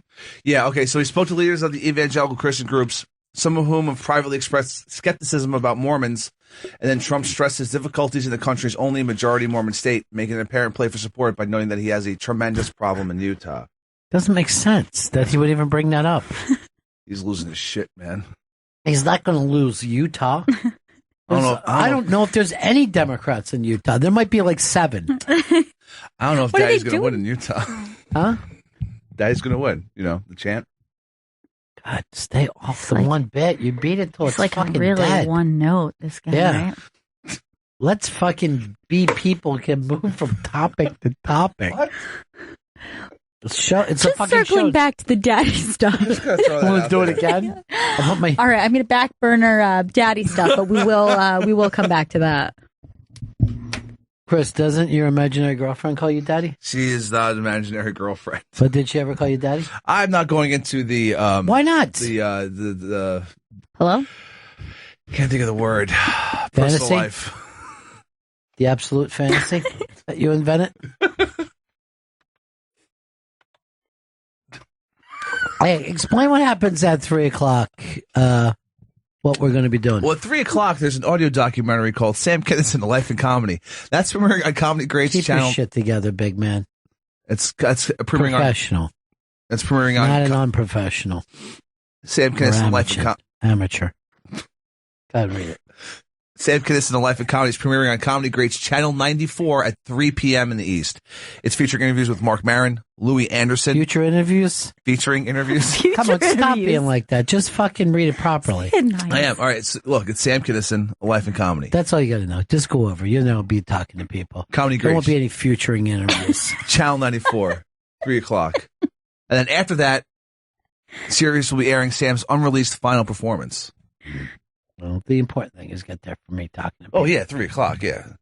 Comedy Greats, Channel 94, Sam Kinison, Life and Comedy.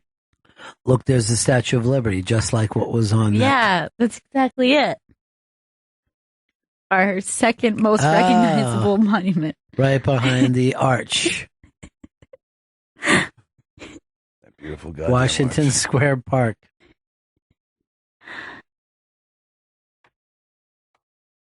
All right, now they're saying Bill Clinton is in Utah, and he said that he used to bang a couple girls out that way. Okay. Nice. He goes, they were real goers. That's going to do well then for them. Real goers, you know what I'm saying, folks? I like to call her now, but she's, on the back nine as far as work goes. Because this was back in the 70s, and me and her hooked up. So what are we, when are we doing the Unmasked program? Unmasked is coming up right now. That's Unmasked with Mike Birbiglia, Gillian Jacobs, Chris Gethard, and Kate McCucci. He's doing a lot of reading today. He really is. Just be a person with me, okay, buddy? All right, the Don't Think Twice cast is Unmasked is coming up right now. Yeah, I know it is, Chris. I don't want to talk to announcer, man. I want to talk to my pal, Chris. Just be a buddy. Yeah. All right, boss. Just be somebody I can fucking relate to. All right. Hey, you know what? I'm going to be that guy. Springsteen's the boss. I'm Ronnie B, okay? I sound like Vito over here. This is terrible. Yeah, you could actually, somebody be like, Ronnie B's my dad. Just call me Gail. What name do you call me? Mr. Bennington? Yeah, I'll call you Mr. Bennington. I'll call you Ron. I never hear you say either of those. I don't ever even hear you refer to me. I'll sometimes say Ron. What does Coach call me?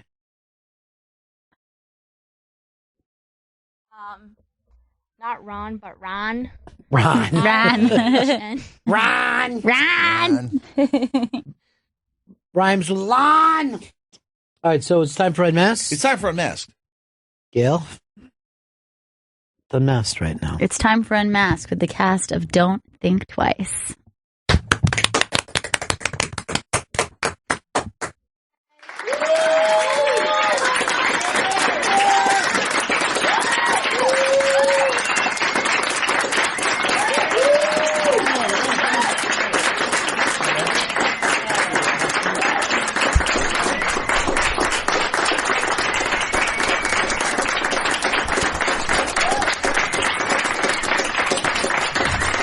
It's the cast of Don't Think Twice. How you guys doing today? Very We're good. I'm much better with this lovely audience. How are you guys?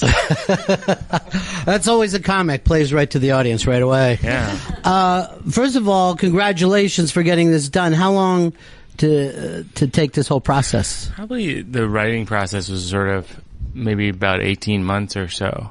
And then and then we made it last summer.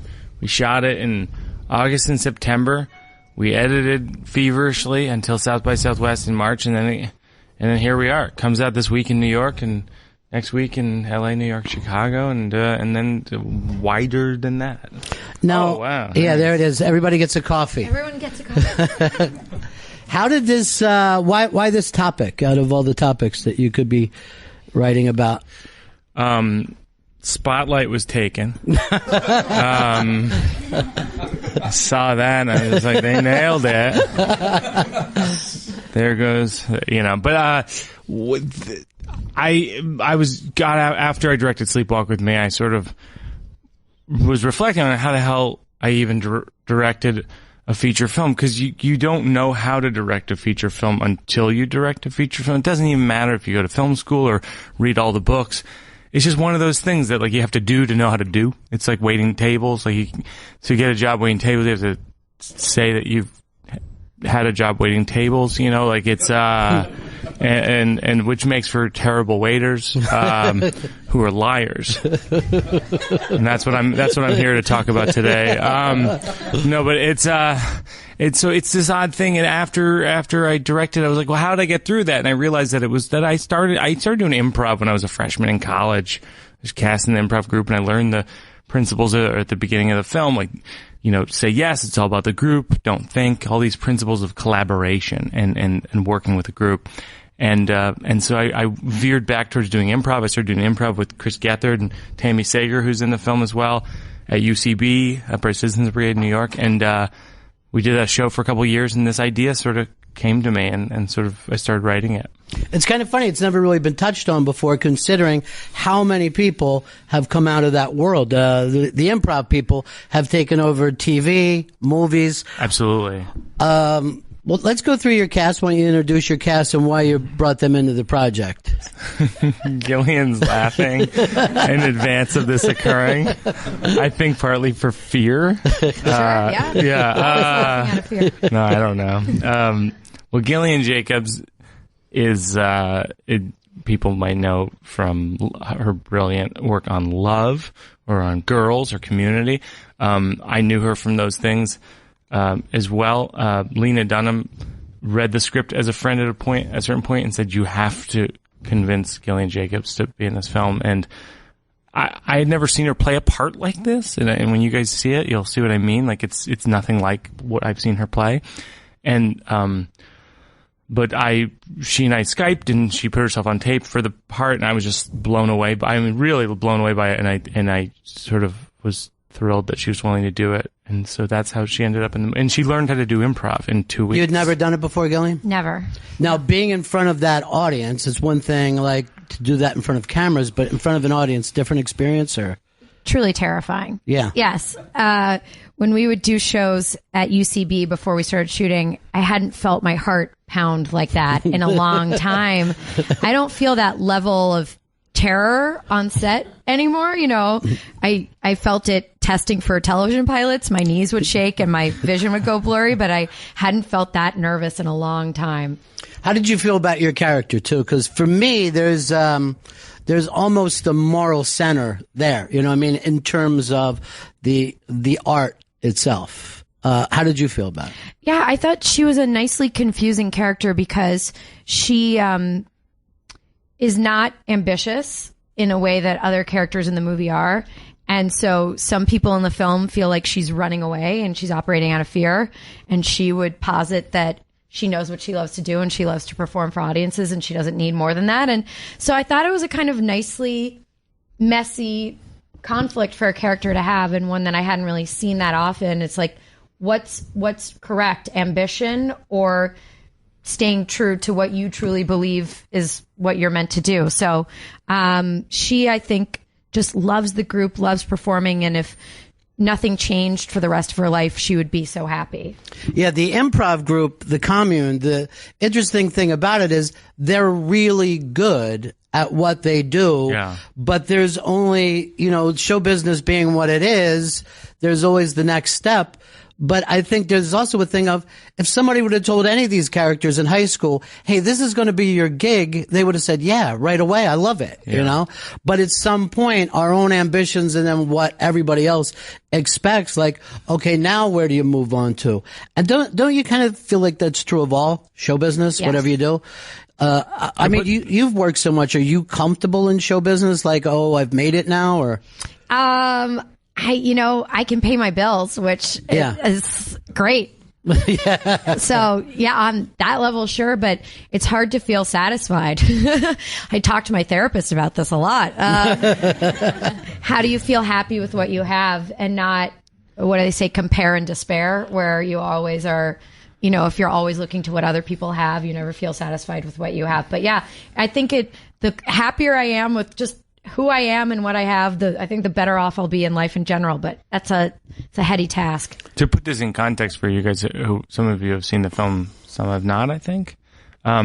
It's a film, it's sort of a big chill type comedy set in the world of an improv comedy theater that's closing down, and so people are sort of forced to make decisions about what comes next in their life. And so one of the characters, I won't say, gets a chance to be on sort of a Saturday Night Live type show. And so when she says like compare and despair, like that's a lot of what the movie's about. I mean, it's the theme, which is us looking at someone and going like, oh, I wish that were me.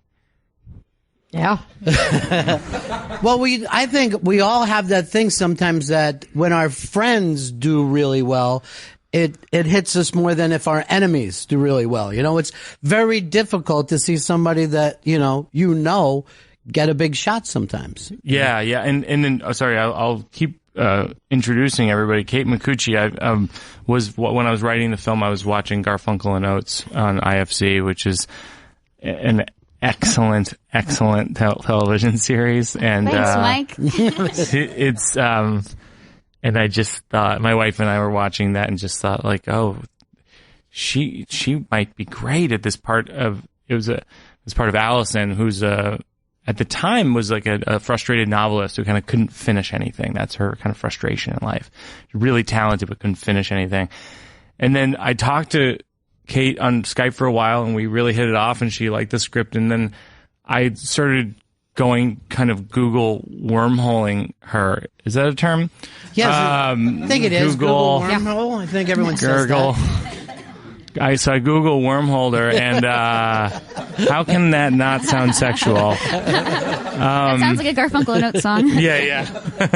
But I sort of went down a wormhole of Google with Kate McCucci, which also sounds sexual. Super dirty.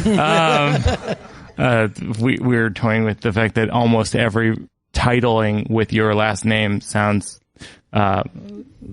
like a sexual innuendo of some kind. Right. What was the one we had yesterday of you and Gethard?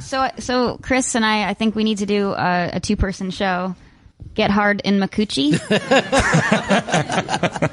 I kind of like one night only. And when she says we have to, she means we don't have to. I don't know. I keep thinking about it. I thought about it a lot yesterday. But then Kate. And I mean, by that I mean the show. Like the show. What would the show be? Chris is going to start thinking about it a lot too after this. Oh yeah. But then with Kate, it was this unique thing where I started going to into a Google wormhole and saw that she was, in addition to being a great musician and actor, she was also a great cartoonist. And when I saw her cartoons, I thought, well, why don't I ask her if she could be a cartoonist in the film instead of a novelist? And so she said, sure. And so all of the drawings in the film are hers, and it really, really rounds up the character in this beautiful way. And then Gethard and I have known each other for like 14 years or so, like we were doing shows at UCB alongside each other years and years ago, and I veered towards stand-up and he veered towards improv. And then in the last few years, we became really close, and we met up at Bonnaroo, and I was like, you're an amazing stand-up, and I didn't even know you did stand-up. Yeah, you were one of the first people to notice that it's funny. They were like, I probably stopped doing improv 5 or 6 years ago, like full time, and still many stand-ups are like, oh, you're that improv guy, right? And I'm like, well, I guess so. But Ron, you had mentioned before that it can be hard to see your friends become ultra successful, and I'm here to tell you personally that can be very true. Chris, no one needed confirmation. of that fact, has that been on your mind? Oh, since 2007. Chris Gethard, I always refer to him as the Bruce Banner of comedy because he's this very sweet man. You always do? Yes. When would that come up? Because he's this very sweet guy just fighting this rage that's underneath, ready to explode at any moment. You really did sense that very quick and very accurately. Very accurately. And this, So Gethard and I met up at Bonnaroo, and then he said, if you ever want to come up to me to open for you, you hit me up. And I was going on my Thank God for Jokes tour, and so we went to like 60 cities together, and we got to be really close really fast. Well, that's a very kind of a strange, intimate thing that takes place between comics when you tour together like that. I mean, the friendship suddenly is on fast forward, because you only have each other out there. And being on the road is very boring at times. It's just really, you're just on long drives, so you just talk about everything. So there's like things Mike knows about me that I don't think my shrink knows. Like because you just talk.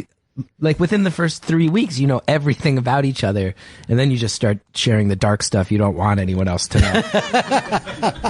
Out of boredom, just mostly, when you're driving overnight in the darkness from like Nebraska to Kansas, which is already maybe not the most visually stimulating area of the country during the day, let alone in pitch black, you do just have to find ways to entertain each other. I would say. I don't know if you agree, Mike.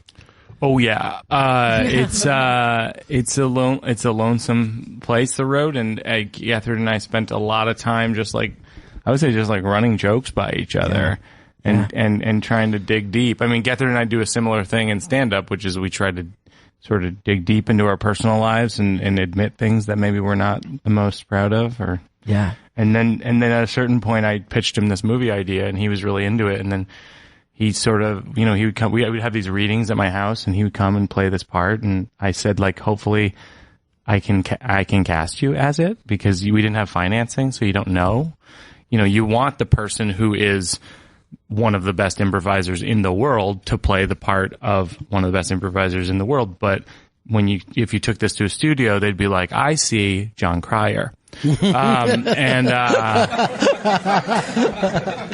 is good, though. He is very good. Well, John Cryer's phenomenal, and if I could have gotten him, I would have gotten him. But here we are. I think I've been known for many years as a poor man's crier.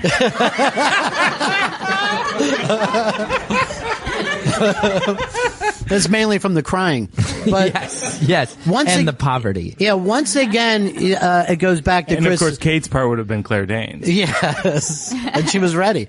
But Chris comes on stage as he always does in anything that you'll see him naked, and we shot it full frontal, by the way. We kept that out.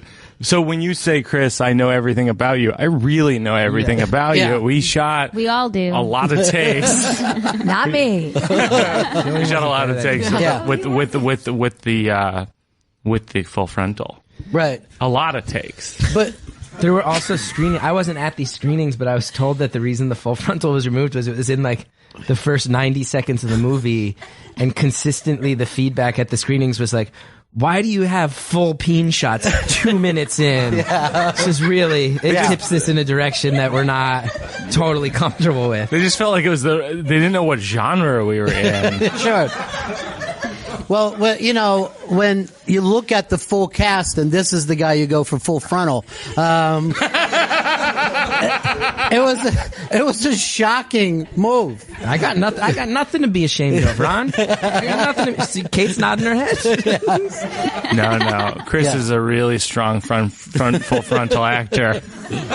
And I think he's going to be known for it in years to come, but it's early yet. Yeah. Well, I want to just kind of bring up that one of the names that pops up constantly in the movie that most people wouldn't know, but everybody in improv knows, is Del Close. So that seems to be the push-off point for your film as well, right? Yeah, and as a matter of fact, I'm on this this sort of 20 or 30 city tour of America right now with the movie, and we're doing these improv workshops taught by Liz Allen, who coached us as a group, as this fake improv group, who's a brilliant improvising guru. And we were in Chicago this week, sort of the birthplace between Chicago and San Francisco and St. Louis, there's sort of these are the birthplaces of the Compass Players in Second City in the 50s and 60s. And so I was able to talk at length with Sharna Halpern, who, interestingly, breaking news, pointed out, and she loved the movie. She was really sweet. It was at the Music Box in Chicago. Beautiful theater. My God, have you ever been there? Yeah, that's a place to see movies. But she pointed out that we accredit in the film the phrase "don't think" to Del Close, and the reason I did was because in Polar's book, which I love, she says that Del Close used to say that, but then Sharna, who's one of the gurus of improv and worked with Del, said that it was Adam McKay, who said "don't think." So I don't know which is true. I'm going to ask McKay if I can ask him. What do you think, Chris? Do you know the history of that? I always heard Besser said it. I always heard Matt Besser had said it. So it seems like it was part of that whole clique. They were all in a group together called The Family. McKay and Besser, Ian Roberts, Miles Stroth, Ali Farnakian, and Neil Flynn, because I'm a nerd for my improv history. Yes. Well, that is like one of the things that rings the truest too, because if you go back and look at old pictures, and it kind of ties in with this, you'll be like, oh, there's Gilda Radner, and there's Brian Doyle Murray, there's some guy I don't know, and then there's Paul Schaefer. And this movie's about that guy you don't know. Yeah. That's like the whole movie. Right.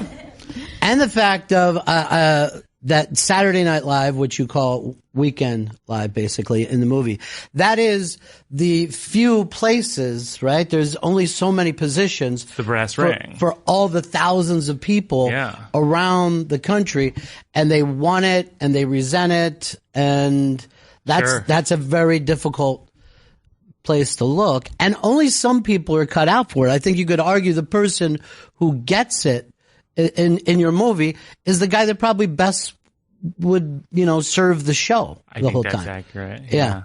No, I mean, that show is, I think that show's extraordinary. I mean, there's a lot being written about the film right now. And so inevitably people are like, Mike Birbiglia is sticking it to Saturday Night Live, and I'm like, no, I love it. If you follow me on Twitter @Birbigs, you'll see that I often live tweet the show and lovingly. Like, I love to the point where people like Judd Apatow, our mutual friend, will like make fun of me openly on Twitter for like being so kind of gushy. But I think that cast they have right now is extraordinary. Well, that cast now, I think, to show how it's changed over the years, it's like the most professional cast that they've ever had. It's not as crazy and as fun or even gossipy as it used to be. These are people that are trained and it might be as fun. Yeah, but I mean, what I meant with fun, when I said fun levels, I meant drugs. You meant cocaine. I picked up on that. I picked up on that. I think it seems from the outside this is the least cocaine per cast member cast of SNL of all time, right?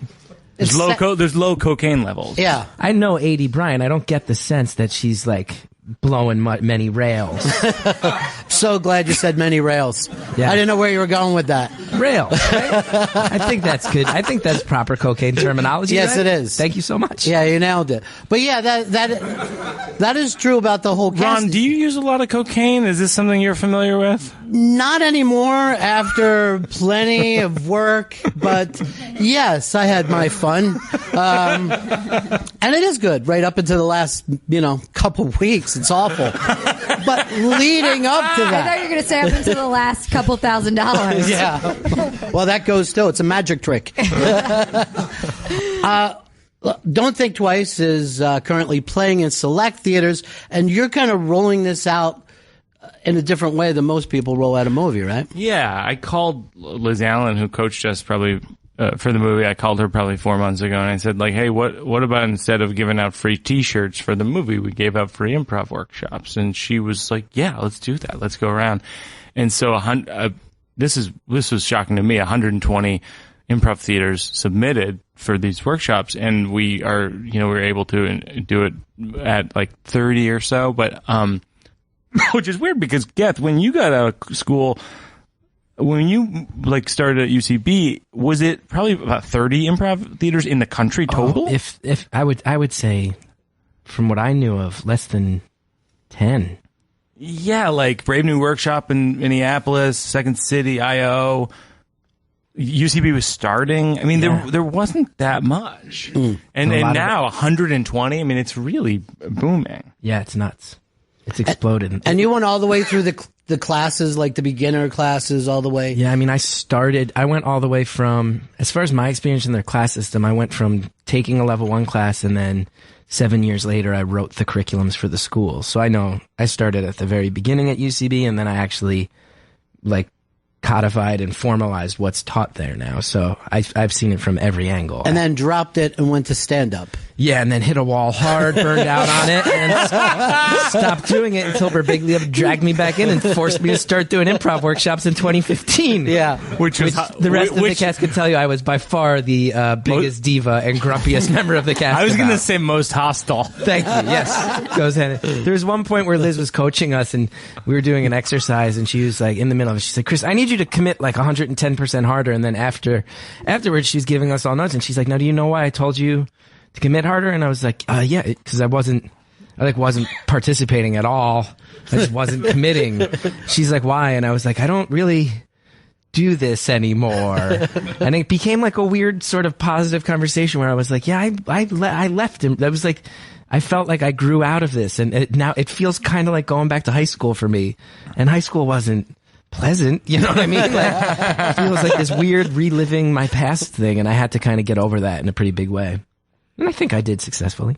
Yeah, but for Kate and I, we had never done improv before, so we were clinging to these workshops like a life raft, trying to absorb as much as we could in 2 weeks, knowing that we had to do shows. Like, Mike, either I blocked it out of fear, or he didn't tell us. No, he didn't tell us. Yeah, we got to New York, and I thought it was going to be. I told you, but go ahead. Yeah, I probably blocked it because I was like, my brain can't handle that reality.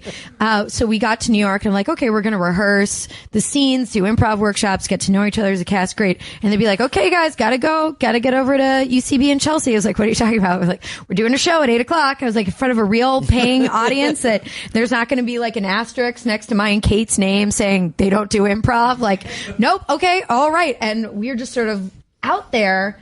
Thankfully, Mike really stacked the deck with like some of the best improvisers in New York to buoy us up. But that was, I think it was like Connor Ratliff, yeah, and some other folks. You guys did great, though. Well, no one watching would have guessed that you were doing improv literally for the first time in front of a crowd. They never would have. Gillian became so good that she has close to the most improvised lines that made it into the final cut of the film. I mean, she's such a natural at it, and Kate too. Both of them are phenomenal. Kate's saying no. I really probably could have used more workshops. No, it was terrifying, but thrilling at the same time. I mean, like Gillian was saying, like heart pounding terror before, we were going on stage as the Commune. This our group in the movie is the Commune, and there we were, having just met each other. And so, yeah, it was really thrilling and terrifying at the same time. And what was cool was that we had, in some ways, these guys came to town 3 weeks early as a favor to me and to the movie. I just called them individually. A movie like this, you can't afford to actually have rehearsal. It's a small budget film, and so I had to just call them each and be like, look, like if we're not convincingly friends on film, the movie kind of doesn't work. And so they came to town generously, and we became really good friends. And to this day, I think are really good friends. Like my policy with this film, after my first film, I wrote down a lot of lessons I learned, and one of the things I wrote was no assholes. Like no assholes in the crew, no assholes in the cast. So it was really important to me, and this group was. There were absolutely no assholes. I came close a couple times. But I really think, like, we really loved each other by the time we started shooting. We knew each other. We went bowling. Like, we had so many memories that we had built, like, really jam packed within 3 weeks. So it was great to have that. Yeah, because of course the commune has like a 10-year history or whatever. So you're supposed to have already liked each other, fought, broke up, all those things take place. And when you only have a couple weeks to do that. But Kate, for you, how was your coming to performing, your trek to make it where you are now? How did you first become a performer? You mean as far as my comedy career? I started doing, I started performing around LA in 2007 with my ukulele songs, which now sounds so, I feel like it's every hipster has a ukulele. But yeah, I was doing that for you were at the forefront of ukulele. In the year 2008, the sale of the ukulele went up 300%. That's a fact. That's a real fact. But so they sold 7 that year. But yeah, I had a show in LA called Playing with Makuchi. See, where were you, Chris? I needed. Yeah.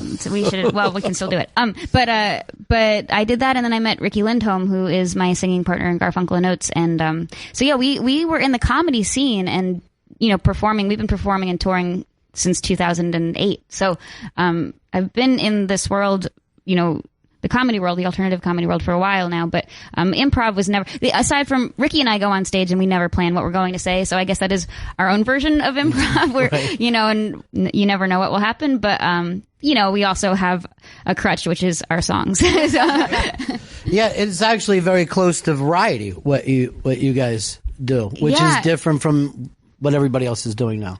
I went to a psychic at a birthday party, and she told me that 2 lifetimes ago I was a vaudeville comedian, and I was like, oh, that's kind of what I do now. And then she said, you lived in New Jersey, and I was like, well, I lived in New Jersey this lifetime. She goes, you're just doing it all over again, trying to get it right. And the cartooning stuff that you do, that's something you've been doing since you were...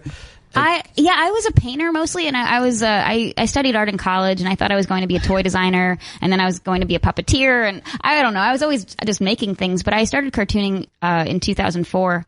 But the thing about cartoons, it is very similar to improv in a way, because I never plan it. I don't know in my head. I don't have that's the idea. Like, I just start drawing, and then something comes out of it.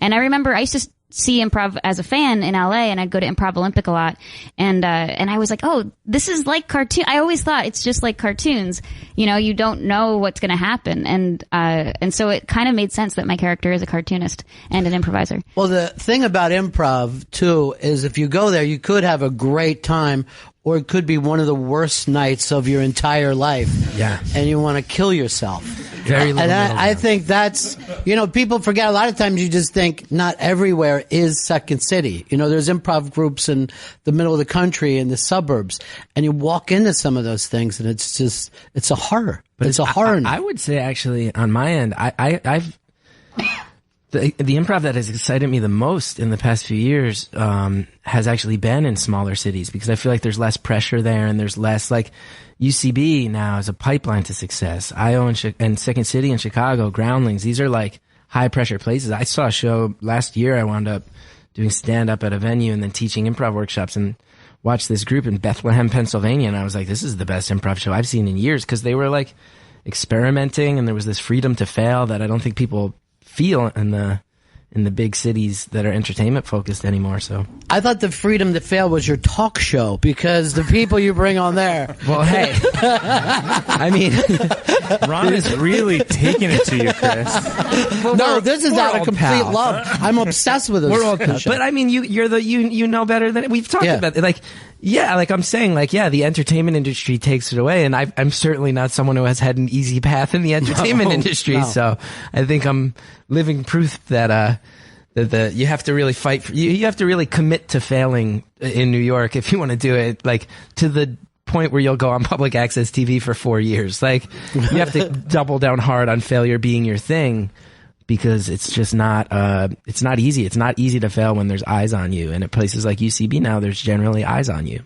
Well, that is true of anybody that you talk to that has had a long career, that at some point a sane person would have quit, because it's insane to keep smashing your head. Mm-hmm. And that's kind of what the movie is about, is this something to keep doing? It's sort of a moment in time for these people in their 30s where they realize, like, there's a line that I'm not spoiling it because it's in the trailer, which spoiled it.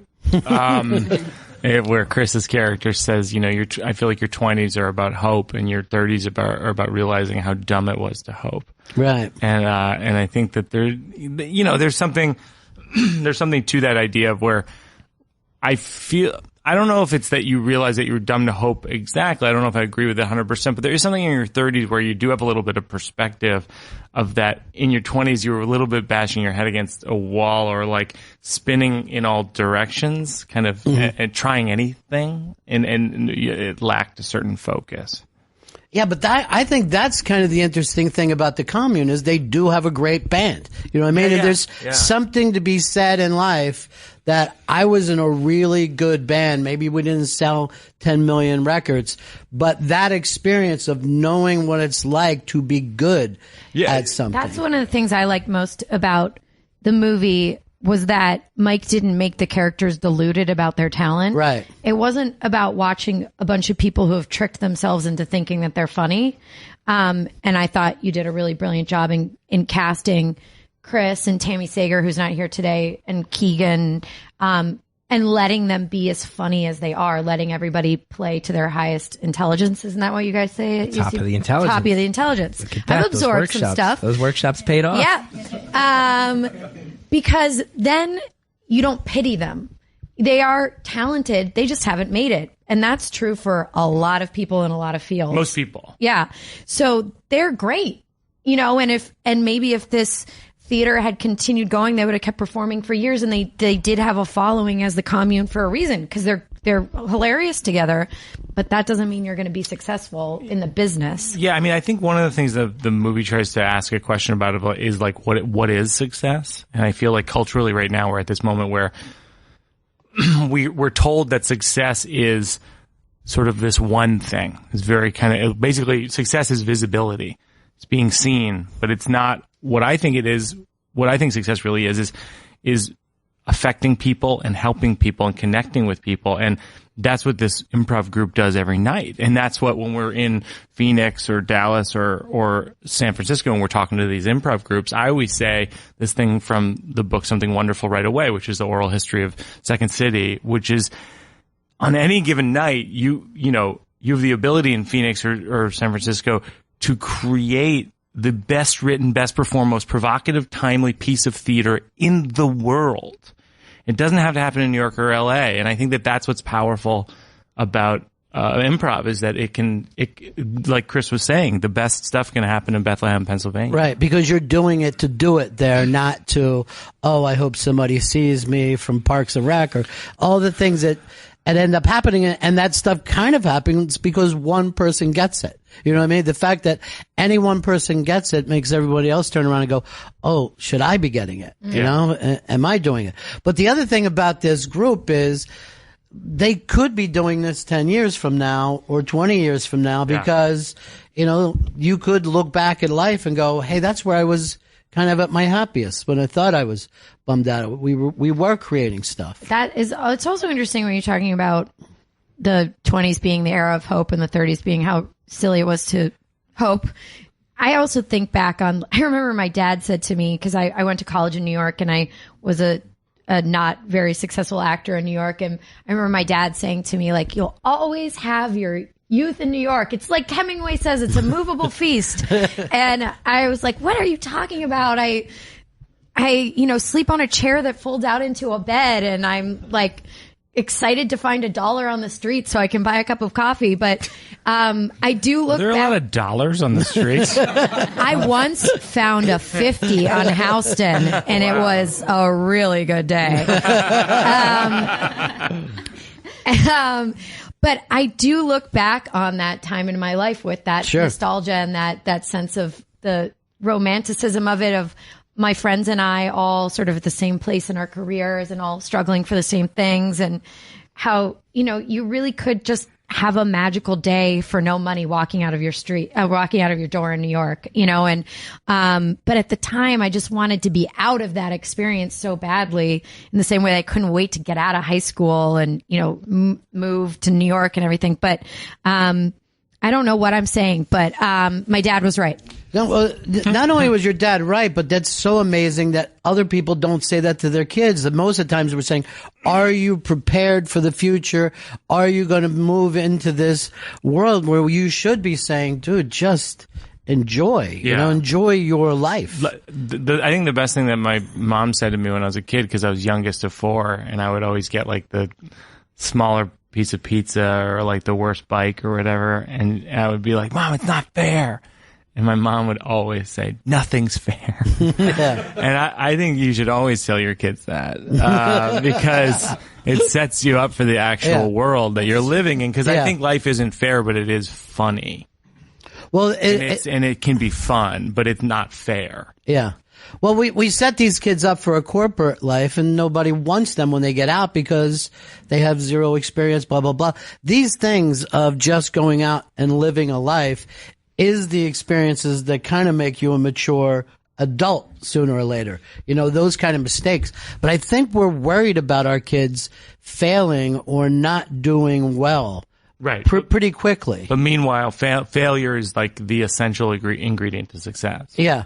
And did anybody ever tell you that in school? Like, go out and they always tell you failing a test is the worst thing you could do. They say that in acting school, but they don't mean it. Because there was a cut system. So it was like, fail, but only to a certain degree, because then we're going to kick you out of the school. But I remember studying screenwriting in college, and we read the screenplay for American Beauty. This is in the late 90s.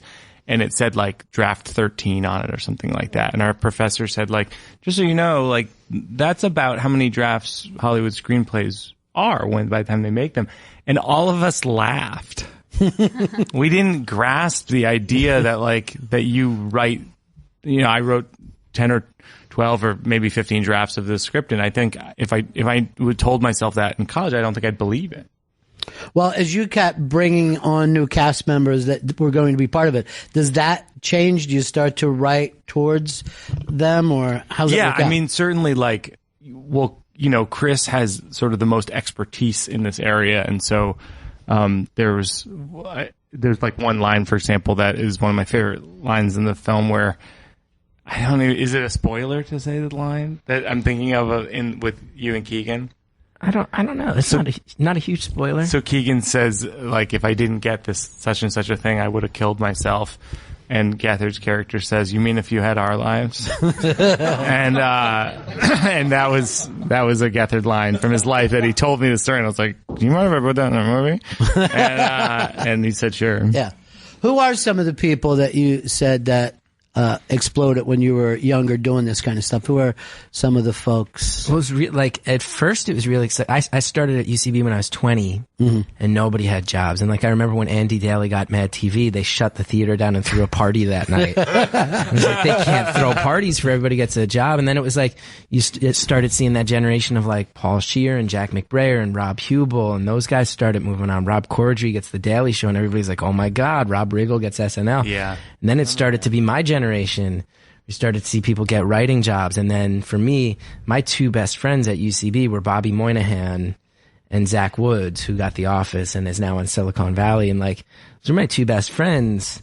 And it was I was so excited for them. But then it also gets to that point where you're like, oh, this is possible. This is possible for people at my exact level, except maybe apparently for me. And there's a lot of soul searching there, and that real nasty thing of being so excited and so supportive for my friends in a genuine way. That's one of the big things. Sometimes people have asked me, in the press for this movie, some people have been like, oh, this happened to you with Bobby Moynihan. It's well, not really, because Bobby remained one of my best friends. We leaned on each other. When I started getting opportunities, I could vent my stress to him. His first year on SNL, I was at his house a lot because he was just not going out much. He had to focus and more, and we were always so supportive, and it's not, it stresses me out to think that people think that about me and Bobby. But then when it really started getting stressful was when students who I'd taught in improv classes started getting, I had taught Aubrey Plaza in her level 3 class, and then I'm watching her on Parks. What's that? Is she in anything? No, but I would watch Parks and Rec, and then it would be on my DVR, because when it was on live, I was still teaching level 3 improv classes, you know, and it was just okay, I might have to really think about where my momentum has stopped and if I'm okay with that. And just like you said earlier, like if you had told me when I was 20 that my life might turn into like teaching improv classes and watching my students kill it, I would have been like, that sounds like the best. That sounds like so much better than a guy like me was supposed to get. And I was intellectually still aware that that was true, but I also had been hearing for years at UCB, like especially once Bobby and Zach moved on, it was like, you're next, man. You're going to be the next guy. And then it was probably solid 3 or 4 years before I got a shot. And then that shot didn't go well. And then I had to kind of get back in the trenches, and that's when I really started doing my own stuff and had to fight for that. Which is probably the best thing that could have happened to you. I don't regret any of it, although at the time I regretted all of it. Well, I think Bobby is a perfect thing because he fits into a certain SNL archetype. No matter how talented he is, you also saw that and you're like, okay, that's a guy that the show works for. I know a lot of funny people who got SNL and felt like they were in hell the entire time, couldn't wait to get off that show. But some people it works very well for. I know some of those people too. I know some of those. I know those people too. You two people tend to, for the sense I get from having had many friends work there, is they either tend to really, really love it and it becomes like a core part of their identity, or they feel like they're in a boot camp that never stops. Yeah. And I was watching Bobby like from the first night, and like if he was the third cop through the door, he was just ecstatic about it. You know, he's built for that job. Yeah. Well, we're talking about Don't Think Twice. It's going to be playing all over, not just over the country, but you guys are going to go out and meet people and teach improv. I've gone to about 16 or 17 cities at this point. I'll probably go to about 10 more. Now, for you, being your second film, did you direct it in a very different way? I did. Yeah. I mean, the biggest takeaway from the first one, I started making it after the directed Sleepwalk with Me. I started a running document on my desktop which said instructions for movie number 2, and I would write down, and it's like 4 pages long, and it would just be, I would write like, shoot more footage, like roll early, cut late, a lot of things having to do with like hiring people, like Elia Kazan has this great point in his book on directing about when you're hiring an actor, ask them what interests them about the project and don't lead them to the answer. And that I think is true of hiring anyone in a crew or cast or whatever. Because a lot of times I, as an improviser, I have the habit of just trying to like, just make it work with someone. Like I'm interviewing them. What do you like about it? And they're like, I like that it's a comedy and a drama. You know what I mean? Like I'm interrupting them and, but also with pathos, right? And they're like, yes, with pathos. I'm like, yes, good point. Yeah. And I have that flaw. And so I have to fight against that. Well, I think it's a totally different way now that you're doing this. Your first film was kind of an Albert Brooks film where, here, follow me with the camera, I'll perform it. But your character here is no more important than anybody else. No, as a matter of fact, he's less on screen than Keegan and Gillian. Keegan and Gillian are on screen the most, and their romantic relationship is seen through and everything. I wanted to actually, after Sleepwalk, I wanted to be in less scenes of the film. That was a big thing because I felt like I was in 100% of the scenes in Sleepwalk, and it nearly killed me. Plus, these guys, I just enjoy watching these guys more than I. That ended up being fun, but for you guys, having somebody who acts, improvises, how did that change the way you guys felt you were directed? In terms of working with Mike as a performer / writer, I think it's really valuable because when we got to rehearse the scenes before we started shooting, in addition to doing these improv workshops. It's great when the director is in the scene with you, because I think their experience of how something is working or not working is very different.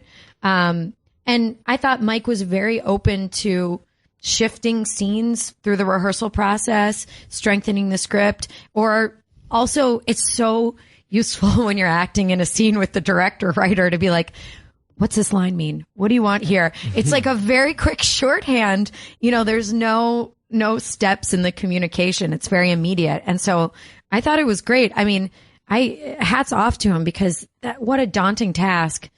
I've worked with a couple actor, writer, directors, and it looks so overwhelming to me because I'm exhausted at the end of the day acting, but they have to go home and think about the shot list for tomorrow and the location that fell through and the production design. You know, it just doesn't stop for 24 hours a day for the entire length of production. And I was lucky to have someone like Gillian who, like, we would rehearse a scene, for example. There's this scene where, like, we're all arguing in the street and we at this bar and we were rehearsing it like a couple weeks before, and she said, like, I don't think my character would go into the bar with you guys. And I was like, all right, well, let's try it. You know, we have the benefit of time. And we tried it without her going in. It was like, oh, that's much better. You know, that's much better than I conceived it in my head. And so to work with people who are really smart is like this, it's a real gift. And I think that we're very, I mean, we were talking about this a little bit yesterday with Keegan. Like, I feel like we're all very lucky to have found each other in this certain sense where there's a, you know, Craig Mazin on the Script Notes podcast once said this thing about film, which is that versus TV, which is TV is sort of a chemistry experiment where it's like every week or every season you can change elements and try different things. And film is like a biology experiment. You throw this actor in, this cinematographer, this director, and you see what happens. And it might be bad and it might be good. And and there's nothing you can do about it. Edit, baby. Yeah. And with this, we got, you know, I tried to make the script great, but ultimately I got lucky with these guys. It is amazing that way too, that it comes down to a certain amount of luck no matter who you get. Like sometimes you know that every movie had to be made with positive intentions. Oh yeah, you look at all the trailers you see, you go, they got that actor and that actor and that actor, and it sucks. It's amazing. I was going to say too, with Mike directing, I think like it has this meta layer where it's like directing a movie about artists who are struggling as artists, who are played by other artists who have struggled as artists. Like if it was just someone who from the outside was going, no, it would go like this, I think that there would be a little bit of like an engineered or overwritten tone to that. But the fact that Mike has been there and was in the trenches with us and kind of constructed the whole rehearsal process for us to do it together, kind of felt like we could always, I think, trust him and know like he's got our backs. And even with like, it's weird because the whole thing is about like this shifting status amongst these 6 people in this group, and some people are excelling, and then inherently on a movie set, the director has a little bit more status than everybody else. And I even felt like after we were done shooting and, you know, like take a couple weeks and process it, I started laughing because like, at least with me, Mike's notes giving style, he'd like kind of walk over to me after a take and just quietly be like, how's your wife doing? I haven't seen you guys in a while. And I'd be like, oh, good. You guys up to anything? And I'd be like, yeah, we're thinking about maybe like going up to the Catskills like after we shoot. And then he'd be like, cool, like this next take, it would help a lot if you could maybe just like buckle down and like keep it a little like quieter and less emotional. So what town in the Catskills? And he would just kind of like make everything conversational and friendship based. And it went a long way towards like keeping it where he was right in the rhythm with the rest of us. It does, you know, one of the things that you don't do in the movie is explain why you do things to the audience. Like the commune has these little rituals, and there's no point to go, this is why we do these rituals. I touch the bear. Yeah, I do this, I do that. Yeah. I was thinking that somebody who felt like, oh, the audience isn't going to get this, or the audience isn't hip to it, will do that. I love the scenes where you're watching SNL, which is just the way a lot of performers watch it in terms of bitterly. Yes. Like, look at this shit. This is, these guys are getting paid big money for this. But one of my favorite things is just showing that intro to SNL where everybody is turning around to see the camera, because everyone in New York at one time, if you're in a bar, you just turn around like you're on SNL. It's one of the funniest things. We do? Yeah. You come out of the subway, hey, there's a camera here. This is great.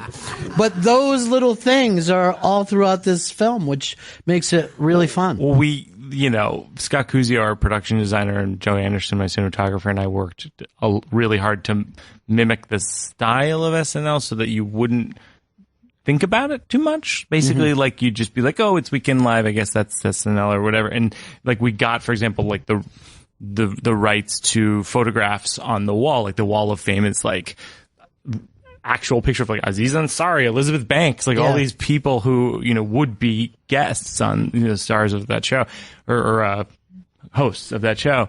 And so that, and, you know, people are like, how did you get inside the head of the show? I'm like, it's a pretty well documented show. There's like 19 books about it and like 6 documentaries. And at the time that we were working on the production design, there was a museum exhibit a few blocks from here in Midtown, like on 36th Street of it was a replica of the SNL stage. So we're like, let's go to the museum. That's how ubiquitous the self-documentation of the show is. There is a replica of the set 10 blocks from the set. That museum was on the same block as where my TV show shot this year. So every day I'd walk to work to go to my struggling unknown TV show and have to walk past a giant mural for SNL on my way to work. Yeah. Well, and Lorna's probably as close as we have to a mythical figure. You know, this is the way people thought about old studio heads in the 1930s or 40s. People do impressions of him now that have never met him, just impressions based on other people's impressions. And you do have that thing of him or a guy representing him in the film, and it's this way of trying to please someone that you have no idea what pleases them. You know, no one really knows for sure what he's looking for. Yeah. I mean, well, here's what I was thinking of. We're talking about all the people working for that, and he just picked Pete Davidson a couple years ago, who doesn't do impressions, who had no acting experience, you know, a young stand-up, and everybody went, what the hell do I got to do now, you know, to be on this show? It's amazing. Yeah, I mean, it's nice when you're casting a show to have it be that no one says no when you ask them to be on the show.